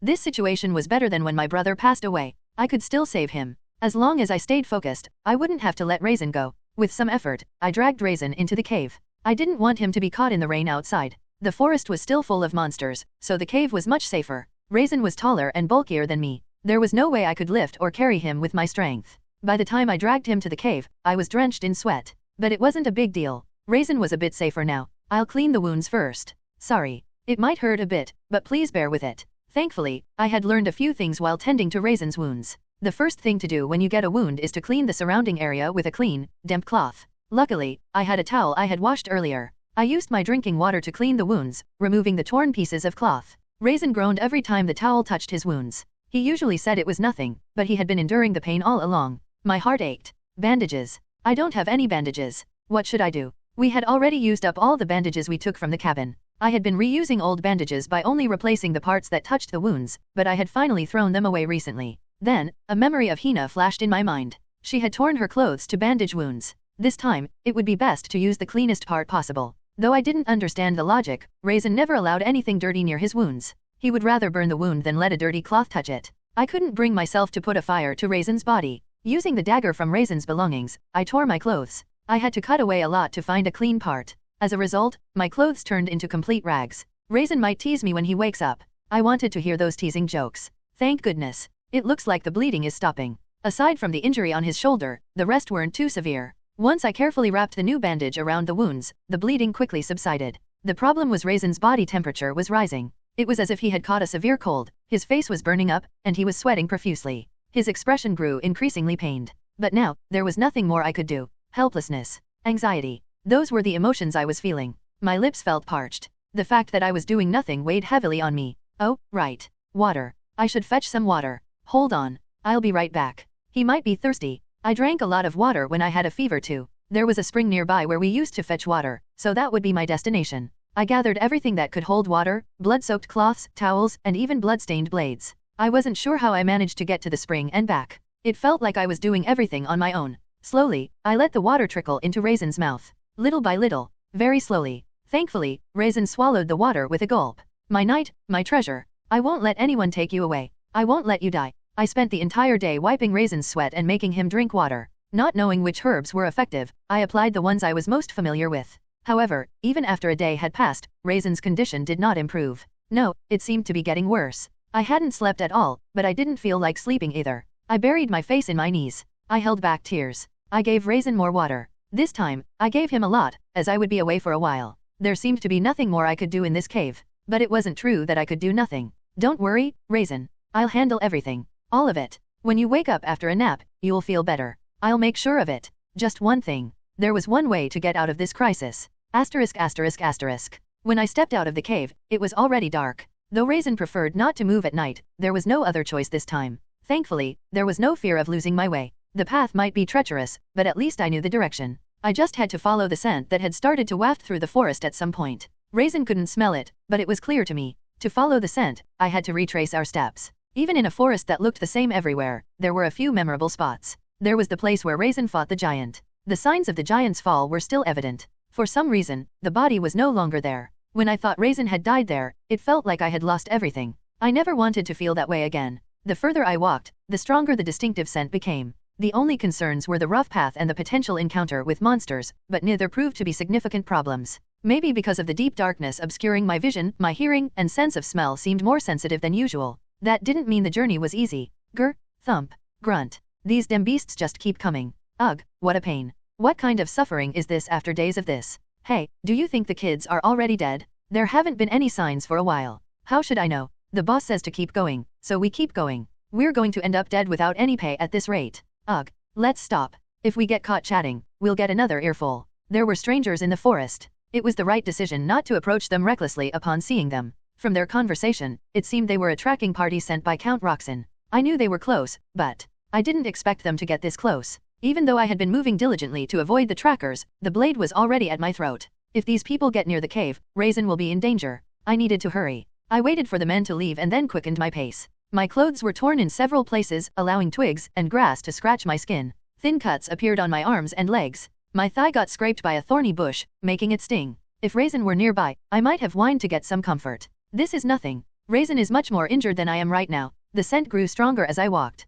Then it happened. Rustle. Something moved a bit far behind me. Having encountered many wild animals and monsters, I sensed something was off. It wasn't a natural sound, it seemed like someone tried to move quietly but made a mistake. The faint sound quickly disappeared. I've been discovered. Panic set in. I ran without looking back. Running up a steep slope quickly left me breathless. Huff. Huff. I nearly slipped on the wet rocks. No, I slipped after a few more steps and really hurt my knee. I remembered how my knee had bled red when I fell at the castle. I wanted to sit down. I was scared of how close those men might be. If they had come shouting "catch her," it would have been less frightening, but the quiet footsteps following me were terrifying. It felt like an invisible shadow was chasing me. Ha, ha, ouch, ha. I kept running. I slipped and fell, trying not to, cutting my hand on a plant's thorn, wiping away the tears that threatened to fall. I ran harder than I ever had in my life. I was gasping for breath. My chest and throat felt like they would burst. I wanted to rest, even for a moment. But no. Get a grip, Syrian Islandsia. Raisin is in danger. Raisin has endured pain like this all along.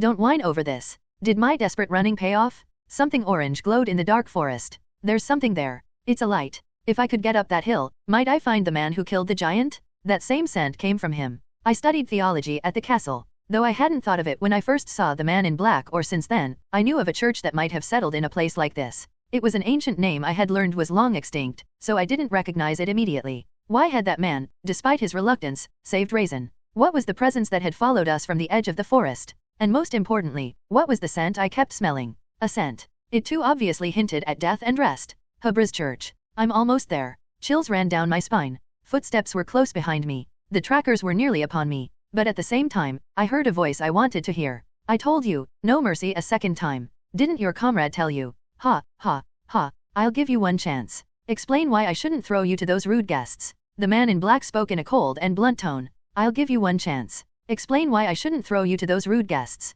Huff, ha. First, let me catch my breath. Ha, phew. I came to make a deal. The fundamental rule of negotiation is to never show intimidation, regardless of the opponent. However, it seemed I had misjudged the starting line. The man stared at me intently. My face felt hot, but I decided not to lose my composure. Fortunately, the man seemed disinterested in pointing out my physical state. A deal? You, who can't even take care of yourself, think you have something to offer me. Don't worry about that. I can give you something much bigger than you think. Rather, let me ask you this: why did you save Raisin back then? It was a crucial question. Why had this man saved Raisin? Despite saving our lives, why did he maintain such an indifferent attitude? Without knowing the answer, I couldn't move forward. Could it be that you are mistaken about that? I didn't particularly have any sympathy for you. As I said, I didn't care whether you lived or died. So, why did you save us despite being so indifferent? It wasn't your decision, was it? Someone else told you to keep us alive, right? The man fell silent. He seemed to be contemplating whether to speak or not. I don't particularly want to talk about it. Just say it. Killing me wouldn't be hard for you, right? Even if you just leave, I'll die? Well, you're not wrong. Fine. Your guess is correct. I received a few requests. One of them was to help you in a critical moment, just once. Let me meet that person. Impossible. His response was firm, drawing a clear line. He didn't seem like someone who would make a cheap deal. Despite everything, I was the one being dragged without any leverage. If the conversation dragged on, this man would leave immediately. I needed to reveal my hand first. Then you don't have to say it. There must be reasons within the Hubra's church too, right? I don't know much about the Hubra's deity. All I learned outside was that Hubra's is the god of rest. The priests usually oversaw funerals, and naturally, the church lost its power and disappeared. Uninvited guests are nearby. They are wary of me now, but it would be better for you to get to the point quickly. I don't intend to get involved in troublesome matters. You'll have to get involved now. I can solve the reason why your church had to disappear. No answer came back. But neither did a denial. That meant it was as good as an affirmation. If what I said was just an absurd fantasy, that heartless man would have disappeared without listening to the whole thing. The mere fact that he was listening meant he was quite interested in my words. This was not just any topic, but one concerning the deity he served. A baptized priest or paladin couldn't ignore this subject. You didn't have a saintess to receive the power of your god. Forget a saintess, you didn't even have a proper priest to handle the power. It's only natural. How could a tainted mortal fully accept death? Theology teaches that mortals who receive stigmata are influenced by the divine. A ruthless mercenary becomes a benevolent priest, and a war priest becomes a fine soldier. However, Hubra's divinity is death. It was inherently difficult to find a priest compatible with it. Even if they did find one, they often died young. In the end, the Hubra's church remained a textbook example of how a church that cannot show miracles collapses and disappears. The god bestows mercy on this land, and the believers offer their faith, becoming the foundation for the god. It was the fundamental teaching of all faiths. Conversely, a god who does not bestow miracles and does not receive faith is bound to be forgotten. A vessel that can receive the divinity of rest is rare. If you can't receive the divinity without resistance, you'll be consumed by death. I can solve that problem. It's an interesting proposal, but it doesn't seem like something you can do. The way you're talking, you haven't heard who I am, have you? I felt his gaze travel from my head to my toes, assessing me. There was a hint of mockery in his eyes, as if to say, someone like me was nothing. Indeed, I don't know you, just as I don't ask for the names of corpses. You're cold. If I become a corpse, it'll be troublesome for you too. I proudly puffed out my chest. Though I wore tattered clothes and looked wretched, it didn't matter. I believed that dignity didn't come from appearance. You don't know me, so let me introduce myself. Expensive jewels are priced based on their rarity rather than their beauty. People talk about the beauty of jewels, but in reality, they're intoxicated by their value. And I was the only one of my kind in this world. My name is Syrian Islansia. Look at me. This mud-covered girl will become your jewel. The sword of the empire, the legitimate daughter and rightful heir of Duke Islansia. Though useless in this forest, my status hadn't vanished. My name alone had the power to sway the western dominion of the empire. If I sat on the throne and poured in strong support, I could forcibly revive your church. The sole heir of the highest and purest blood. Is that all? If a member of House Islansia received divinity, they would at least become a bishop, and in some cases, even a saintess or saint. The imperial family interferes with our baptism ceremony, fearing that the Grand Ducal House will become too powerful with the church's help. That's how unparalleled Islansia's suitability for divinity is. Divinity corrupts mortals because the vessel isn't pure. The natural blemish of mana, like a winding river eroded by water currents, the flow of divinity erodes and changes humans. Hubra's divinity also drove priests to death in this process of corruption, but it wasn't because the god harbored malice.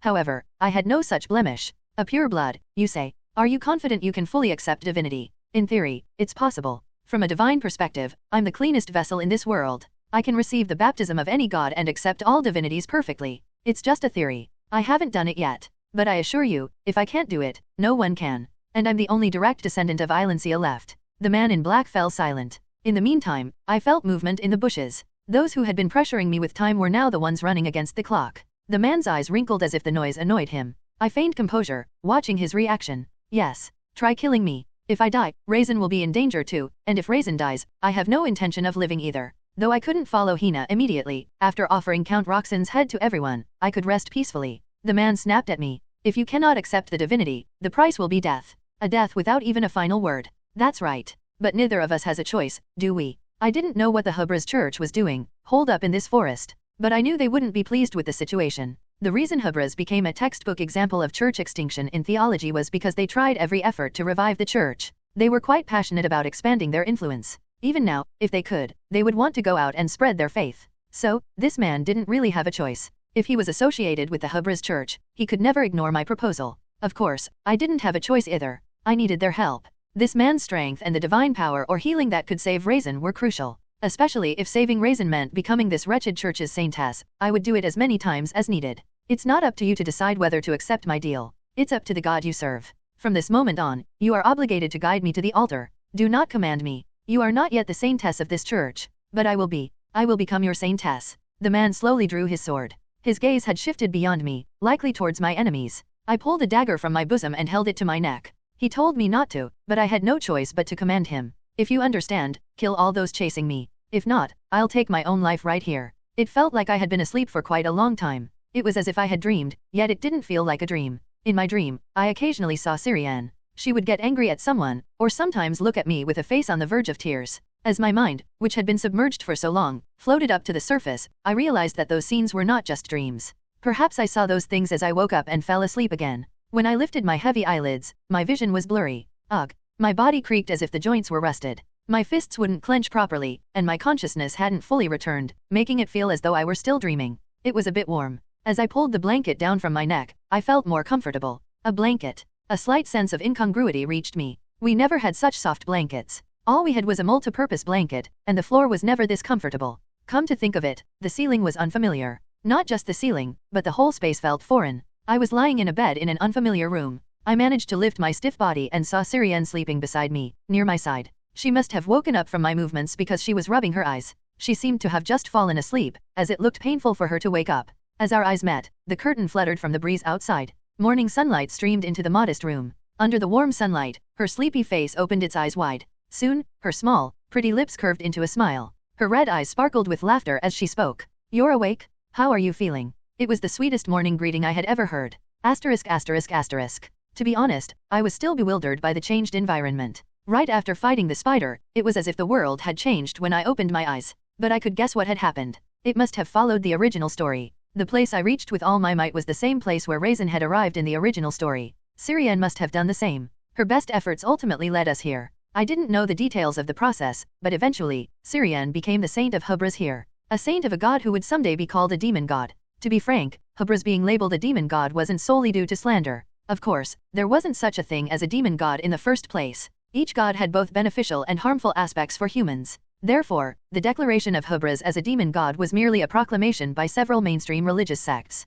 However, there were plausible grounds for Hubris being called a demon god. "Aren't you hungry? Let's have a meal first." "I'm hungry too." Right after Syrian went out briefly to call someone, a person dressed in black came in and brought us breakfast. The clothes weren't particularly luxurious, they were closer to morning attire. I had heard that the general followers of Hubris wore such clothes. For once, the knowledge from the novel came in handy. They said you shouldn't push yourself today and should rest well. They'll check on your condition tomorrow. "Is there a doctor?" "No. There's someone who can do something similar. You've seen him before." "Oh, that guy from back then." "Yeah." It seemed that the man's clothes were the ceremonial attire of Hubris Holy Knights. That's why I didn't recognize it. How could I have known the rituals of the long-gone Order of Holy Knights? In the original story, it was simply described as a black robe, so there was no way to know. There are countless black robes in the world, after all. Anyway, the breakfast I received was mushroom soup and milk sweetened with honey. Given that even a stranger treated me like a patient, it was clear what my physical condition was. In fact, I wouldn't have been able to eat anything else even if it had been brought, so I had no complaints.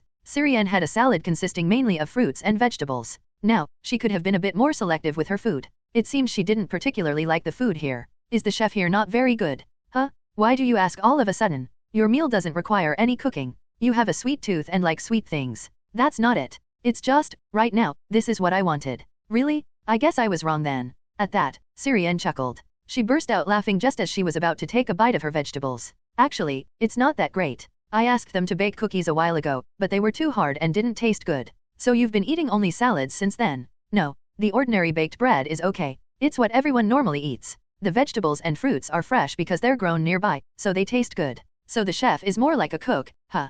"Pfft. What kind of analogy is that?" "But it seems about right. They're not exactly a chef." Even so, the soup was quite palatable. The honey milk was sweeter than what I used to have at the castle. It might have been influenced by Syrian's preferences. Syrian liked sweet things. Come to think of it, Hina wanted to drink honey milk too, so I should bring some to her when I get the chance. While eating, I heard about what had happened so far. It was about what happened right after I killed the spider. It wasn't much different from what I had expected. Syrian received the baptism of the Hubris Church and was recognized as a saint. Although there were many ceremonies left to perform in the future, she said she could spend the free time preparing for them as she wished. She didn't tell me why she decided to become a saint. I could only guess that she secured protection here and my life in exchange for performing the rituals. The stigma of Hubris appeared on her left hand. In the original story, the protagonist, Ellis, had it on her right hand, so even such things were opposites. Seeing her once smooth and white skin marred like this made me feel uneasy. The people here are very pleased now that I've become a saint. They say they've fulfilled a long-cherished wish. Are there many people in a place like this? Not many. Maybe 7 in total? I'm not sure if there are more. Don't you regret it? You never received a baptism when we were at the castle because you didn't know which god to serve yet. I do feel a bit of regret, but I don't regret the decision. Even if time went back, I would make the same choice. As soon as Syrian finished her meal, she nestled into my arms. I was forced to lie down, bearing Syrian's weight. She seemed lighter than before. Her soft cheek rubbed against my chest. I was about to say something, but seeing the sheer happiness on her face, I stopped. Her eyes, curved like a crescent moon, were filled with joy. Her smiling lips, and arms that seemed to want to hug me tight, yet hesitated as if afraid of hurting me. Sensing her emotional struggle, I gently patted her head. Syrian liked this the most. The motion of lowering her bangs onto her forehead. She didn't like having her hair messed up but enjoyed being patted on the head. Syrian savored my warmth for a long time before she was satisfied. We lay entwined, looking up at the ceiling. The wallpaper, faded with time, came into view. Syrian suddenly reached out her hand. "Raisin, I'm a saint now. Look, I can use holy magic like this." "Yay, I heard. You're good at it." All that studying paid off. A reddish light flickered above her hand. It was a soft, lamp-like light. A warm light that seemed to radiate heat. In the novel, Syrian used to wield dark divine power to bring death, but it seemed that such power could also be used this way. I can use healing magic now, too. The first thing I did after receiving the baptism was to heal you. Every day, I poured all my divine power into you. So when you woke up, I felt like I could fly. Syrian's hand gently touched my arm. Then she found my wrist and held it with both hands. Despite all the hardships, Syrian's hands were still soft and tender. Hey, Raisin. Yeah, I tried really hard. Just like you did for me, this time I fought with all my might. I put everything on the line and protected both of us. So, praise me. You did well. This time, I really survived thanks to you, Syrian. Thank you. I really wanted to hear that. Tell me a bit more. And I'd be even happier if you hugged me. If she asked, I had to oblige. I wrapped my arms around her small waist. Syrian placed her hands over mine and giggled. The hands we held felt warmer than usual. My chest and Syrian's back resonated with our heartbeats. Thump, thump, thump, thump. Our alternating heartbeats felt as though they had merged into one. We stayed like that for a long time, listening to the sound of our hearts. The occasional breeze felt pleasant. Raisin, as a saint, I can now knight someone. Suddenly, Syrian gulped. In the quiet room, the sound was distinct. Of course, you've always been my knight. Just as you protected me without asking for a vow, I think of you as my knight without needing any formal vow. Her clear voice continued without hesitation, as if she had thought about this for a long time. The girl, who always seemed delicate, suddenly sat up. But I want to do it once. I don't care if the world acknowledges it or not, I want to officially make you my knight. Even if it's just our own ceremony. No, it's better if it's just the two of us. The girl who stood up first reached out her hand to me. Please, Raisin. Will you be my knight? Following Syrian, we arrived at a slightly elevated hill. From here, we could overlook the surrounding coniferous forest and the paths we had fought along. In particular, I could see the cave where we had fought the mother spider from a distance. In the last battle, I had definitely unleashed my sword aura. Though I am a half-baked sword master, my skills had improved nonetheless. As soon as my body recovered, I wanted to test my sword again. Out of habit, I scanned the surroundings for any beasts or monsters, but at least in this area, there seemed to be no need for such worries. Was it because the believers were here and the place was thoroughly guarded? Thanks to that, I could climb the hill as comfortably as if I were walking up a neighborhood back hill. We're almost there. Are you managing okay? Did you really think I'd hear you ask if I was managing okay? What's so surprising? Besides, Raisin, you're a patient. I'm not so weak that I can't walk. On the contrary, moving a bit makes me feel refreshed. It was true. I guess I am the kind of person who needs to move my body daily to feel satisfied. Just walking a little made me feel much better than lying in bed. My body was already itching, and I almost wanted to exercise a bit before going to bed. If I did that, I'd probably get nagged quite a bit. Could I do it secretly from Syrian? I'd have to look for an opportunity later. We've arrived. This is the place I had in mind. It looks different up close than from below. Syrian spread her hands proudly. This was the end of the hill, where it abruptly ended in a high cliff. Below the cliff, a dense forest spread out in a single view. Old trees painted the land green like a horizon, merging with the white snow and plains behind them. There might be a village where people lived far away, but it wasn't high enough to see that far. The blue sky blended with white clouds above, and a breeze made the wild grass smile. I actually thought about it a lot. I imagined building a splendid palace one day and holding a grand ceremony in front of everyone. Something magnificent. I think I like this place better. Yay, me too. I prefer keeping precious things to myself. And no one else needs to be involved in our contract. 2 spectators would be enough. They might sit there without us knowing. That would be nice. Our lives changed the moment we entered this forest. We lost Tyrion and Hina and fought desperately in this place. We resented the events that happened in this coniferous forest to the point of death, but we didn't hate the forest itself. If Syrian and I were to conduct a knightly ordination or some significant ceremony, it was only right to do it here.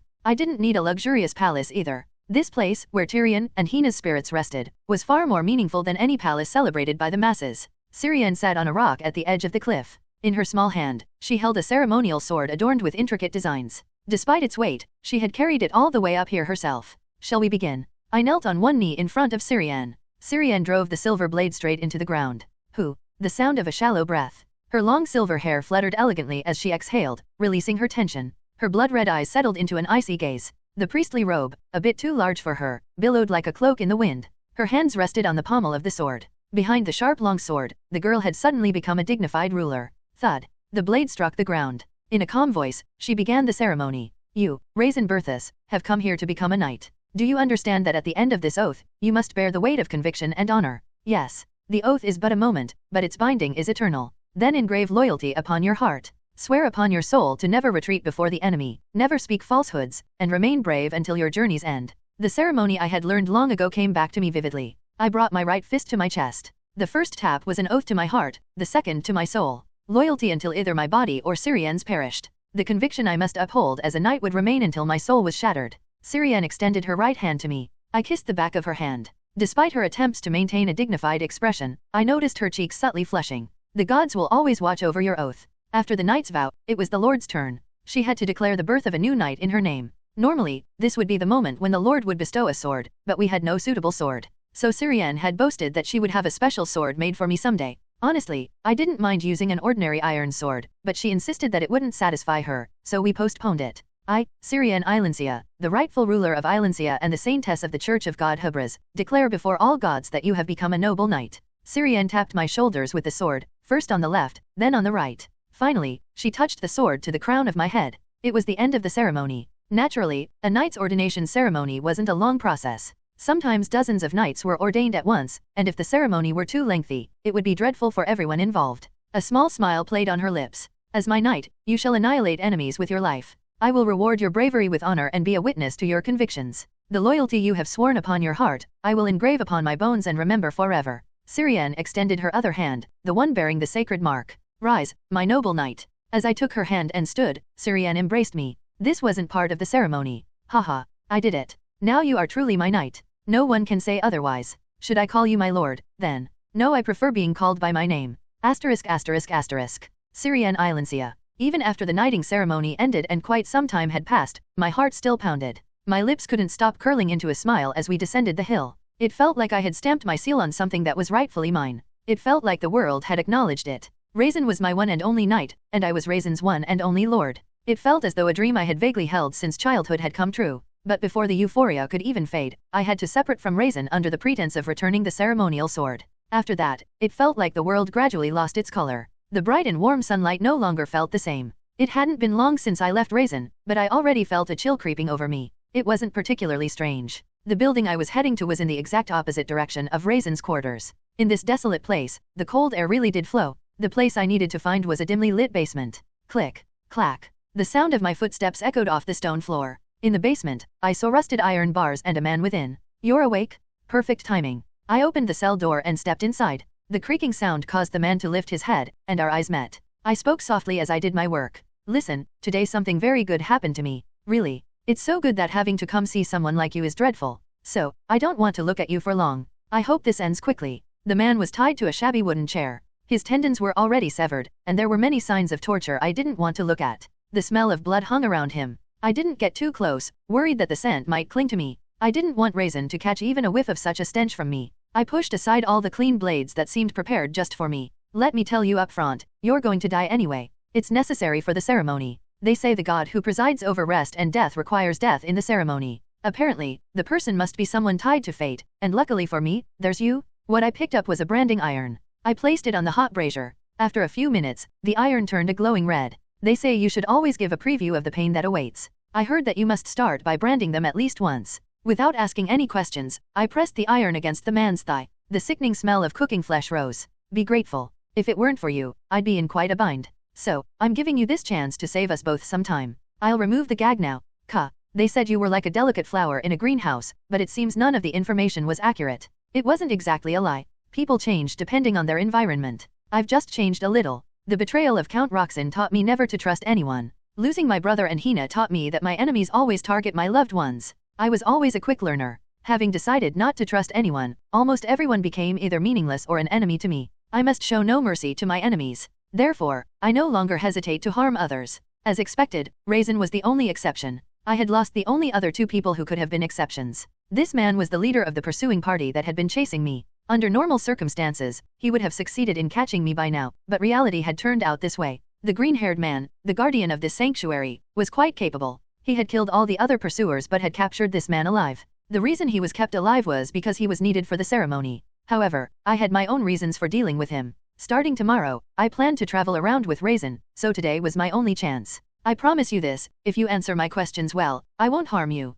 I meant it. I had no interest in torturing people for pleasure. In fact, such scenes made me feel nauseous. Even now, it was painful to see the man's injuries. But I would do what needed to be done. The questions aren't that difficult. You're going to die anyway, so there's no harm in answering. Here's the first question. What happened to my parents, the Grand Duke and Duchess of Ilansia? They're dead. I figured as much. Do you know when and how they died? I heard they died in a battle against Elijah. I don't know if that's true. That's all I know. Alright. I believe you. Now for the second question. There's no direct bloodline left in the Grand Duchy, so how is Count Roxson maintaining his power? He's not of the main bloodline, just a distant relative. That's. His answer made me frown. That's disgusting. That man definitely needs to be killed. While Syrian went to return the ceremonial sword, I decided to get baptized. It wasn't a decision driven by a sudden surge of faith. Although this church did save my life, the person who did it was Syrian. This church was merely a tool for Syrian. Just as one doesn't thank the surgical scalpel for a successful surgery, I didn't feel much gratitude towards Hubris. So, my decision to join this church was purely my own.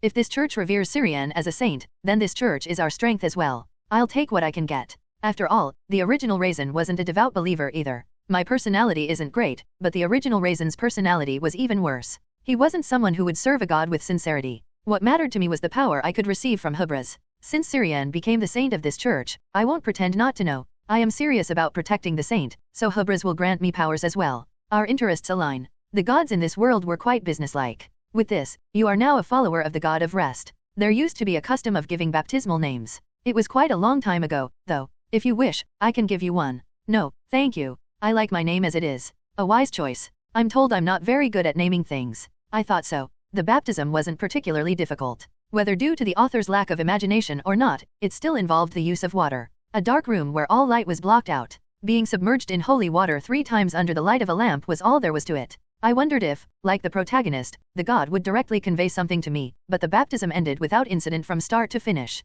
It seems Hubris isn't so frivolous. The god of light had said quite a few vague things while reincarnating the female lead. The person who conducted my baptism was the green-haired man from before. According to Syrian, he is the guardian of this place, the sanctuary of Hubris. From the boundary we entered, everything inside is considered a sanctuary. Now that my status has changed from outsider or uninvited guest to a follower, his attitude had softened considerably. Encourage the saintess before she enters the ritual. It's not dangerous, but it's not easy either. It will be arduous and challenging. Yes. Thank you for your words. However, his taciturn nature hadn't changed. While I dried myself with a towel, he was already preparing to leave. I didn't know what kept him so busy in this small place, but if I let him go now, it would be hard to meet him again in the future. As you said, I'll take good care of the saintess, so how about you spar with me from now on? Why should I? Isn't it my job to succeed you as the guardian? I haven't said anything about passing on the role. I'm not weak enough to need a successor yet. The man smirked. It was a condescending smile. But I looked him straight in the eye. In the original story, Raisin did serve as a guardian in the Hubris church.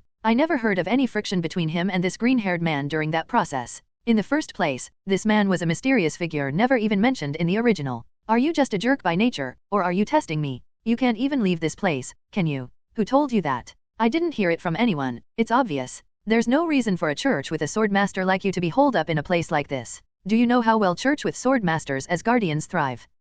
You're not entirely stupid, at least. His eyes scrutinized me. Come to think of it, you didn't let go of your sword until the very end. Impressive. Against the giant. Yes. It was a pity you closed your eyes, but it was enough to pass. His gaze mostly lingered on my right hand. The hand I used to grip my sword. So, you've managed to wield sword energy. Have you gained confidence? Think you can beat me? I'm challenging you because I don't think I can win. If I thought I could, why would I bother? It'd be a waste of time. Good. I like your attitude. I'll check your sword skills later. I cheered inwardly. I was about to stand up when the man reached out to stop me. But not today. There's still poison in your body. Let's meet again in 2 days at noon. Is that a promise? I don't break my promises. I just have other matters to attend to. *****. Even after I returned from the baptism, Syrian didn't come back for a long time. I considered going to find her, but then remembered her strict instruction to stay in the room until she returned. If we missed each other, I'd have to listen to her complaints all day. I've got a task to do, anyway. I held a thick book in my hand. It was the Holy Scripture detailing the doctrines of Hubris. I was told I must memorize it if I aimed to become the guardian. To think I'd have to study the doctrines of a god I had no interest in. I hated the idea, but it wasn't wrong. What would people say if a guardian didn't know his church's doctrines? I might not need to spout persuasive words like the priests who proselytize, but I should at least be able to recite the contents. The problem was the itchiness that came with studying after such a long time. There's nothing particularly problematic if I read through it. The god of rest. Or the god of death, Hubris. Hubris preferred to refer to his divinity as rest rather than death. This was because his duty didn't end with bringing death to life but with ensuring that wandering souls found rest. Thus, the symbol of the church wasn't a sickle representing harvest but a lantern guiding souls. A lantern in the dark night. This was the true significance of the Hubris church, leading lost souls. Most of the doctrines reflected this. No matter how sinful a soul was, it had the right to rest after death. All sins committed in life are cleansed by death. And humans, and all living beings, possess both soul and body, but Hubris only respects the soul. The reason a follower of Hubris should respect the living is that they possess a soul. Guiding the dead is also because every soul deserves rest. Therefore, a body without a soul, like a corpse, doesn't need to be respected. Although this wasn't explicitly written, it was a plausible interpretation based on the doctrine. No, it wasn't just a matter of it could be interpreted that way. When Hubris became known as an evil god in the original story, Syrian didn't hesitate to raise an army of the dead. Up until now, she hesitated because of the external perception. But without such constraints, she could do it anytime. There were also several other sinister powers beyond just raising corpses. No wonder he's called an evil god in the future. Not that other gods didn't have their own issues. The god of light, the god of war, the god of faith, the god of compassion all had aspects that were difficult to understand by modern standards. These were often explained as humans being unable to fully grasp the will of the gods. Eventually, I couldn't finish the scripture and closed it. My head felt like it was pounding. I lay down on the bed, and not long after, Syrian returned. I'm back? What were you doing? I was reading a bit and then just lay down. Did you take a bath? You smell like flowers. Yeah, I can do it every day now. If you tell them in advance, they'll even warm the water for you and sprinkle flower petals. The petals had a familiar scent, but I couldn't identify the flower because I knew nothing about flowers. In the castle, we lived so lavishly that they might have mixed several types. Anyway, the scent was quite different from what I used to. Since my natural body odor was faint, the new scent quickly permeated. That's great. You always loved bathing. Once I got in the water, I felt my whole body relax. It's a bit cramped and old-fashioned, but it's okay. It can't compare to what you used in the castle. Her white face beamed with a smile. She looked even more radiant after a pleasant bath, with her skin appearing smoother. Considering she had been through a lot recently, it seemed she was naturally resilient. What's that in your hand? Some fruits I got for us to eat together. There are strawberries too. Try them? As soon as Syrian put down the basket, she picked up some fruit with her fingers. Her hand moved directly towards my mouth. Her fingers brushed against my lips momentarily before pulling away. The warmth lingered longer than the brief touch. How is it? Sweet? I think the fruits here are tastier than those we had in the castle. Wow, you're right. They are delicious. Maybe I'll ask for some fruits tomorrow too. Let's do that. Want another one? I'll get it myself. The basket Syrian brought had apples, grapes, and strawberries in small quantities. We sat on the bed, eating the fruit piece by piece. I heard today that the ritual preparations will take about 3 days. What will you do until then? Tomorrow, I want to walk around with you. I'll introduce you to some people. I got quite close with them while you were asleep for a week. Since this building is used only by you and me, there might be some people you haven't met. The room next to mine is yours. Yeah, want to come in? It's nothing special. Your room? No, thanks. Even in Reheim, I had never been inside Syrian's room. Aside from when we were babies, even Grand Duke Eilensian never set foot in there. There was no way I could have. And frankly, I didn't feel like entering now either. For some reason, I felt a strange sense of guilt. Syrian's eyebrows twitched in displeasure. Then feed me those grapes. Eat them yourself. Feed me? I fed you earlier. Why are you acting like a child all of a sudden?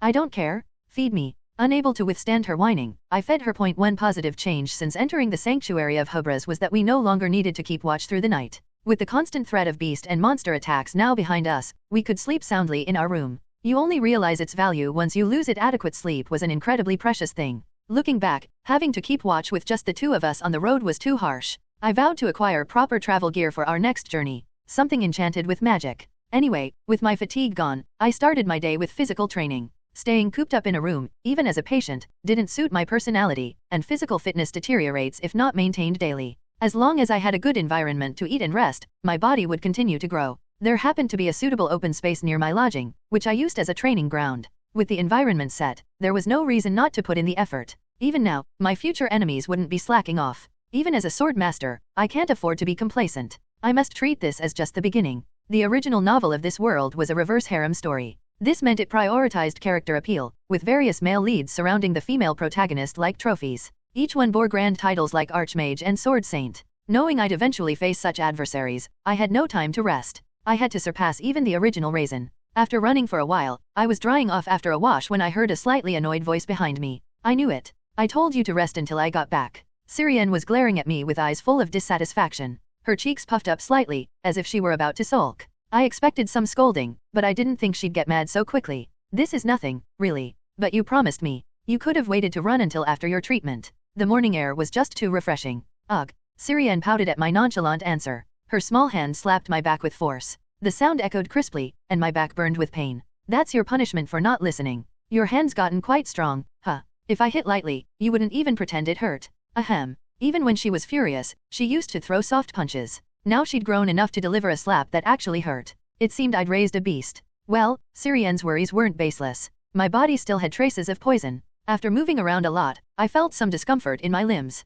I got out of breath quickly, and my body didn't move quite the way I wanted it to. But it wasn't too bad. At this rate, I'd be fully healed in a few days. Maybe even by tomorrow. It made sense, given that the church's saintess had used all her divine power to heal me. Though Hubra's divine power was not well suited for healing, sheer quantity could overcome inefficiency. Just like this. Hubras, grant me your light. After a bit of a tussle, I sat with my back to Syrian. With a calm prayer, she placed her hands on my back. Starting from where her hands touched, a warm energy spread through my body. The divine power entered me slowly, like ink spreading in water, meticulously healing every part it touched. Both mana and divine power carry the will of their users. Syrian's divine power was this careful and thoughtful because it reflected her personality. I can feel that most of the wounds are healed, but it's still not complete. Considering I was hurt by such a monster, this is a quick recovery. It's fine if the treatment takes a bit longer, as long as there are no lasting effects. Yeah, that should be okay. They said it was partly turned into a curse because the spider's lingering thoughts were so strong. That's kind of creepy. Syrian poured her divine power for over 10 minutes before finally lifting her hands.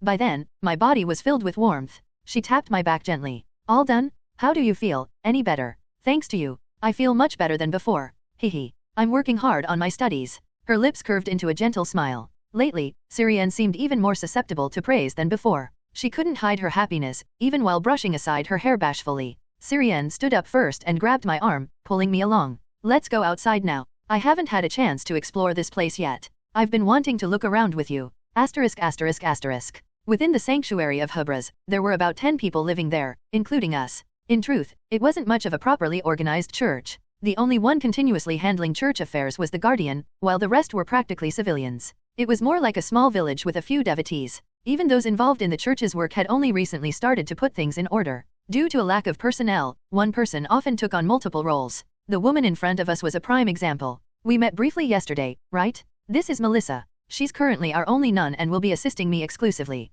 She'll also help with Raisin's duties. I'm Raisin. Please take care of me, sister. Please, speak informally. I heard you're from a noble family. I'll do my best to serve you wholeheartedly. Melissa also prepares our meals. That soup we had yesterday was her doing. Oh, it was delicious. Thank you. Melissa had a quiet demeanor, appearing to be in her early to mid-40s. A gentle smile played on her lips, accentuated by the wrinkles around her mouth. Yesterday, she had worn a devotee's robe, but today she was in a nun's habit. The habit showed no signs of wear, likely made after Syrian received her blessings. It seemed she had only just finished sewing it in time to wear it today. After the brief introduction, Melissa continued to walk around, cleaning various parts of the building. Syrian and I headed to the dining hall, where she grabbed an apple. We walked leisurely, munching on the fruit together. This is the vegetable garden. Bigger than it looks, right? They say it's maintained by everyone here. The vegetable garden looked much like the ones I was used to seeing. A low fence, barely knee-high, marked the boundaries of the plots. Tender green sprouts peeked out from the carefully cultivated soil. Syrian crouched down and gently touched the leaves of a sprout with her fingers. You know, it's been a really long time since I've seen such tiny sprouts. The garden at home only had fully grown flowers. But they did plant new ones every spring in the back garden. Yeah, I saw that last spring. So, it's been a year since I saw new sprouts. They're so cute and tiny now, but they'll grow so big by autumn. It seemed Syrian had forgotten that she herself was once very small, and even now, she wasn't very big. It was a strange feeling, like watching a child who thinks they're already an adult. Given the stinging pain in my back from earlier, I decided to keep my mouth shut. She caressed the sprouts gently, as if afraid she might harm them. Once satisfied with her exploration of the vegetable garden, she stood up. Next, we headed to the temple, the most splendid place in this secluded area. It was where we had gone for the baptism yesterday. The temple's interior wasn't much different from what we had seen, but it was my first time entering the sanctuary and prayer rooms. They were quiet, modest spaces without much adornment. I didn't think I'd be visiting them often, so I just took it in with my eyes. After offering a candle with Syrian, we returned. This is fun. It feels like we're on an adventure. Haven't we had plenty of adventures? Aren't you tired of them by now? Ugh, those weren't adventures. Adventures should be fun. Like in the fairy tales. What's wrong with fairy tales? I like them. Anyway, Raisin, you've always been like an old man. My eyes widened. An old man? You're just a kid. I swallowed the retort that rose to my lips. As a transmigrator, the last thing I wanted was to argue with a child over something like this. It was, in my opinion, far too undignified. On our way out of the temple, we encountered a child. The child's name was Lewin. At most, he was about 8 years old, with a bright and innocent face typical for his age. His expression was full of mischief, making him seem like he could cause as much trouble as Tyrion. I was surprised to see a child in this place, but even more surprising was how cheeky and impolite modern kids could be. After a brief greeting, the first question out of Luan's mouth was this. So, what's the relationship between you two? Are you dating? What? Sirian was at a loss for words. So, what's the relationship between you two? Are you dating? What? Are you two dating? Have you kissed? Kissed? You shouldn't say such things carelessly. What is this kid saying right now? A shrill noise came out of my mouth. My face flushed hot, and I fanned myself with my hands. I wanted to scold this impudent brat immediately, but Raisin just stood by with an indifferent expression. We're not dating. We've just been childhood friends. Are Raisin is my knight. So, is it strange for a saint to be with her knight? Oh, I see. I was just curious. You two are always together, so I thought you were dating. Even when I first saw the saint, you were together. That was because Raisin was sick then. When I first saw Luan, it was right after I had made a deal with the Guardian. In other words, it was a time when Raisin was in danger. Looking back, I had been quite on edge. I had even harshly pushed Melissa away when she tried to wipe Raisin's sweat. It felt like I was surrounded by enemies on all sides, unable to let my guard down for even a moment. I feared losing Raisin if I took my eyes off him for even a second. Don't you dare touch him? I thought he was sweating a lot. I'll do it myself. Move. If Raisin gets hurt any further, I'll never forgive you. Then I'll bring some warm water. It was just an expression of my fear. I didn't want to lose Raisin again. He was my precious knight. My only friend and mutual confidant. But they thought we were dating? Does that mean others see Raisin and me as a couple? My mind became tangled. I couldn't think straight, and yet a flood of random thoughts crowded my head, making it spin. I felt strange noises in my ears. The world spun around. I wanted to stamp my feet, but I held back, fearing it would look odd. The sun's rays suddenly felt harsh. Somewhere in my chest. Or maybe my cheeks. Sometimes it was the inside of my throat that kept tingling. Calm down. At least I've managed to cover it up for now. Raisin said we were childhood friends. I said Raisin was my knight, so we were together. Cover up? Was this something to cover up? I didn't like it. The child who had asked nodded quickly in understanding, but I was still in turmoil. I felt irritated. I couldn't explain it specifically, but it was annoyingly frustrating. I bit my lip without thinking. It hurt. If only it was just pain, but I felt an unjust resentment toward the whole world. The tree next to me seemed to mock me. Should I just cut it down? Does it know that my only weapon is an axe? An axe is a weapon meant to cut down trees. No matter how sturdy you are, you wouldn't withstand my chopping. Behave before I get angry. The impudent, rude, and irreverent brat was a problem too. Luan, who had messed up my head like this, quickly turned his attention elsewhere. Oh, there's Aunt Melissa. I think she's calling me. I'll go. Okay, be careful not to trip. Sure. Is he running away? Should I not let him go? Raisin let Luan go, as if nothing had happened. I felt annoyed by that as well. In the end, I was the only one who was agitated in this situation. This made me look like a petty woman. Raisin cautiously stepped into my line of sight. Sirian, are you angry? Of course not. There's no reason for me to be suddenly angry. Right. It's just that your expression didn't look good. How did it look bad? Never mind. I must have been mistaken. Yeah, you must have been. I don't know. I don't know why I'm like this, or why I got angry at the kid's words. What do I want to be with Raisin? At first, I wanted Raisin to be my knight alone. So yesterday, we held a private knighting ceremony. I was happy. It felt like I had fulfilled a long-cherished wish. The hill we were on felt like a cloud, and every step was like walking in a dream. In that moment, my world consisted only of Raisin and me. In such a world, I felt I could live forever. Why did I feel embarrassed when asked if we were dating? Being asked if we were dating obviously implied something. It meant asking if we were in love. Love. I've heard the word often, but I don't really understand what it means. My parents were undoubtedly in love. You could tell just by looking at their eyes. Their gazes dripped with affection. And they loved me too. I definitely grew up receiving love. Both were love. The love between a man and a woman and the love between parents and a child are said to be different, but how exactly? A night when the stars scattered brilliantly. I heard something similar while sitting in my mother's lap in a rocking chair. It was when I asked how she and my father first met. We met at a debutante ball. We were already engaged, and I fell for him first. Really? What was Dad like back then? Was he incredibly handsome? Your father was as sharp as the winter wind. He acted as if he had gathered all the world's chill. I don't know how many noble girls he made cry. Was he like that to you too? No, I thought I was engaged to a scary man, but he treated me warmly. Since I was so scared, he always kept a distance of about 3 steps. I never imagined I would fall for those mere 3 steps. I was about 5 years old then. My mother smiled warmly as she looked at the sky. It was a smile that radiated cozy happiness. I envied my mother's smile. I wanted to be someone who could smile like that someday. Sirian. Love is an emotion that can change your entire life. It can block your eyes and ears, make what you thought was natural seem unnatural, and turn what you liked into something you dislike. Turn what you liked into something you dislike. Huh? I thought the 3 steps he rigidly maintained were a protective barrier. I felt safe as long as he kept those 3 steps. But as time passed, I began to hate those 3 steps. Did Dad do something to make you hate him? No. Dad was the same as always. He was a very polite fiancé. I liked that. I thought there should be manners and dignity between a man and a woman. I still think so. But it wasn't always pleasant. My mother clasped my hand tightly. Maybe because of that memory, I grabbed Raisin's hand too. Raisin, though flustered, silently complied. Only then did the knot in my heart begin to melt away. It was absurd. A heart so complicated and tangled unraveled so easily. It felt like my mother's voice was clear in my ears. After getting to know each other so well, I thought it would be okay to get a little closer. Not 3 steps but 2. Maybe even 1 step. I hated the barrier that had protected me so much. So did Dad come closer? No. He's always been like a stone. He was so clueless that I suffered a lot. You said that before too. That Dad is clueless. Yes. He's really clueless. My heart was always fickle, but he never wavered. I wanted him close but also wanted him far. Still, Syrian. Hearts are like that. They waver and complain, and through that, they come to understand. Sometimes, I resented Raisin, but in truth, I couldn't hate him. Even when he called me a childhood friend. No matter how Raisin introduced me, I wouldn't have liked it. Honestly, Raisin wasn't at fault at all. It was all my childishness. The important thing isn't your heart's complaints, Syrian. It's why your heart wants to complain so much. When you only see one person in the whole world, when you only hear one person's words no matter what music you listen to, then you'll understand. Understand what? Love. Raisin, I have something to say. Yes. Well, you jerk, slow down a bit. My legs hurt. Oh, sorry. Even now, I couldn't admit it.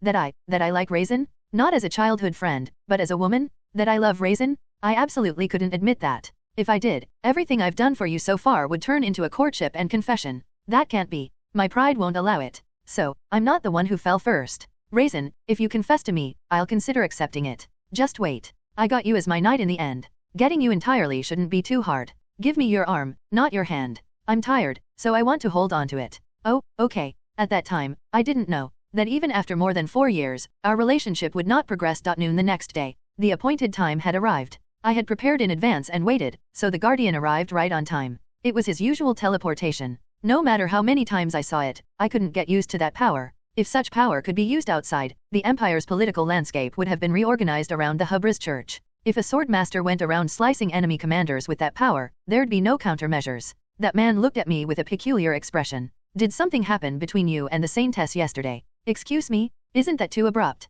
She seemed a bit off. Like she couldn't sleep. Ah, well, it's nothing significant. The guardian's eyes twitched. He seemed suspicious, but it was hard to explain in detail. After being questioned by that kid, Lewin, yesterday, Syrian had been out of sorts all day. She looked a bit angry, so I couldn't approach her easily. But would she really get mad over something like that? Understanding the mind of a girl that age was impossible. It slightly reminded me of bad memories from the modern era. Don't make your friend's boyfriend your own. Both of you will get hurt, you inconsiderate brats. Really, it's nothing significant. We didn't even fight. All right. As long as it doesn't affect the ritual, it's fine. Is the ritual that difficult? It's not difficult, but it can be painful. I can't tell you the details. Seeing him like that, I figured no amount of prying would get me an answer. He hates tiresome arguments. It might be better to change my approach altogether. So, what would be the best thing to say? There's nothing you can do. Just stay with her until the ritual. Cheer her on. Yes, well, let's do that. Pick a sword. Let's check your skills first. On the appointed day, the guardian brought several swords.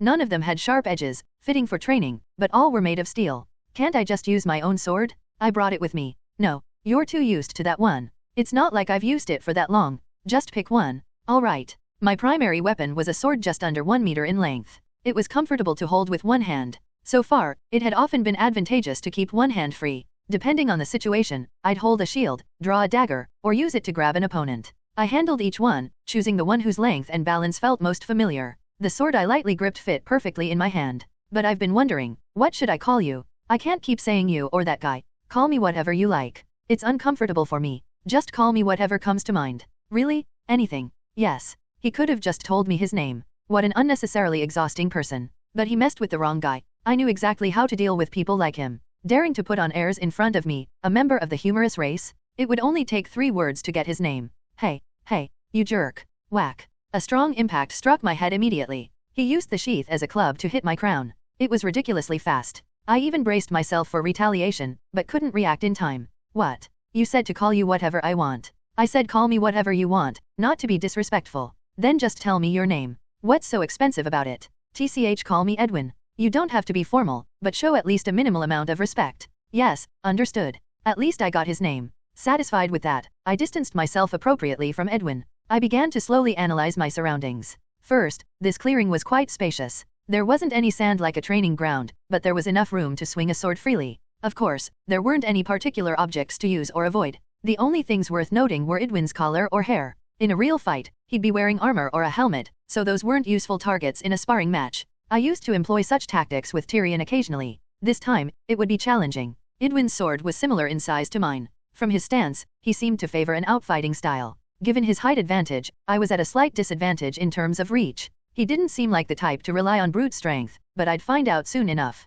I didn't think optimistically about it. Do you use sword aura? Use it to your heart's content. I'll only use as much as I need. You sound confident. Well, you won't even touch my collar at your level. I'd heard this kind of confidence before. I felt an urge to scratch that arrogance. Really? How about a bet? No. If you're not confident, just be honest. Come on, it's not like I'd tease you for it. If I accept, you'll gamble everything just to tear my collar, right? There's no reason to damage my intact clothes. I want to see your skill, not how crazy you are. I was at a loss for words. If you're done with idle talk, let's begin. Asterisk asterisk asterisk. My opponent was a sword master, clearly stronger than me. No need to test the waters. I lunged with sword aura from the start. Crackle. Red sparks flew before my eyes. Thanks to my improved condition, the light was much stronger than last time. Black sword aura sliced through the air multiple times. Edwin didn't use his usual teleportation, but his movements were still fast. Slowly, I pressured the space, making it impossible for him to only dodge. Eventually, he had to move his sword. When our blades met, a powerful shock made us both step back.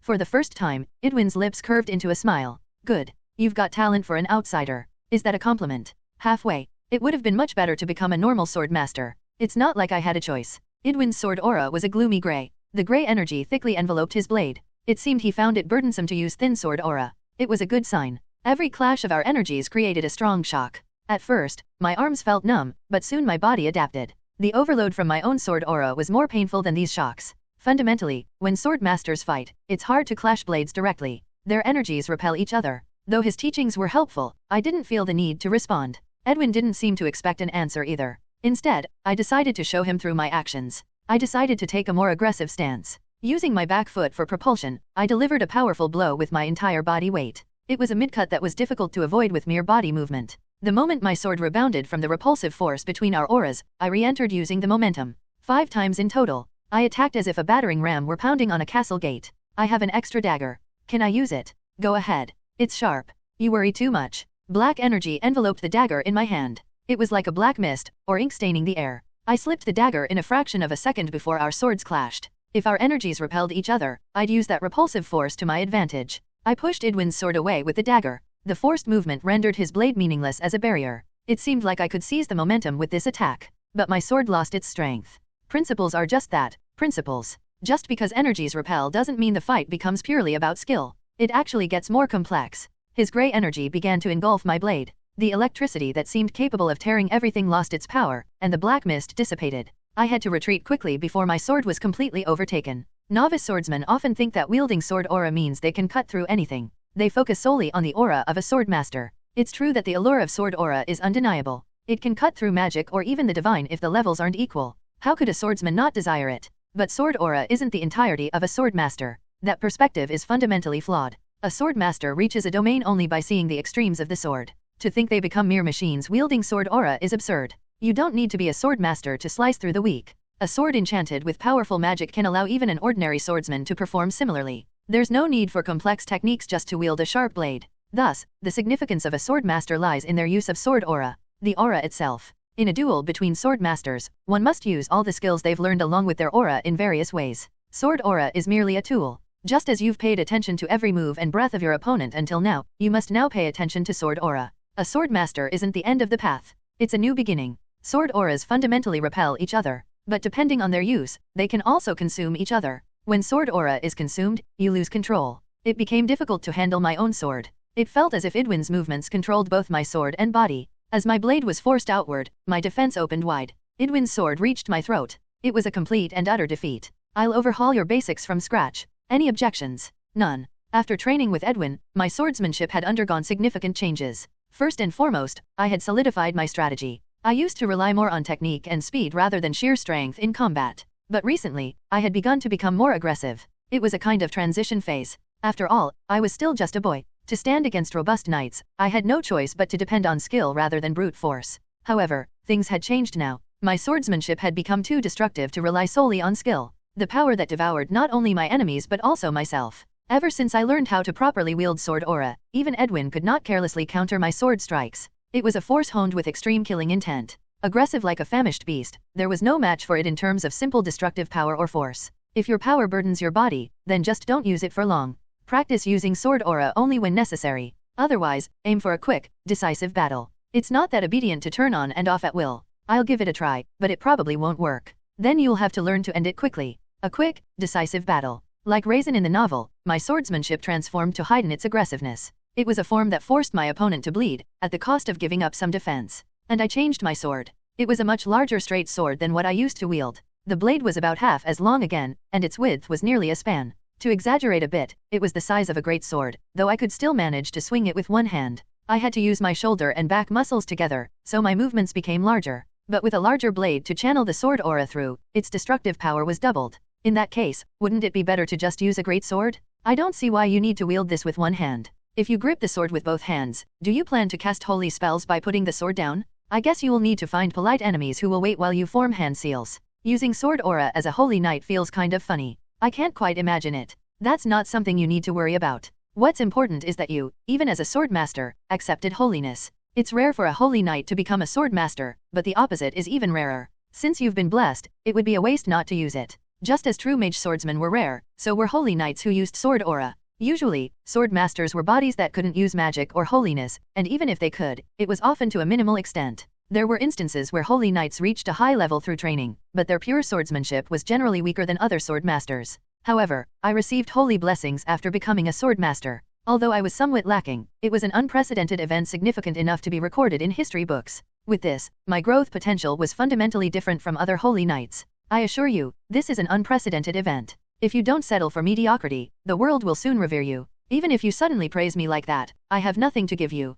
I don't need anything. As I've always said, just support the saintess well. Also, help expand the faith while you're at it. I'll do that without being told. To me, Edwin was the perfect sparring partner. Having someone to exert my full strength against without worry was rare. In typical sparring, I had to hold back to avoid injuries. But with Edwin, there was no such concern. He was far stronger than I was, an overwhelming force whose origin I couldn't fathom. Even at full strength, I had no fear of injuring him, and he even provided guidance. Thanks to him, my skills were improving rapidly. Every time I unleashed a full force strike, I adjusted my sword technique, refining it with each exchange of blows. Sometimes, I tried to imitate Edwin's swordplay, and at other times, I aggressively encroached on his techniques. It's best if you give up on trying to copy me. It's not something you can easily mimic. I feel like I could get the hang of it if I keep trying. It'll be tough. But that doesn't mean it's impossible, right? I clearly distinguished between what was possible and what wasn't. Just because I decided not to rely on technique didn't mean I was abandoning it entirely. There's a clear difference between choosing not to use something and being unable to use it. And so, day by day, I swung my sword with Edwin for hours. Surprisingly, he sparred with me as much as I wanted. *****. Melissa bowed her head politely. There's still some time before the ceremony begins, Saintess. In the meantime, would you like to greet the others? Thank you. I'll be there shortly. In front of the only temple within the sanctuary, the deep night had settled over the temple. Several lanterns hung in front of the grey temple. The crimson light from the lanterns rippled like waves over Syrian's silver hair. Under the ethereal glow, her hair was more beautifully arranged than usual. Her side hair was neatly braided and tied back, and her well-combed locks cascaded down to her waist. Melissa placed a black veil over Syrian's head. The translucent veil spread wide over her back. The black fabric covered half of her delicate face. From my angle, I could only see Syrian's lips. Syrian smiled slightly. Having seen that face for so long, I could tell. It was a fake smile. She was forcing herself to smile to hide her trembling emotions. They say the ceremony will take quite a while. About a month. I'll wait outside. If it gets too hard, you can give up. I'm not giving up. What do you take me for? Syrian grinned mischievously. Thankfully, this time, it was a genuine smile. Unlike the shabby clothes she wore after leaving the castle, Syrian was now properly dressed in the robes of a saintess. The pitch-black silk, like the night sky itself, softly wrapped around her body. Through the wide sleeves, I could see the evening gloves she wore, with one finger hooked through. So, when I held her hand, I could feel both the silk and her skin at the same time. I heard her take a deep breath. Raisin, this might sound strange all of a sudden, but do you remember my cousins who were at the castle with us? Of course, I remember. You were worried about them even when we went to the cabin. Several branch families of Islandia were staying at Reheim Castle. Syrian cared deeply for the younger cousins from those branch families. She had never considered social status when forming attachments. Even when her own life was in danger, she was more concerned about her younger cousins. Syrian's hand squeezed mine tightly. There was a desperation in her grip, like someone clinging to a branch at the edge of a cliff. I wondered what she was about to say that made her hesitate so much, but what came out of her mouth was completely unexpected. Those kids. Could you kill them if I asked you to? Even the children of Count Roxson? Yes. All of them. Some of them might be the ones you're close with. If I asked you to kill them too, could you do it? I couldn't answer immediately. There were a few faces that came to mind, and I needed a moment. But ultimately, my conclusion was the same. If you wish it. Thank you. I needed to ask, even if just once. Why so suddenly? When you were asleep, I sent some people out to gather information.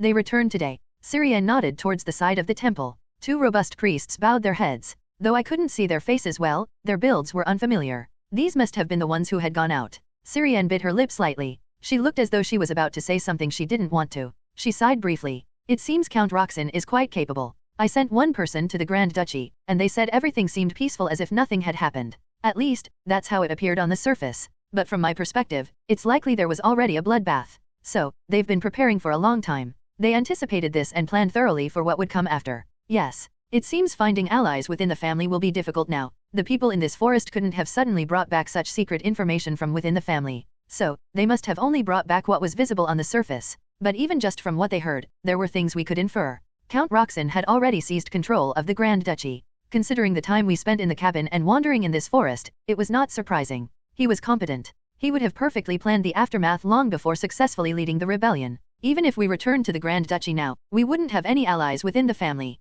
If there were any, they would be very few or already dead. This meant that if my beloved cousins were alive now, they could be our enemies. They might have been accomplices from the beginning. Syrian seemed to lean towards the likelihood that they were traitors from the start. And before we go to the Marquisate of Ellerin, we have something to do. The old Marquis died of illness. Now the young Marquis is waiting to succeed. Are we changing our destination entirely? For a while. We'll visit eventually. We'll keep heading northeast. There's something we need to take care of there. What is it? Syrian came close to me. She stood on her tiptoes, and I bent one knee to match her height. Soon, our foreheads touched, and I heard her whisper, "This one order alone is not enough. Let's gather people who will become our strength. From the streets. Those who, like us, were abandoned by someone and wounded. Those who, having endured terrible pain, had turned into blind beasts." A month later, Syrian successfully completed the ceremony, and 4 years passed. Requitas, the lawless zone. A city now more famous by its nickname, the lawless zone, than its original name. In the slums of Requitas, rumors spread that you could kill someone for a mere handful of bread.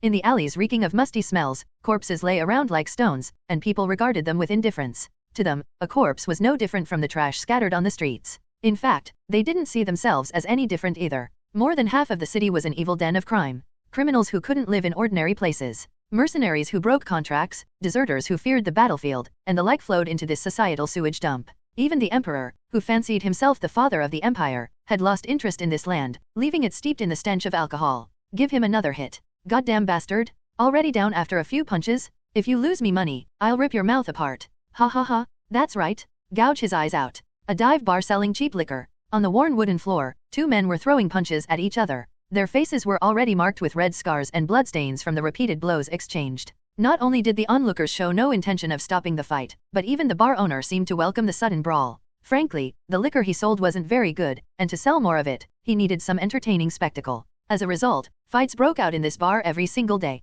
It wasn't particularly unusual to see 2 rough men fighting. It wasn't a large-scale brawl involving dozens of people. Thus, something out of the ordinary referred to a different type of event. For instance, seeing a well-dressed man and woman enter this shabby place. A swordsman exuding an aura of danger. A lady so valuable she wore a veil to hide even a single strand of hair and the slightest hint of her eyes. As soon as the 2 entered, the bar fell silent. Even the men who had been punching each other stopped their fight momentarily. In the halted time, the 2 moved leisurely. The swordsman took a seat close to the owner, and the lady silently followed to sit beside him. 3 silver coins were placed in front of the owner. "Give me a drink of whatever you're best at. The lady next to me will be fine with just cold water." That seems like too much money for that. Isn't it good to receive more? If you're just planning to buy drinks. The owner was a seasoned man. In a rough place like this, running a bar naturally required experience. Instead of hastily grabbing the silver coins, he picked up a glass first. "If you order what we're best at or the most expensive, there's always one drink I serve. It's called Tomorrow's Tears. I'm curious about the origin. It means if you drink it, you'll wake up tomorrow.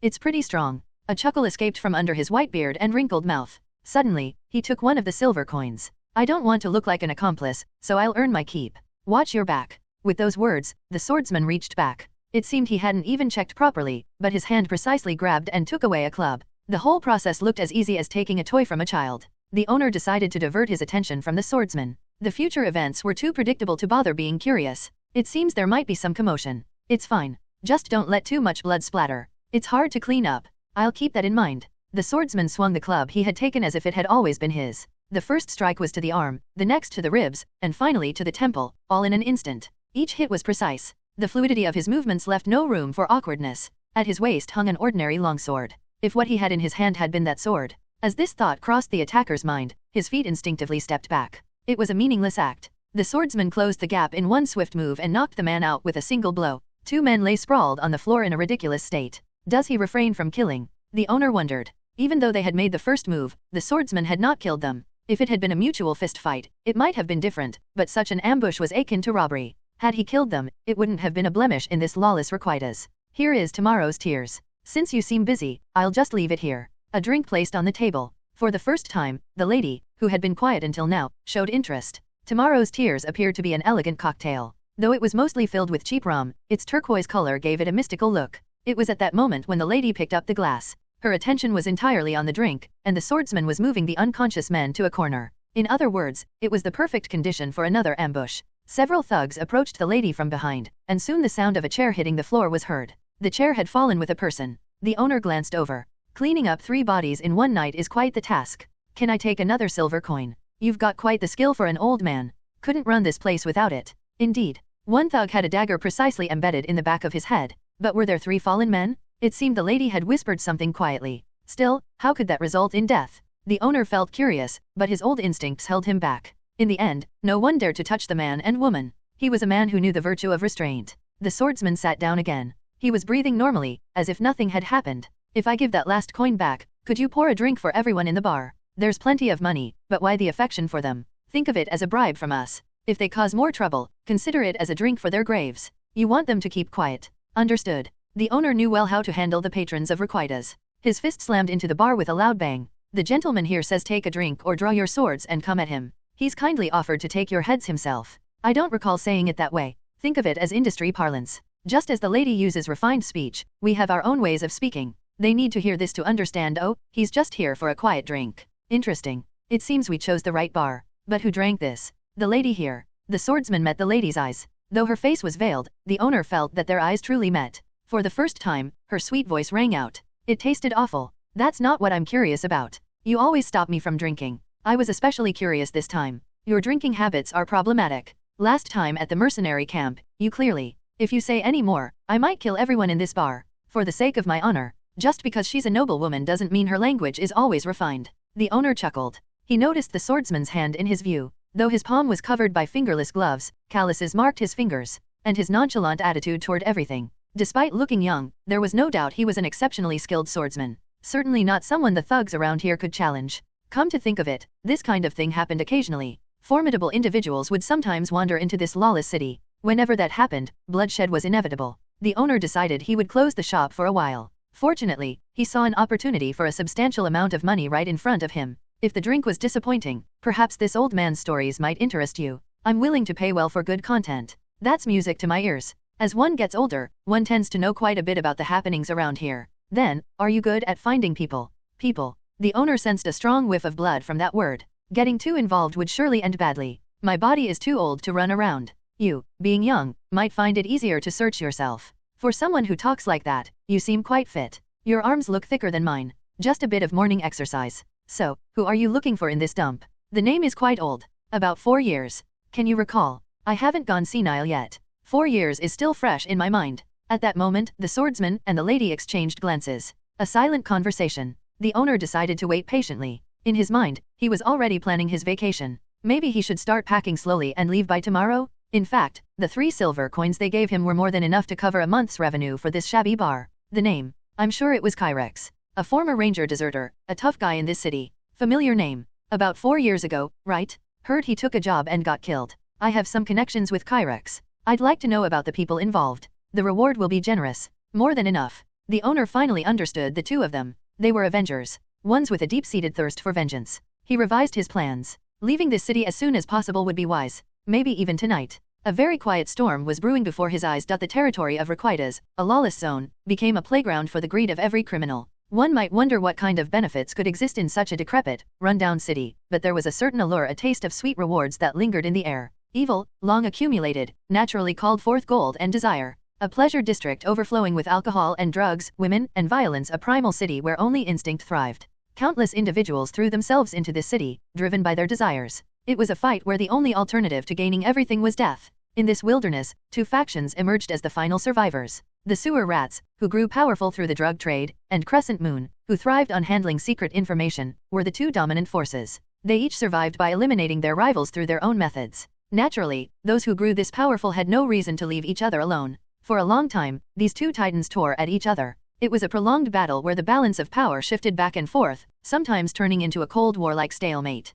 The reason this old conflict is now spoken of as a thing of the past is simple: the recent strife between the two factions had essentially come to an end. Even the tavern owner didn't seem to know the full details. He only mentioned that at some point, the tide turned sharply. A monster-like figure had appeared, and thanks to him, the sewer rats had essentially taken control of Requitas. Now, the Crescent Moon was little more than a ragtag group of survivors. Take over the city with those trash? I don't know who this guy is, but I'd like to see his face at least once. The sewer rats. Drug addicts high on mullet flowers. The stench of blood and water that came from their side effects was likened to the smell of sewage, which is how they earned their derogatory name. To the public, sewer rats referred to such depraved lives, people who sold their souls for a fleeting pleasure, trading their freedom for an addiction so strong that they became slaves to it. Without their drugs, they were no better than corpses, utterly incapable of getting involved in the city's power struggles. Yet, in this city of sin, the term sewer rats was used in a broader sense. It encompassed everyone, from those who made and sold drugs to the dealers who sometimes even sold the addicts as goods, and the higher UPS who reaped all the profits from behind the scenes. In a way, the derogatory term had become the name of the organization itself. Tyrion and I had made all those sewer rats our enemies. I've got a debt to settle with those sewer rats. On the day Tyrion died and Hina set out on her long journey, our first enemies were those sewer rats. We recognized them by that distinct stench of blood and water, knowing they had come to kill us. The sewer rats were the most direct enemies of Tyrion and Hina. And that wasn't all. Even though Edwin had killed him, we still had a debt with the pursuer who had chased us. Crooks, the tracker, had been paid by the sewer rats. This meant that the ones who worked alongside him in the same place were still alive. Even though those scum were now corpses, our resentment hadn't disappeared. It was too deep a pain to swallow. The memory of that day remained in our hearts like a thorn that hadn't yet been pulled out. Even now, just touching that thorn made my chest ache as if it were freezing. Especially when I thought of Tyrion and Hina, it felt like something inside me was being sliced open by a knife. This was a pain that only Tyrion and I shared in this world. There might be a way to avoid aggravating the thorn. If I don't think about them, it won't hurt. Perhaps that's one way to live. But we decided to boldly pull the thorn out. You know, my employer said something interesting. He told me to erase you from this world. But here's the thing, there were no instructions to kill you gently. I've heard the young lady is quite beautiful. The voice, vivid in my memory, seemed to echo in my ears. The words were worthless, but there was something that stuck with me. The phrase erase you from this world. Luckily, we weren't erased. So now, isn't it time for us to erase them from this world? A turquoise cocktail slid down my throat. It's definitely not a flavor Tyrion would like. I had expected a bit more from a cocktail, but it wasn't particularly tasty. It lacked the sweetness that Tyrion might have enjoyed, tasting instead like a mixture of strong liquors. The pungent scent of alcohol stung my nose, with no trace of any fruity, aged, or woody notes. Drinking something like this would surely have me bedridden the entire next day. There was probably a reason why the drink was named Tears of Tomorrow. In the end, I didn't finish the drink. But it didn't matter, since the drink wasn't my goal anyway. Thanks for the valuable information. Is this enough for payment? It's more than enough. I'll put it to good use. Having heard everything we needed, there was no reason to stay in the tavern any longer. Silence saw us off as we left the establishment. On the way out, I caught a glimpse of the owner. He was cleaning up the 3 corpses that Tyrion and I had created. I had killed 1, and Tyrion had killed 2. At least in that tavern, there wasn't anyone who could recognize the power of hubris. To the untrained eye, it must have looked like we killed them without even lifting a finger. There are plenty of skilled swordsmen, but not many could deliver such a death. The unknown would surely become fertile ground for fear to grow. Come to think of it, Tyrion seemed a bit upset about the drink earlier. I should probably buy a snack for her on the way. It looked like she wasn't completely over it yet. As our mercenary life went on, Tyrion had grown accustomed to eating all sorts of things. In fact, even back at the cabin, she was less picky about food than Tyrion. However, it didn't mean she had lowered her standards. Just like in the Forgotten Forest, Tyrion's senses were sharp. Even though my physical abilities had improved drastically since becoming a sword master, I still couldn't surpass Tyrion in terms of sensory perception. That's why, even when we moved through battlefields, it was always Tyrion who conducted the searches, relying on her keen senses.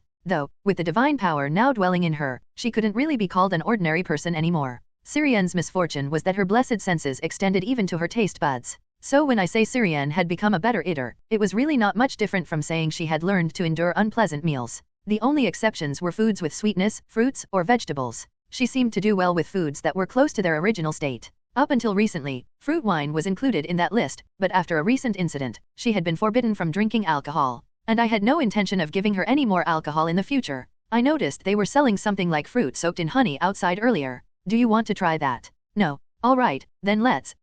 I saw it too, but I'm not eating it. That wasn't honey. They mixed in something weird, and the smell was awful. Syrian waved her hand near her nose. Even though I couldn't see inside the face mask she was wearing, I could almost feel her grimace. If Syrian refused something sweet, it meant it was truly inedible. I had considered stealing a bite if she bought it, but it was a relief I didn't. Is the smell here bothering you much? It's better than before. Over there, the stench was so strong it felt like my nose was going numb. The back alleys were especially bad. Specifically, the ground reeks of neglected sewage, and the people smell like a mix of sweat and alcohol. In the back alleys, there's the scent of blood and old corpse rot. Oh, and I heard a scream just now, though that's not a smell. I hear it too. 3 men, no, make that 2 men and 1 woman, right. There was a small scuffle going on in a nearby alley. It was likely 2 or 3 alleys away from where we stood. In a lawless zone like this, just being a woman made you pray. As pitiful as the situation might be, we weren't obliged to help. Besides, judging by the fact that the men screamed first, it seemed the woman could hold her own. Since arriving in Requitas, we'd witnessed such fights more than once.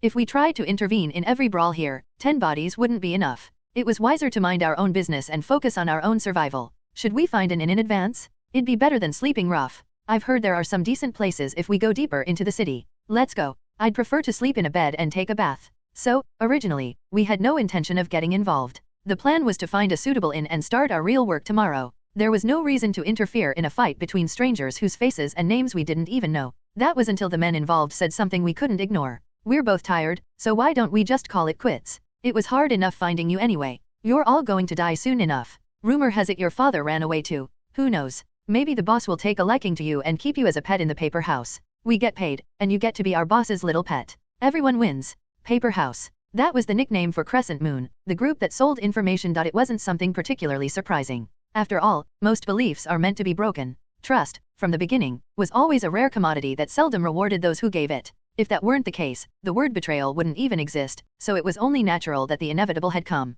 It wasn't exactly a new occurrence, but a bitter taste lingered in the girl's mouth. Her green eyes scanned the lifeless body lying before her. It was a woman's corpse, one she was all too familiar with. A childhood friend with whom she had spent her early years, the very person she had relied on during the most perilous moments, had just been killed by her own blade. In this hellish place devoid of law and morality, childhood was synonymous with the time when you were the weakest. A friend who had been her solace through harsh training and constant threats from enemies who sought her life. Perhaps that's why she had been too soft. She had known for some time that her friend was up to something suspicious but hadn't questioned it. She didn't want to believe that her only friend had betrayed her. Maybe she was simply too afraid to hear the truth, running away from reality like a coward. In the end, she had to pay the price for being a coward. Her friend's betrayal led to the exposure of their hideout, and in that moment, the girl had no choice but to kill the enemy closest to her. The image of her friend's face, blood pouring from her mouth, was not easy to forget. Had their eyes met at the last moment? She couldn't quite remember. Suddenly, the girl felt a tightness in her chest. At times like this, it was almost better to feel physical pain.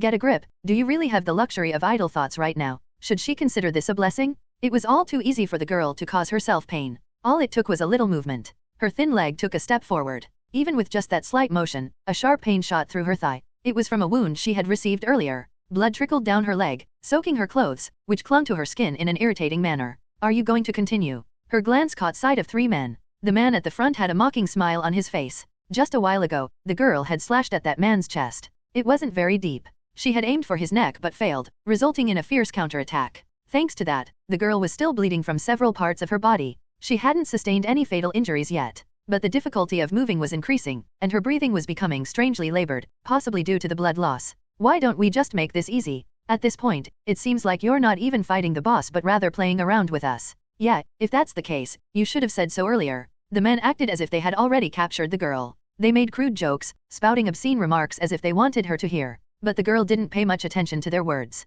It wasn't the first time she had been threatened like this. Living in Requitas, one would hear threats like we'll kill the men and rape the women at least once a week. Somewhere else, there might be people who spoke the opposite, but here, such threats were common. Yes, their words were of no consequence. In fact, their stupidity was almost pitiable. These men had probably only ever encountered prostitutes in the southern pleasure district, yet they seemed to believe that all women were embarrassed by such vulgarities. However, despite their stupidity and vulgarity, the real problem was that their skills couldn't be underestimated. Their coordination is too tricky. The training she had undergone so far did not betray the girl. With her skills, she could at least take down one of them. But there were 3 enemies, and their coordination hinted at experience. Coordination, it meant they weren't just thugs relying on brute strength. Then they must be mercenaries. The most frequent visitors to Requitas were usually mercenaries. This lawless land was close to the front lines where they were in conflict with demonic forces. There was a reason why vast amounts of gold flowed into this insignificant city. Being a mercenary was a well-paying job, but whether one would survive the next battlefield to actually receive that payment was uncertain. Since wealth was useless if you died, many of them lived recklessly. Mercenaries who had received their pay would spend their time indulging in the lawless zone. When their money ran out, they would head back to the battlefield, and Requitas would periodically bribe the surrounding nobles. The bribes would then be used to pay the surviving mercenaries. That's why, besides the simple-minded thugs, there were often seasoned mercenaries in Requitas. Some of the visitors, realizing how profitable the business here was, chose to stay. Those men must be one of those cases. This time, the usual empty threats might actually become a reality. If things become impossible, I'll have to take my own life. If she were captured like this, the girl would become nothing more than a war trophy. She had never heard of any family members of rival bosses being treated well in Requitas. The most comfortable ending was death, but even then, they often mutilated the body as a lesson to others. If she couldn't preserve her honor after death, she at least had to avoid the disgrace she would face while alive. Just as the girl steeled herself, the men's swords began to close in on her throat again. Despite their crude jokes, they didn't leave any openings. The girl tried swinging her sword several times, but each time, they blocked it and counterattacked.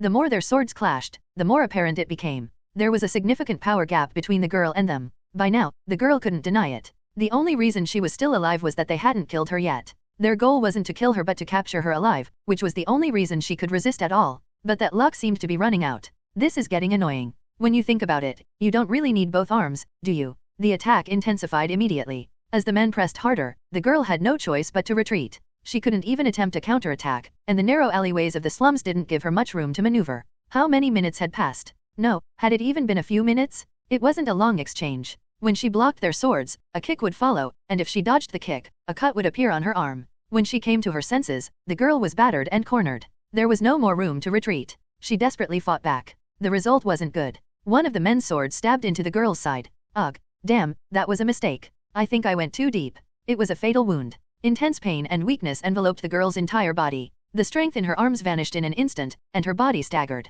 One of the mercenaries didn't miss the opportunity. The girl's sword was taken from her, and her hair was grabbed. Despair spread across the girl's face. Regret surged within her. She should have slit her own throat the moment she was cornered. The mercenary drew back his arm as if to slap her. If his palm had connected, it would have left a bright red mark on her cheek, but his intention was thwarted. A hatchet suddenly flew out of nowhere and lodged directly into his head. Guh.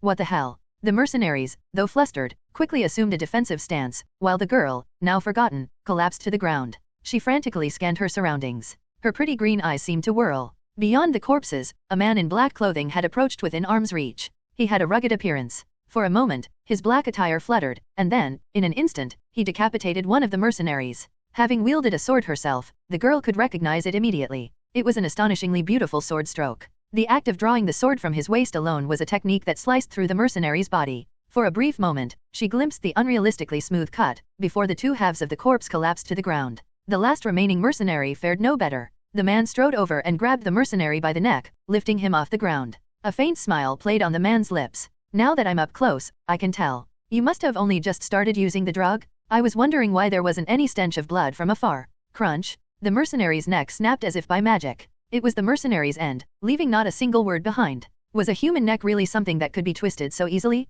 Even a chicken's neck wouldn't break that easily. The girl swallowed hard. Time stretched, every moment feeling eternal. 3 lifeless bodies lay sprawled on the ground, and finally, the man turned and looked at the girl. She saw his dark black hair and piercing blue eyes. The moment their eyes met, the girl felt like she couldn't breathe.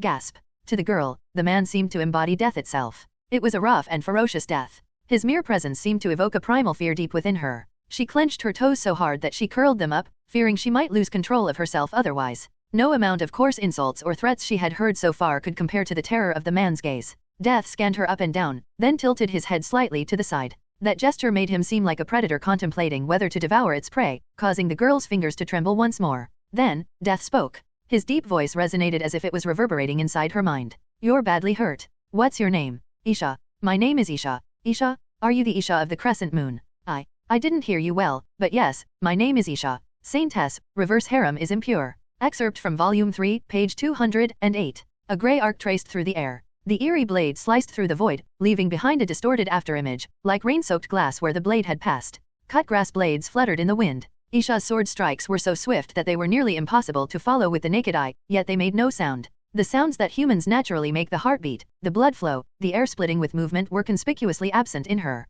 Because of this, Isha's sword seemed almost formless. Since the battle began, everything felt surreal, as if in a dream. Her presence was so faint and indistinct that her position kept slipping away. Even when my neck was nearly severed in an instant, I didn't realize it until it was too late. Isha's figure vanished from sight again. Where would she be next? Behind me? Above? Or perhaps below? My mind and senses couldn't keep up. The shadow's blade struck at us once more. At a glance, she seemed a few years younger than Syrian. Isha was a girl with striking grey hair and vivid green eyes. Her first impression, if you could call it that, reminded me of a small, skittish animal like a squirrel. Given that she was the daughter of the guild master, I had expected a fierce, feline-like appearance, but instead, she exuded a gentle and calm aura. Hick. The girl shrank back. Was it because she had been saved just before death? The moment our eyes met, her anxiety surged. Well, it was a natural reaction. Anyone could panic when they were on the brink of death. And even more so for a young girl. I tried to speak in the calmest voice possible, hoping not to startle her further. You're badly hurt.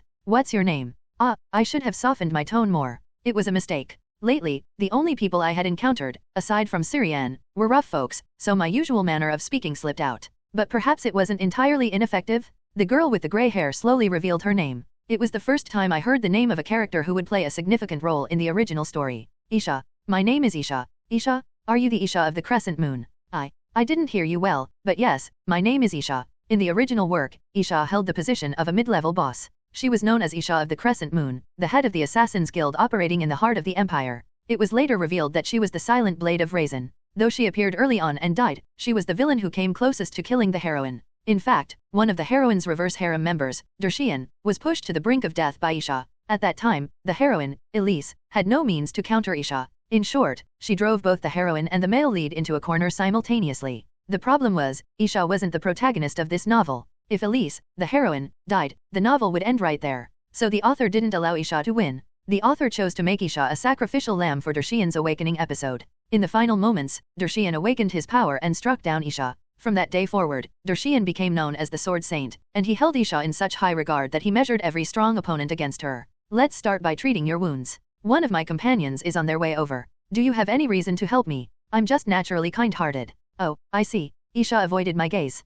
I couldn't see her expression, but I guessed she understood my excuse. Maybe she accepted it because, in truth, I am kind-hearted. In the meantime, Syrian approached. She looked at me, then at Isha, before extending her pale hand. I'll start with the healing. Is this where you're hurt? If you touch me, your clothes will get stained with blood. I don't mind. Syrian's divine power flowed over Isha's wounds. It was a grand and sacred power. Just as I hadn't been idle these past 4 years, Syrian had honed her skills as a saint. The large wound visibly started to heal. At the same time, Isha's eyelids seemed to slowly close. It was the power of repose. Hubra's divine power wasn't well suited for healing, but once the patient was asleep, its efficiency improved significantly. It seemed that sleep was considered a form of rest. Suddenly, I feel sleepy. Yes, you're probably feeling drowsy. It's okay to sleep. Once you're well rested, we'll talk. Syrian placed her hand on Isha's forehead. Soon, Isha fell asleep with a peaceful expression, her breathing soft and steady. Requitas was a place teeming with crime, so much so that its nickname, the lawless zone, wasn't an exaggeration. But if every part of the city was dangerous, there would be no customers bringing money to this place. In the south, where the red light district was located, the streets that had been bustling during the time of the ruling noble family still maintained a semblance of order. Though the legitimate noble house had vanished, the people who ruled the city hadn't disappeared. No matter who held power in this lawless zone, their goal was always the gold that Requitas attracted. But without a minimum guarantee of safety, customers wouldn't come here with their money. Someone had to maintain order in this city. In Requitas's red light district, it was the criminal organizations that kept the peace. Did you settle her in? Yes, I laid her on the bed in that room over there. Just to be safe, I tied her arms loosely. When she wakes up, she'll understand the situation. Got it. We took the sleeping Isha and found lodging in the southern part of Requitas. We had plenty of money, so there was no need to choose a shabby place. As a result, the saint was in high spirits for the first time in a while. Oh, Raisin? Come lie down on this bed quickly. It's so soft and comfortable. You're right.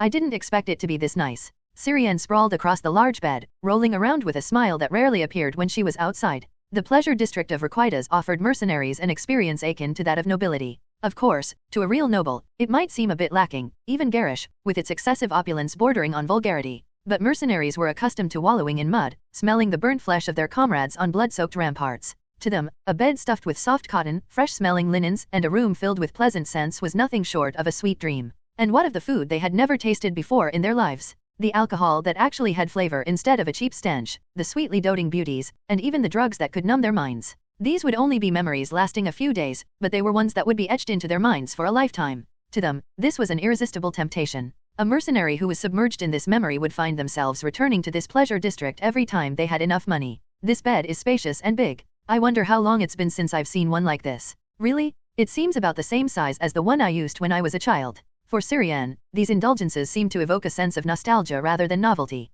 It wasn't like she was experiencing them for the first time, rather, it was as if she was encountering something similar to what she once had. Still, it didn't seem likely that Syrian would become lost in this city. But this pillow isn't great. It looked fine, but the material isn't quite right. Do you like the rest? Well, overall, the aesthetic is lacking. It feels like they just plastered everything together without understanding what's truly beautiful. As the young lady of Duke House and the Saintess of Hubras, the standards of the Grand Duchess were far too high for a mere inn in Requitas to captivate her. While I sat on the edge of the bed, Syrian ate grapes beside me, commenting on how nice it was to have such delicious fruit. Her delicate lips curved into a rounded shape. Smiling softly, Syrian then moved closer to me, leaning against my back. Want to try one? Her words were phrased as a question, but as usual, Syrian didn't really care about my opinion. Her soft fingers brought a grape to my lips. It was placed in my mouth before I could respond. She'd always liked sharing snacks like this, so it wasn't anything new. But what followed was a little unexpected. Familiar arms wrapped around me from behind, and it felt as if Syrian's breath brushed against my back, as though she had buried her face there. Why this all of a sudden? Just felt like it. Is that a problem? No, it's not. I'd prefer if you said I could do as I please at times like this. You can do as you please. With a playful yet gentle tone, Syrian chuckled at my response. It was a genuine, unrestrained laugh, the kind she often made back at the castle. Hearing it again was pleasant. So, give me a piggyback ride. What? You carried that girl, Isha, so easily. Do you not want to carry me? She was injured, and you're the one who put her to sleep. So, are you saying no? No, ma'am. Please, climb aboard, Lady Grand Duchess. As I got down from the bed and prepared myself, I soon felt her weight settle on my back. Syrian seemed satisfied, resting her cheek against my shoulder. When was the last time I gave her a piggyback ride? It was probably on a rainy day, when we were returning to the cave in the sanctuary's forest. Compared to then, Syrian had grown a bit taller. Perhaps her heartbeat had grown louder too, as the steady thumping seemed to reach my ears. Her warmth, however, remained the same, radiating softly against me. As I carried her, Syrian's fingers idly traced circles on my shoulder, her voice lowering as she spoke. I just remembered something from when I was little. When I couldn't sleep, the nursemaid would carry me like this and sing me a lullaby. Do you want me to sing you one too?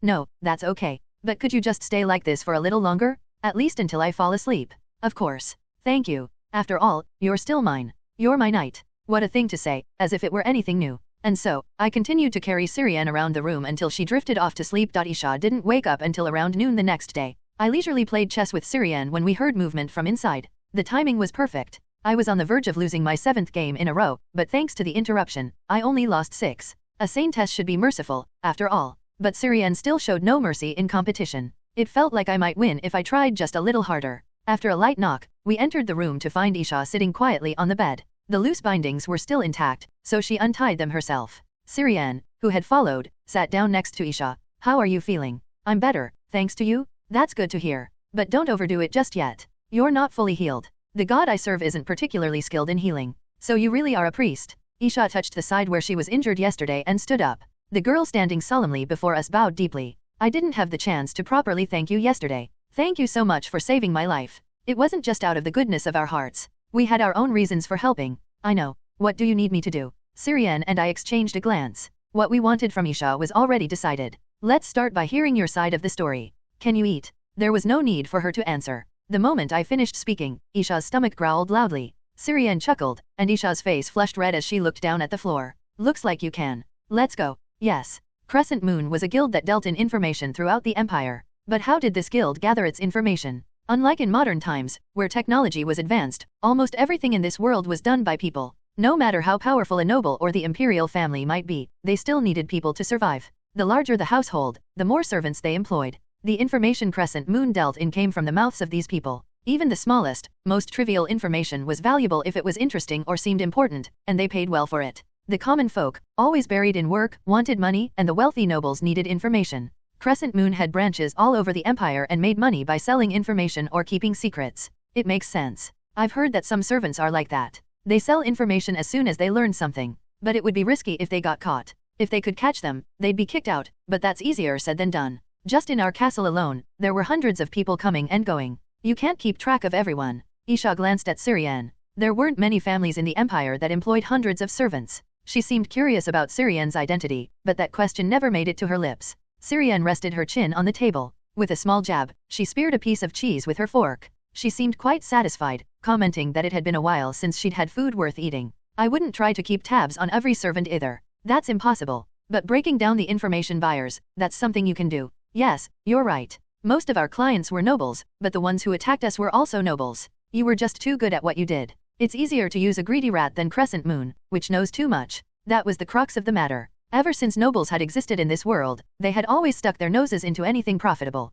The ecosystem of requitas was no different. There were definitely nobles who had backed requitas in exchange for money. Or rather, it wasn't just possible, they likely used requitas as a proxy war at some point. Crescent Moon, which once held equal power in requitas, was no exception. Though they grew under the patronage of nobles, they had grown too big and become a thorn in their sides. And there were always those who would make a more convenient replacement for Crescent Moon. So, who were the nobles that supported you? I'm afraid I can't share that. But it doesn't matter anymore, does it? The support has been cut off, and that's why you're in this situation. Still, there's a matter of trust. Syrian's brow furrowed. They didn't lift a finger to help you while you were cornered like that. But that's not betrayal, is it? I've learned what true betrayal feels like. It was an absolutely horrendous experience. So, I don't want to become the kind of person who betrays others first. Sounds noble enough. Come to think of it, Isha had kept her word until the very end. She hadn't died instantly when she was struck down. The tenacity of a swordmaster's vitality became her curse. And then there was the heroine, Elise, the saintess of light. The inquisitors hunted down anyone guilty of trying to kill a saintess with a vengeance.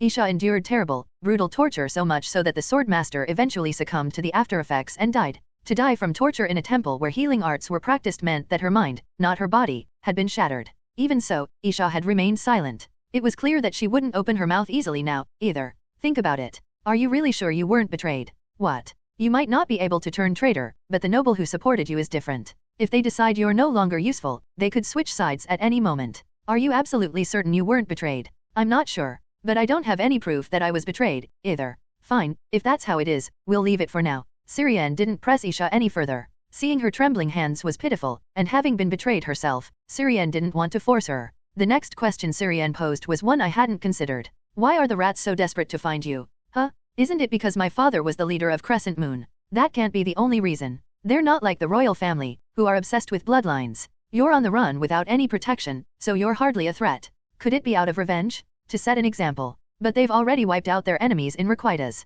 They've won so completely that it would make more sense to appear as merciful rulers. Isha had been betrayed by her childhood friend. Betraying someone isn't easy. Whether through coercion or persuasion, it's a tedious and labor-intensive task. Despite going through that trouble, the rats had still sent people after Isha. This was obsession, a fixation on finding Isha at all costs. There had to be a compelling reason for going so far as to manipulate her childhood friend to capture her. But it seemed Isha couldn't guess what that reason might be. Then it was up to us to find out. Crescent Moon was a guild that dealt in information. Syrian fell into deep thought. I decided to wait for her to think it through. When it came to brain work, Syrian was much better at it than I was. The villainess who had served as the final boss alongside me in the original story. My saintess had not let me down. Since it was information from all over the empire, there's no way they could remember everything. They must have recorded and stored it somewhere, and they would have categorized the important stuff separately. Who knows the location of the archive? Only my father and a few select employees knew. I doubt any of the employees survived. That must be it. Asterisk asterisk asterisk. When the sewer rats first emerged as a group,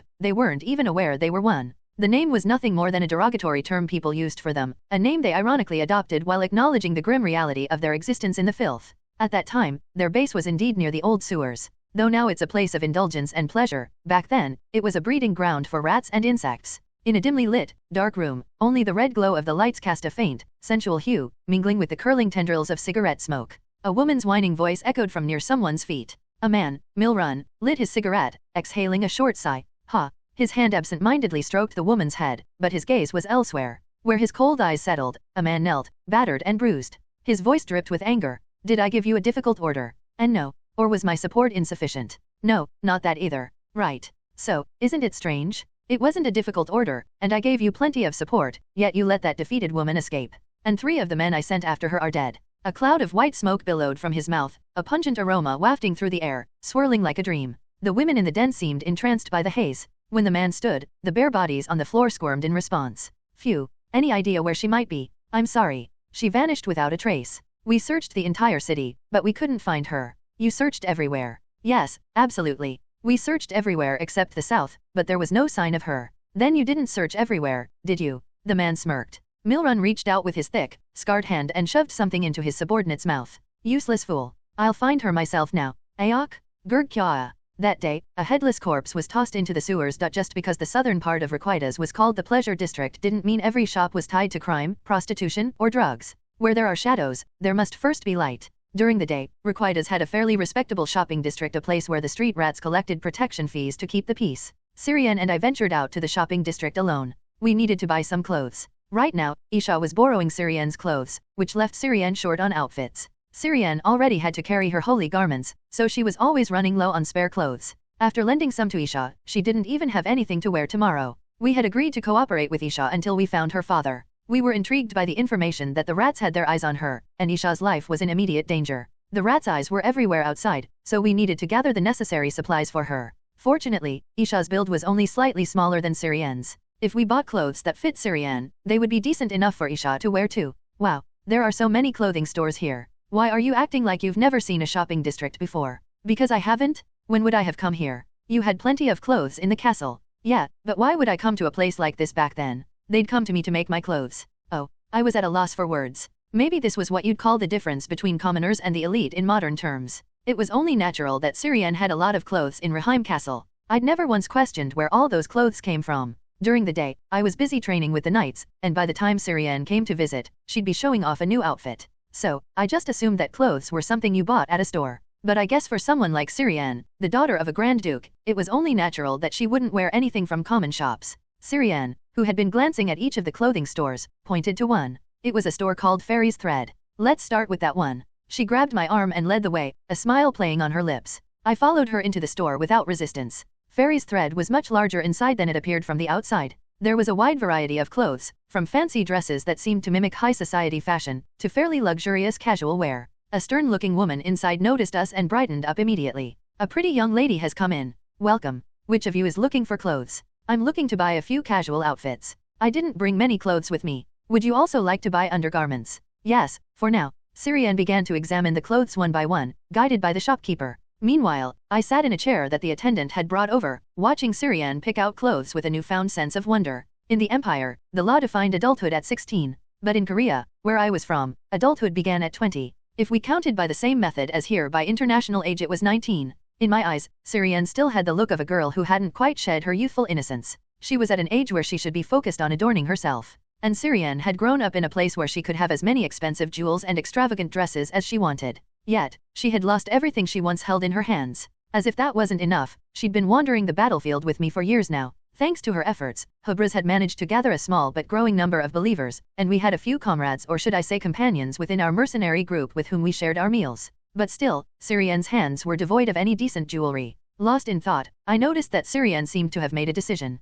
The silver-haired, red-eyed girl stood before me in a new outfit. How about this one? Does it suit me? She was dressed in a pure white dress, with a wide-brimmed hat atop her head, and delicate lace trimming that fluttered at the edges of the fabric, giving her an ethereal appearance. Her flawless, fair skin and long silver hair complemented the outfit perfectly. As they say, it's the face that completes the outfit, and Syrian could pull off anything with ease. It looks good. White has always suited you. Really? Then I have to get this one. My compliments seemed to hit the mark. Syrian grinned and turned away, clearly pleased. Even from behind, I could tell she was in a good mood. Despite trying to act indifferent, Our Lady of the House had a surprisingly easy-to-read side. While Syrian went off to choose more clothes, a shop attendant happened to be waiting beside me. Do you sell accessories here by any chance? I asked. Are you looking for a gift? Yes, for that person over there. I nodded toward Syrian. The attendant smiled knowingly. For some reason, women tend to get genuinely involved when picking out gifts, even if it's not for themselves. A bracelet might be a good choice. As it happens, we just got some new ones in.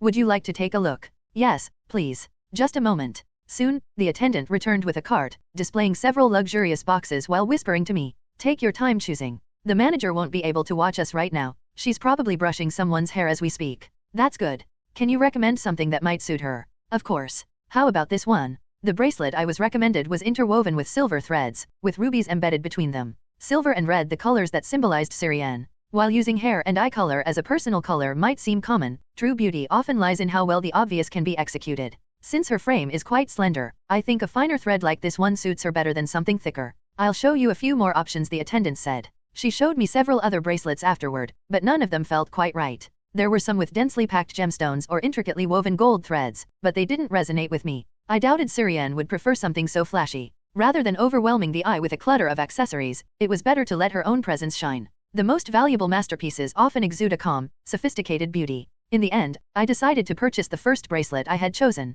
Even though it made a significant dent in my funds, I didn't regret it at all. After all, it was money I was allowed to spend personally, and I wasn't in a situation where a few coins would make me struggle. "She'll be back soon, I assume. Shall I take the cart away?" "Thank you. Not at all. I hope you two have a wonderful relationship." "Yes. We're not like that. I mean, there's nothing like that yet." Before I could respond, the attendant had already walked away, pushing the cart with her. After waiting a bit longer, Syrian returned, dressed much more boldly than before. This time, she wore a black evening dress that revealed her shoulders and collarbone. Her hair, neatly brushed, cascaded softly, with one side delicately braided to accentuate her look, making her appear irresistibly beautiful. Her collarbone, sculpted like a piece of art, held a soft, pale hue. Her chest rose and fell with her breaths, the contours of her body shifting subtly with each movement, radiating a sensual allure. Syrian could be seductive just by exposing her arms, shoulders, and neck. Although I had seen her face countless times, it felt like I couldn't breathe just by seeing her dressed up a little. Her cheeks flushed a deep red as she shyly looked down.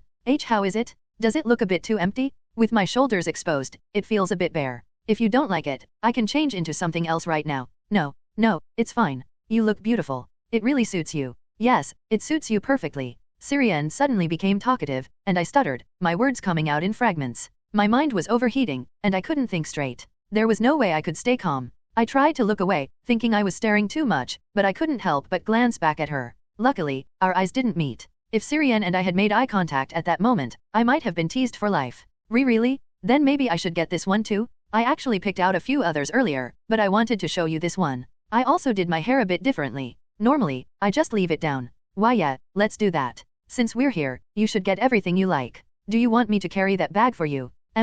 Thanks. Syrian's expression softened. Her cheeks, blushing like apples, seemed to quiver with a faint smile. I noticed it but didn't dare to point it out. It was a relief that Syrian was too flustered by my compliment to look at me properly. I couldn't even look at her directly, unlike usual. So, I used the excuse of paying for our purchases to turn away. Our little farce was brought to an end by the shop attendant's mischievous comment. "You two haven't been dating for long, have you? You're so cute together." "And no, it's not like that." "Oh, my apologies." "Not yet, then. You just look so perfect together."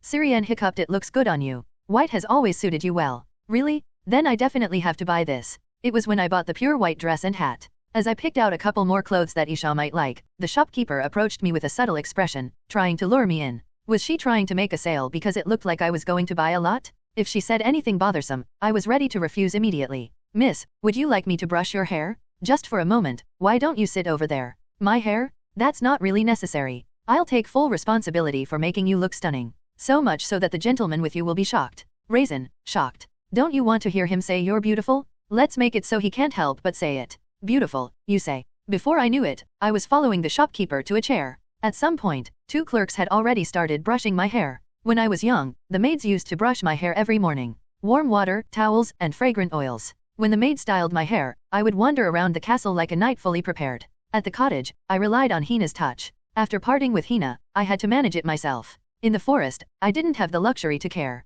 Even after that, brushing my hair on my own was the most I could manage. I had shown Raisin my disheveled hair too many times. Maybe that's why. Other men on the street would develop ulterior motives just by glancing at my face, but Raisin had never shown such feelings towards me. I don't wish for my treasure to be like other men. But what if it's because I'm lacking in charm? What if I can never appear as a woman in Raisin's eyes? Just the thought of it was enough to make my heart ache. The shopkeeper smiled warmly. "Do you usually wear that style of clothing?"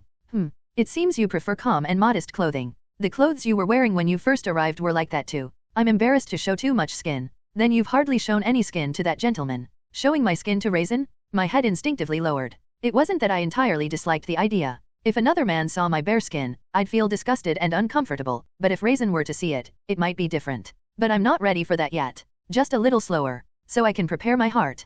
Prepare? For what? Suddenly, my face felt hot. My heart started beating wildly, making me flustered. I had no idea why I was feeling this way. This has been the problem for the past 4 years. I needed to make Raisin fall for me, but whenever I stood in front of him with that intention, my body and heart wouldn't listen. No matter how determined I was, it only took a moment. My heart would crumble so easily, creaking like a broken doll. Well, that is to say, your reaction just now was answer enough. Ugh, isn't it actually a good thing? Men are weak to a woman's transformation. I'm sure you'll make him fall head over heels. The shopkeeper subtly signaled to someone. In response, one of the clerks brought over an entire display rack. I picked out some items that I think would suit you. Would you like to try this one on first? It was a black evening dress, one that would fully expose my collarbone. A type of dress I would never choose under normal circumstances. I had always felt uncomfortable with revealing clothing, and I couldn't easily wear anything that was difficult to move in. Just trust me this once. I've seen countless men and women here in Requitas. If there's anything I understand, it's a man's heart. I couldn't resist the witch's temptation.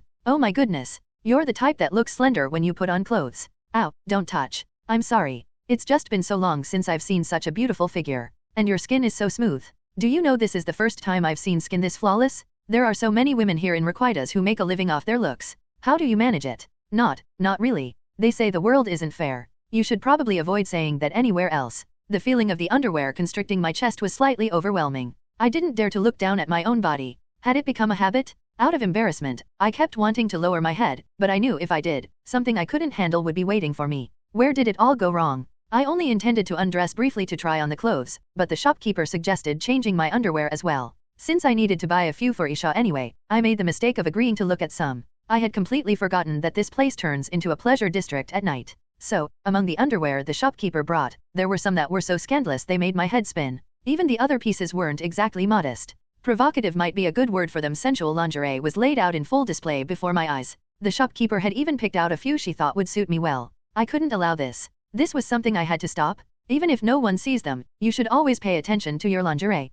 It's like a woman's secret weapon. A secret weapon. A face veiled in mystery is more alluring than one that's openly visible. The same goes for lingerie. It might not be today, but someday, something unexpected might happen, and you'll end up showing it. Her words brought to mind the sanctuary in the forest. That rainy day in the cave. My clothes had gotten soaked, and I had to hang them up to dry on one side of the wall. Back then, I was so young that all I felt was embarrassment. Looking back, I wanted to punch anything with my fists. Does Raisin remember that day too? He shouldn't. I'll make sure he forgets it. When that time comes, the attention you paid to your lingerie will steal a man's soul. It's a mysterious place they've never been allowed to see before. They'll be utterly captivated by you. Are all men like that? Of course. 100 out of 100. I suddenly imagined Raisin blushing. It wasn't easy to picture, but the thought inexplicably lifted my spirits. Once again, when I came to my senses, the lingerie the shopkeeper had chosen was already on me. It was a defeat, and calling it humiliating wouldn't be far from the truth. As I tugged down the hem of the black dress, I feared that the white flash beneath might peek through. On the way to meet Raisin, I adjusted my collar countless times, worried that something might show. Would I look strange? Would he laugh at me, thinking I was being ridiculous? If Raisin reacted that way, I felt like I might cry, unable to keep my composure. How is it? Does it look a bit too revealing? With my shoulders exposed, it feels a bit bare. If you don't like it, I can change into something else right now. What am I even saying? I'm talking too much. Stop stammering and speak clearly. This isn't like me. But when Raisin spoke, I couldn't stop the smile creeping up on my lips. No, it's fine. You look beautiful. It really suits you. Yes, it suits you perfectly. Really. On the way back after buying the clothes, neither Raisin nor I said a word. But I was the one who reached out first, and as always, Raisin took my hand. That's why it was so unexpected when Raisin suddenly stopped. We had just passed a plain bench. There had been no signs of what he was about to do. Syrian. Could we sit over there for a moment? It'll just take a second. Raisin knelt on one knee before me, pulling out a small red box from his pocket. The box was wrapped elegantly, immediately making it clear that whatever was inside was a gift. No way. My heart began to race. Raisin. I realized I've never really given you a proper gift before. It's not anything too expensive, but I thought you might like it. From the box, Raisin pulled out a beautiful bracelet, silver and red. He gently took my arm, slipping the bracelet onto my wrist himself. The sparkling bracelet looked surreal to me, as if it didn't belong to this world. Am I dreaming? The happiness I felt was so overwhelming that it almost didn't seem real. Time seemed to slow down around me. The people walking by, the gentle breeze brushing through the street, everything seemed to move in slow motion, as if to embellish my joy. The bracelet Raisin had given me sparkled in the sunlight. The rubies scattered across it looked like the most precious gems in the world to me. I've never been one to flaunt my treasures. But right now, I wanted to shout from the rooftops, anywhere, everywhere. Look at this. The most beautiful bracelet in the world is on my wrist. I wondered if I even deserved to be this happy. I was scared that I might suddenly wake up, that this was all just a dream. Please, if this is a dream, don't let me wake up. Let this moment repeat forever, just as it is, in reality. I'm glad it suits you. Do you like it? HNN, sob. Oh no, this was bad. I wasn't supposed to cry. My vision was blurring. I needed to capture every detail of this moment in my eyes, but now I was being foolish and crying uncontrollably. Before I realized it, my body moved on its own. Since it had come to this, I decided to embrace Raisin and fully savor this moment. The warmth of his body was the only thing grounding me in the reality of this moment. After giving her the bracelet, Syrian started crying, so I ended up staying with her a bit longer. At first, I wondered if I had done something wrong. I was so flustered that I even thought maybe she saw the gift as an insult rather than a present. For a brief moment, I nearly cursed the shopkeeper who sold me the bracelet. Fortunately, Syrian reassured me that she was crying out of happiness. The shopkeeper in my mind went from being a sworn enemy to a capable and kind salesperson again. Why are you crying if you like it so much? I didn't mean to cry. It just happened all of a sudden. Your face is a mess now, even though you did your hair so nicely. Shut up. Just lend me your arm again. If you make fun of me for crying, I'll hold a grudge forever. I'm not making fun of you. It didn't take long for Syrian to calm down. Once her cheek, which had been resting softly on my collar, lifted, her expression quickly changed, and a smile spread across her face. It was a smile that looked a little foolish yet purely innocent. Just seeing such a bright smile made the bracelet worth every penny. Syrian hugged my arm, and I could hear her whisper clearly. Thank you. I'll cherish it. If I knew you'd like it this much, I would have bought it for you sooner. There weren't many chances until now, right? But I'm so happy right now. The way she held the bracelet close to her chest was truly beautiful. Syrian reached up to the sky, making the bracelet sparkle, and then she fiddled with it in her hands, smiling bashfully. After enjoying the gift to her heart's content, it seemed like it was time to head back, so I got up. Syrian, not wanting to show her tear-streaked face, covered it with a veil as she usually did. She must have been waiting inside for a long time. Let's go back now. Okay. On the way back, something was different from when we first arrived at this street. I started noticing women dressed provocatively and men with rough appearances. Among them, there were some who looked like sewer rats, quite a few of them, actually. We hadn't walked far, yet I felt like I had already seen 4 of them. They were hiding in places where they wouldn't be easily spotted, but they couldn't escape my eyes. It seemed like they were watching each passerby carefully. Looking at them now, their intent seemed pretty clear. They were probably searching for Isha. Especially when they glanced at Syrian, their startled reactions were obvious. Syrian had a similar build to Isha, and in this Requitas, young girls were a rare sight. Naturally, she drew their attention. They hadn't started searching the street indiscriminately yet, but the situation might change soon. Sure enough, before long, about 4 sewer rats blocked our path. Their intentions were as clear as day. One of their filthy fingers pointed at Syrian. Hey, sorry to bother you, but could we take a quick look at that girl's face? I'd rather not show it to you. Just once is enough. It's not like it'll wear out if we see it, right? No, I'm not feeling it. I don't know what you're looking for, but get lost. My words made the sewer rat's face contort in anger. This time, the stench of blood was strong on them. It was even worse than the smell of the ones I'd encountered a while ago. Back then, you could only smell it when you got close, but with these guys, the stench lingered even when they were just nearby. I really didn't like that smell.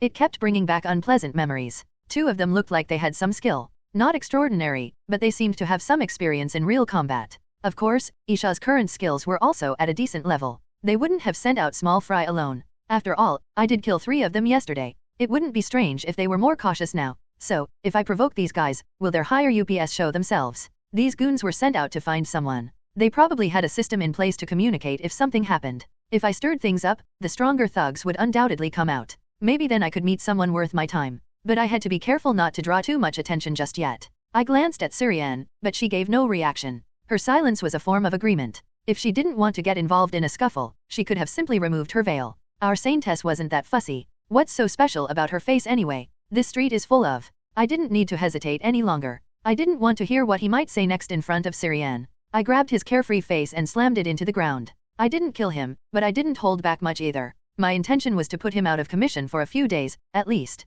A bit of blood trickled onto the ground. Was there a rock? I couldn't guarantee he'd be fine when he woke up, but that wasn't my concern. He should have watched his tongue. The guy next to him didn't hesitate to draw his knife. It was a dagger he'd been carrying under his clothes. As if I wouldn't have noticed. I snatched it away and sliced his finger. It was the finger that dared to point at Syrian. Arg. You bastard. Do you know who we are? Yeah. Why don't you tell me who you are? I've been curious myself. It took about 10 minutes. That was the time it took for me to deal with the 4 thugs and for Syrian to perform a minor trick before the rest of the sewer rats showed up. I even sat down nearby to make it easy for them to find us, but it still took a while. 10 minutes was enough time for me to think. This chess game with Syrian might be a lost cause. I had never lost a game in just 10 minutes, well, maybe once. But the guys who showed up this time were a more respectable bunch. Their numbers had increased, and their quality had improved as well. The most noticeable were the 2 beastmen, 1 lion, and 1 bear. Beastmen were a race celebrated as mercenaries due to their superior physical abilities compared to humans. Among them, those who took on the form of predators were almost naturally born killers.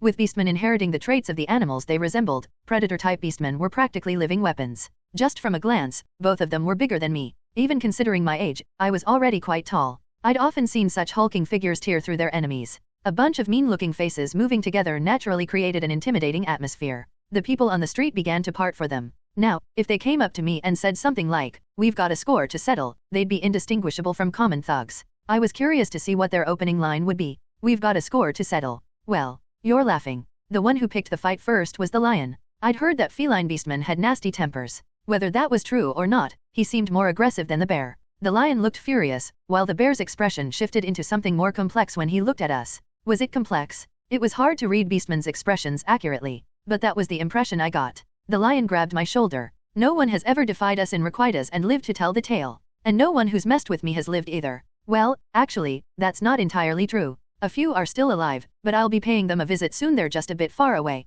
This bastard still doesn't get it, does he? My dilemma was whether I should use my sword against these beastmen. Drawing my sword would likely result in excessive bloodshed, but not drawing it meant I'd have to deal with their formidable toughness. Yeah, I didn't really want to kill them. What I wanted was to help Syrian carry out her minor trick, not to make sworn enemies right away. At that moment, something caught my eye, a club hanging from the bear's waist. If I could just grab that and beat them with it, it would feel pretty satisfying. I could save the conversation for the next group that showed up. Just as I was about to reach for it, the bear let out a frightened sound. Could it be the sinister sword? Why is someone who should be at the aristocracy gate here? He had recognized me and Syrian. *****.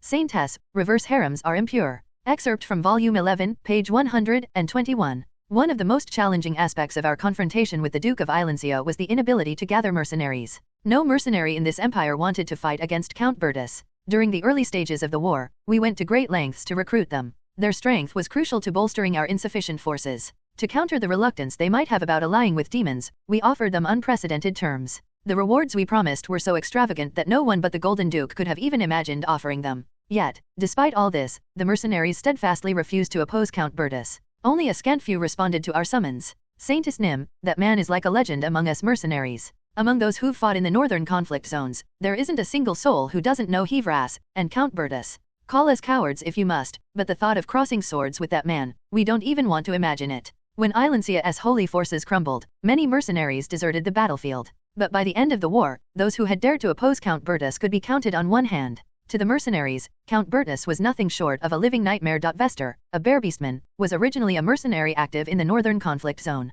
He didn't work alone. For some reason, there was a stereotype that beastmen mercenaries must be solitary, but despite their appearance, beastmen were just as civilized as humans, not mere animals. They knew how to live in society like anyone else. At that time, Vester had joined a mercenary group as a rookie. This group had long been under contract with the demonic forces, a name infamous enough to send shivers down the spine of many humans. He had no personal grudge against working with demons. The simple fact was that the demonic faction had more warriors capable of ending the life of a beastman warrior. In other words, it was much safer to have humans as enemies. At the time, the war was going exceptionally well. The front lines between the demons and humans were always in flux, but during his rookie days, the momentum was heavily in their favor. Humans retreated time and again, drowning in despair, while the demons chased down the stragglers to the ends of the continent, eager to tear them apart. Even as they approached the long-desired aristocracy gate, the tide remained in their favor. Vester remembered the conversations his seniors had by the campfire. With meat and alcohol, it was idle chatter as they casually ate and drank. Some words passed by without much meaning at the time.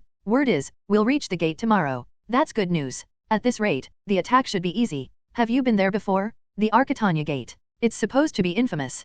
Quite some time ago, but don't worry too much. Things are going well now, so it should be fine. We've pushed this far, and there's no sign of the White Rose banner. That means Count Ilorin is dragging his feet. Without those guys, the gate is nothing special. His seniors were veterans, recognized in the mercenary world. They had fought alongside the demon forces for a long time and had a pretty good understanding of the human forces as well. Though he didn't know all the details, it seemed that reinforcements that were supposed to come from the human rear hadn't arrived on time. They said that the ones waiting at the gate wouldn't be much different from before. Vester still remembered how they mocked, wondering what those who always ran away could possibly do. Oh, by the way, I heard there are some strange guys on another front. Strange guys? What? Some new supernatural ability users popped up. Something like that. A new cult we've never heard of got involved. Forget about their religion, it seems they're pretty handy in a fight. They're probably just making that up because they're embarrassed about losing to humans, right? Anyway, those winged bastards sure know how to be slippery. Best in the continent at that. That's exactly it. Anyway, we might run into those cultists this time. Vester decided to keep his senior's words in mind, just in case. His senior might have been strong enough to brush it off, but Vester was still just a rookie. At that stage, even a kitten's claws could be dangerous. He figured it wouldn't hurt to be cautious. Even a beastman mercenary only has one life. Vester could easily take down ordinary humans, but he knew well enough that not all humans were ordinary. Looking back, that day's decision was one of the best he ever made in his life. The melted walls bubbled and frothed. The familiar scent of blood and dust filled the air, emanating from the fortress humans had built. It had been a battle that should have gone smoothly. The overwhelming firepower of the demon's magic had brought down the fortress walls, and the battlefield quickly turned into close combat. Up until now, every step had promised a decisive victory. But now, things were different. Wounded soldiers, battered and broken, crawled across the ground in a desperate attempt to flee. Those with functioning legs trampled over their own comrades in their rush to escape, and occasionally, a brave warrior who charged ahead was cut in half, his torso and legs separated. The ground was littered with so many corpses that it was hard to avoid stepping on them. The sight of his senior comrades who had gone ahead was nowhere to be seen. A sense of déjà vu washed over Vester. He recognized the arm that had been rolling across the ground. A night lost in confusion. The cries of a soul. A lantern to soothe them. A calm, haunting voice echoed in his mind. It was a voice of such beauty that he had never heard before in his life. A voice that, though soothing like a lullaby, brought with it an inexplicable fear, casting a shadow over the battlefield. To Vester, it seemed as though one side of the world had suddenly fallen into night. A single lantern flickered in the pitch-black darkness. Some were drawn to it like moths to a flame, while others saw the girl behind the lantern, the owner of that voice. She was a sight too delicate for the battlefield. Silver hair that seemed noble, and eyes of a red so deep they reminded one of blood. The girl, clad in black holy robes, held a lantern in one hand and a large axe in the other. It's her? We have to kill her. One of the demons charged at the girl, determined to take her down. It was a cold and precise judgment. If the girl died, this night would end, and her axe seemed terribly slow. With such clumsy movements, it looked like she wouldn't stand a chance against the demon's grip. Yes, that's how it looked. With one slow swing of her axe, the demon's head was severed cleanly.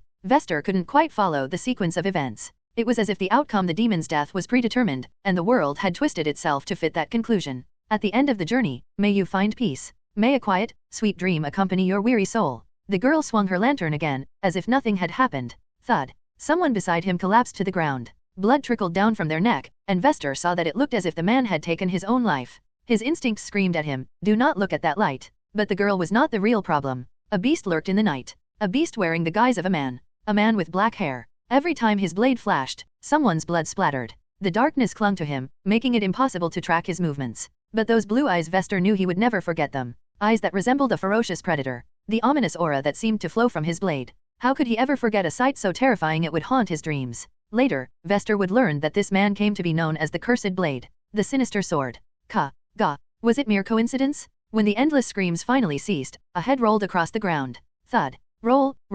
It was a face Vester knew well. It was the captain of his mercenary group, a warrior whose name had once resounded in the industry. Now, he lay dead, his expression frozen in shock. And then, a blade was pressed against Vester's neck. There was no doubt it was the beast's sword. Death was upon him, an unavoidable death. What saved Vester at that moment was the girl with the lantern. The voice he had resented so much now filled him with gratitude. Stop. Let this one go. Why? Fear is contagious. If we kill them all, there'll be no one left to spread it. The beast obeyed the girl's command. When Vester regained his senses, there were fewer than 10 survivors, including himself. The one thing they all had in common was that they had lost the will to fight and had dropped their weapons. Using every ounce of strength he had left, Vester fled. *****. I looked carefully at the bearbeastman who seemed to recognize us, but his face didn't really ring a bell. I wasn't the type to remember every face I encountered on the battlefield. Whether they were friend or foe, it didn't matter much to me. Unless it was someone particularly important, I didn't usually pay attention. Syrianne, on the other hand, had a knack for recognizing people. This time was no different. She stared at the bearbeastman intently, then a smile curved on her lips. Oh, I remember now. You're that beastman from back then, aren't you? The one we spared at the gate. Why yes, that's right. I'm surprised you remembered. You were the first one to wet yourself in fear. I figured if you were that scared, it was worth sparing you. The bear spoke to us with a tone of respect. It seemed like he genuinely remembered something from that time. On the battlefield, Syrianne would often show mercy to the enemy. She could have chased down and killed those who fled, but she chose not to. The main reason was to spread fear. The more our enemies feared us, the faster our reputation would grow. After all, they say there's a fine line between infamy and fame. So, according to Syrian, this bear survived because he wet himself? It seemed like a rather dishonorable reason to have survived. Well, this makes things easier now that we've been recognized. Are you still curious about what Our Lady looks like? No. I'll make sure to explain everything to those above me. The bear was quite deferential now. Even the lion, who had previously looked like he wanted to devour us, had calmed down considerably. Now that I think about it, I'm curious. The fact that we spared you means you were an enemy back then. How did you end up here? Well, you see, we have our own sources of information, don't we? I suppose you do. Yes. Our sources have been recommending jobs in this area lately. It turns out to be quite profitable. But weren't you in the demon territory? How would you hear about this place? Yes, that's correct. It doesn't make sense, or maybe it does. Beastmen are a neutral group that can side with either humans or demons. They follow the money, not the race, so it wouldn't be surprising if word of mouth spread even to them. But still, something felt off. Especially since this Requida's affair involved the nobility. And when it comes to anything involving the nobility, there's always something rotten at the core. I didn't have much of a conversation with Vester, the bear beastman. After all, he was just a hired hand, and I wasn't his employer. Even a rotten mercenary is still a mercenary. As cowardly as Vester might be, he wasn't stupid enough to spill everything he knew in a crowded place like this. If I had tried to force it out of him, I could have gotten some information, but that would have only caused more trouble. What I did find out was that there were several other beastmen involved in this, and the one managing them was a man named Millen. But I didn't need to dwell on that for long. The person I was curious about had just appeared before my eyes. Perhaps he was on edge from searching for Isha, because as soon as he got word, he came straight over. Millen. The bronze-skinned man shot a sharp glare at Vester. You two seem friendly. I take it you know each other. Me Millen, sir? I didn't expect you to come in person. I think there's been a misunderstanding here. We were just starting to talk things through. This isn't the person you're looking for. So it seems. The woman I'm after doesn't have silver hair. Millen was an imposing figure. He stood just about as tall as me, maybe a bit taller. His short, dark brown hair framed a body packed with muscles that bulged like armor in all the right places. One could tell he'd trained hard to achieve that physique. If we were to fight, he'd likely move faster than his appearance suggested. There were scars on his light brown skin, though they didn't seem to come from the battlefield. They weren't the kind of wounds caused by swords or spears, and they weren't in spots you'd expect from an arrow, either. If I had to guess, they were left by some sort of concealed weapon. It confirmed my suspicions he must have come from the underworld. His scars stretched across his body, front, and back, a testament to the dirty battles he'd survived. The blood on his hands was anything but light. Now that I was facing Millen directly, I was sure. Everything lined up with what the tavern owner and Isha had told me. This man had been one of the key players in the destruction of the crescent moon. I can sense the distortion of mana. And at a high level, too. Though every human carries traces of mana from birth, there are rare cases where the distortion goes far beyond normal limits. These people are born with special abilities, like controlling the wind at will or spewing fire from their bodies. They're often referred to as gifted. A swordsman who uses mana needs to train their body. A priest who uses holy power must receive the blessing of a god through baptism. Magic requires rituals. Though it might seem like a limitless force, it's a science of complex theory and precise calculations. But for the gifted, none of that was necessary. They could train to wield their power more effectively, but using it was a matter of pure mana consumption, nothing more. The most irrational and mysterious power on the continent. Those with abilities were as dangerous as they were enigmatic. The strongest of them were powerful enough to rival sword masters and archmages. Millen, sir? Just a moment. Vester approached Millen and whispered something. He was trying to be discreet, but it was a futile effort. The senses of a sword master are unparalleled. At this distance, I could expand my senses just a little and easily eavesdrop.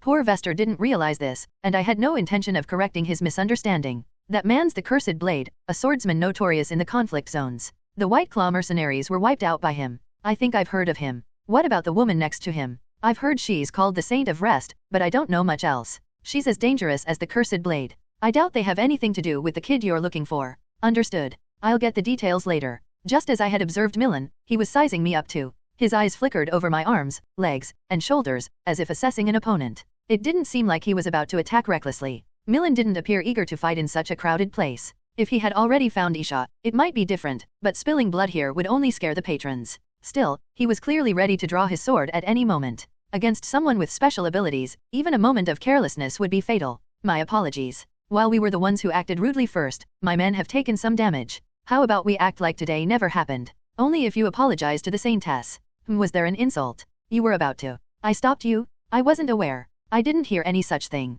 Millen's eyes narrowed slightly, glancing between me and Syrian with a cold gaze. I could sense a bit of hesitation. Was it a clash between his pride and practicality? The pause didn't last long, and his decision was to concede. Milan bowed his head slightly. It was an awkward gesture, as if an apology didn't suit him. I offer my apology, young lady. Could you forgive our discourtesy? Since it was a proper apology, I will. As you said, we'll consider today's events as if they never happened. I'm grateful for your grace. Syrian accepted the apology with ease. Since it was her decision, I had nothing more to add. Besides, a skirmish with these sewer rats could wait for another day. I had already accomplished my goal, after all. Earlier, I had left traces of divine energy on a few of the stragglers and Vester. It was a minor trick only Syrian could use. A trivial and barely noticeable blessing, like a blessing to ensure a sneeze happens in one try. If you poured an excessive amount of divinity into something as insignificant as that, the residual divine energy would linger like a stain. Think of it as leaving a special kind of paint on the rats. They would inevitably return to their hideouts, and when they did, the paint Syrian had left behind would mark those places.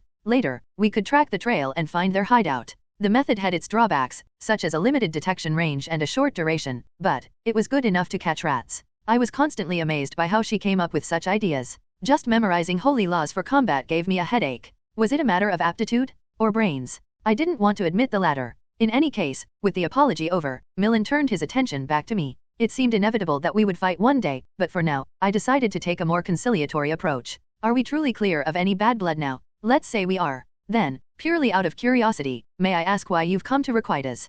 Purely out of curiosity, my foot. It was a blatant lie. Milan was far more interested now than he had been when mentioning his injured subordinates. His tone might be polite, but underneath it lay a cold, sharp suspicion. I'm looking for someone. I'd love to hear more. I'm quite skilled at finding people, you see. I pretended to ponder for a moment, diverting my gaze. At just the right moment, Syrian stepped in. There was something I needed to entrust to someone named Kyrex. But I've heard he's already dead, so I'm in a bit of a bind. Then, does the Saintess plan to just return? No, I'll have to entrust it to someone else. I heard that one of Kyrex's subordinates or colleagues is still in this city. If possible, I'd prefer to leave it with them. Kyrex was the reason we had first come to this city. He was the sewer rat who killed Tyrion and Hina. The same Kyrex who had sent the hunters after us in the forest. Wiping out any trace of them was the first step in our revenge. To be honest, Isha and Crescent Moon were just side issues. So, this wasn't a lie. We genuinely wanted to find them. Milan nodded. I'll ask around. Let's meet again then. Asterisk asterisk asterisk. As Raisin and Syrian made their way back to the inn, Milan turned and headed back to where he'd originally come from.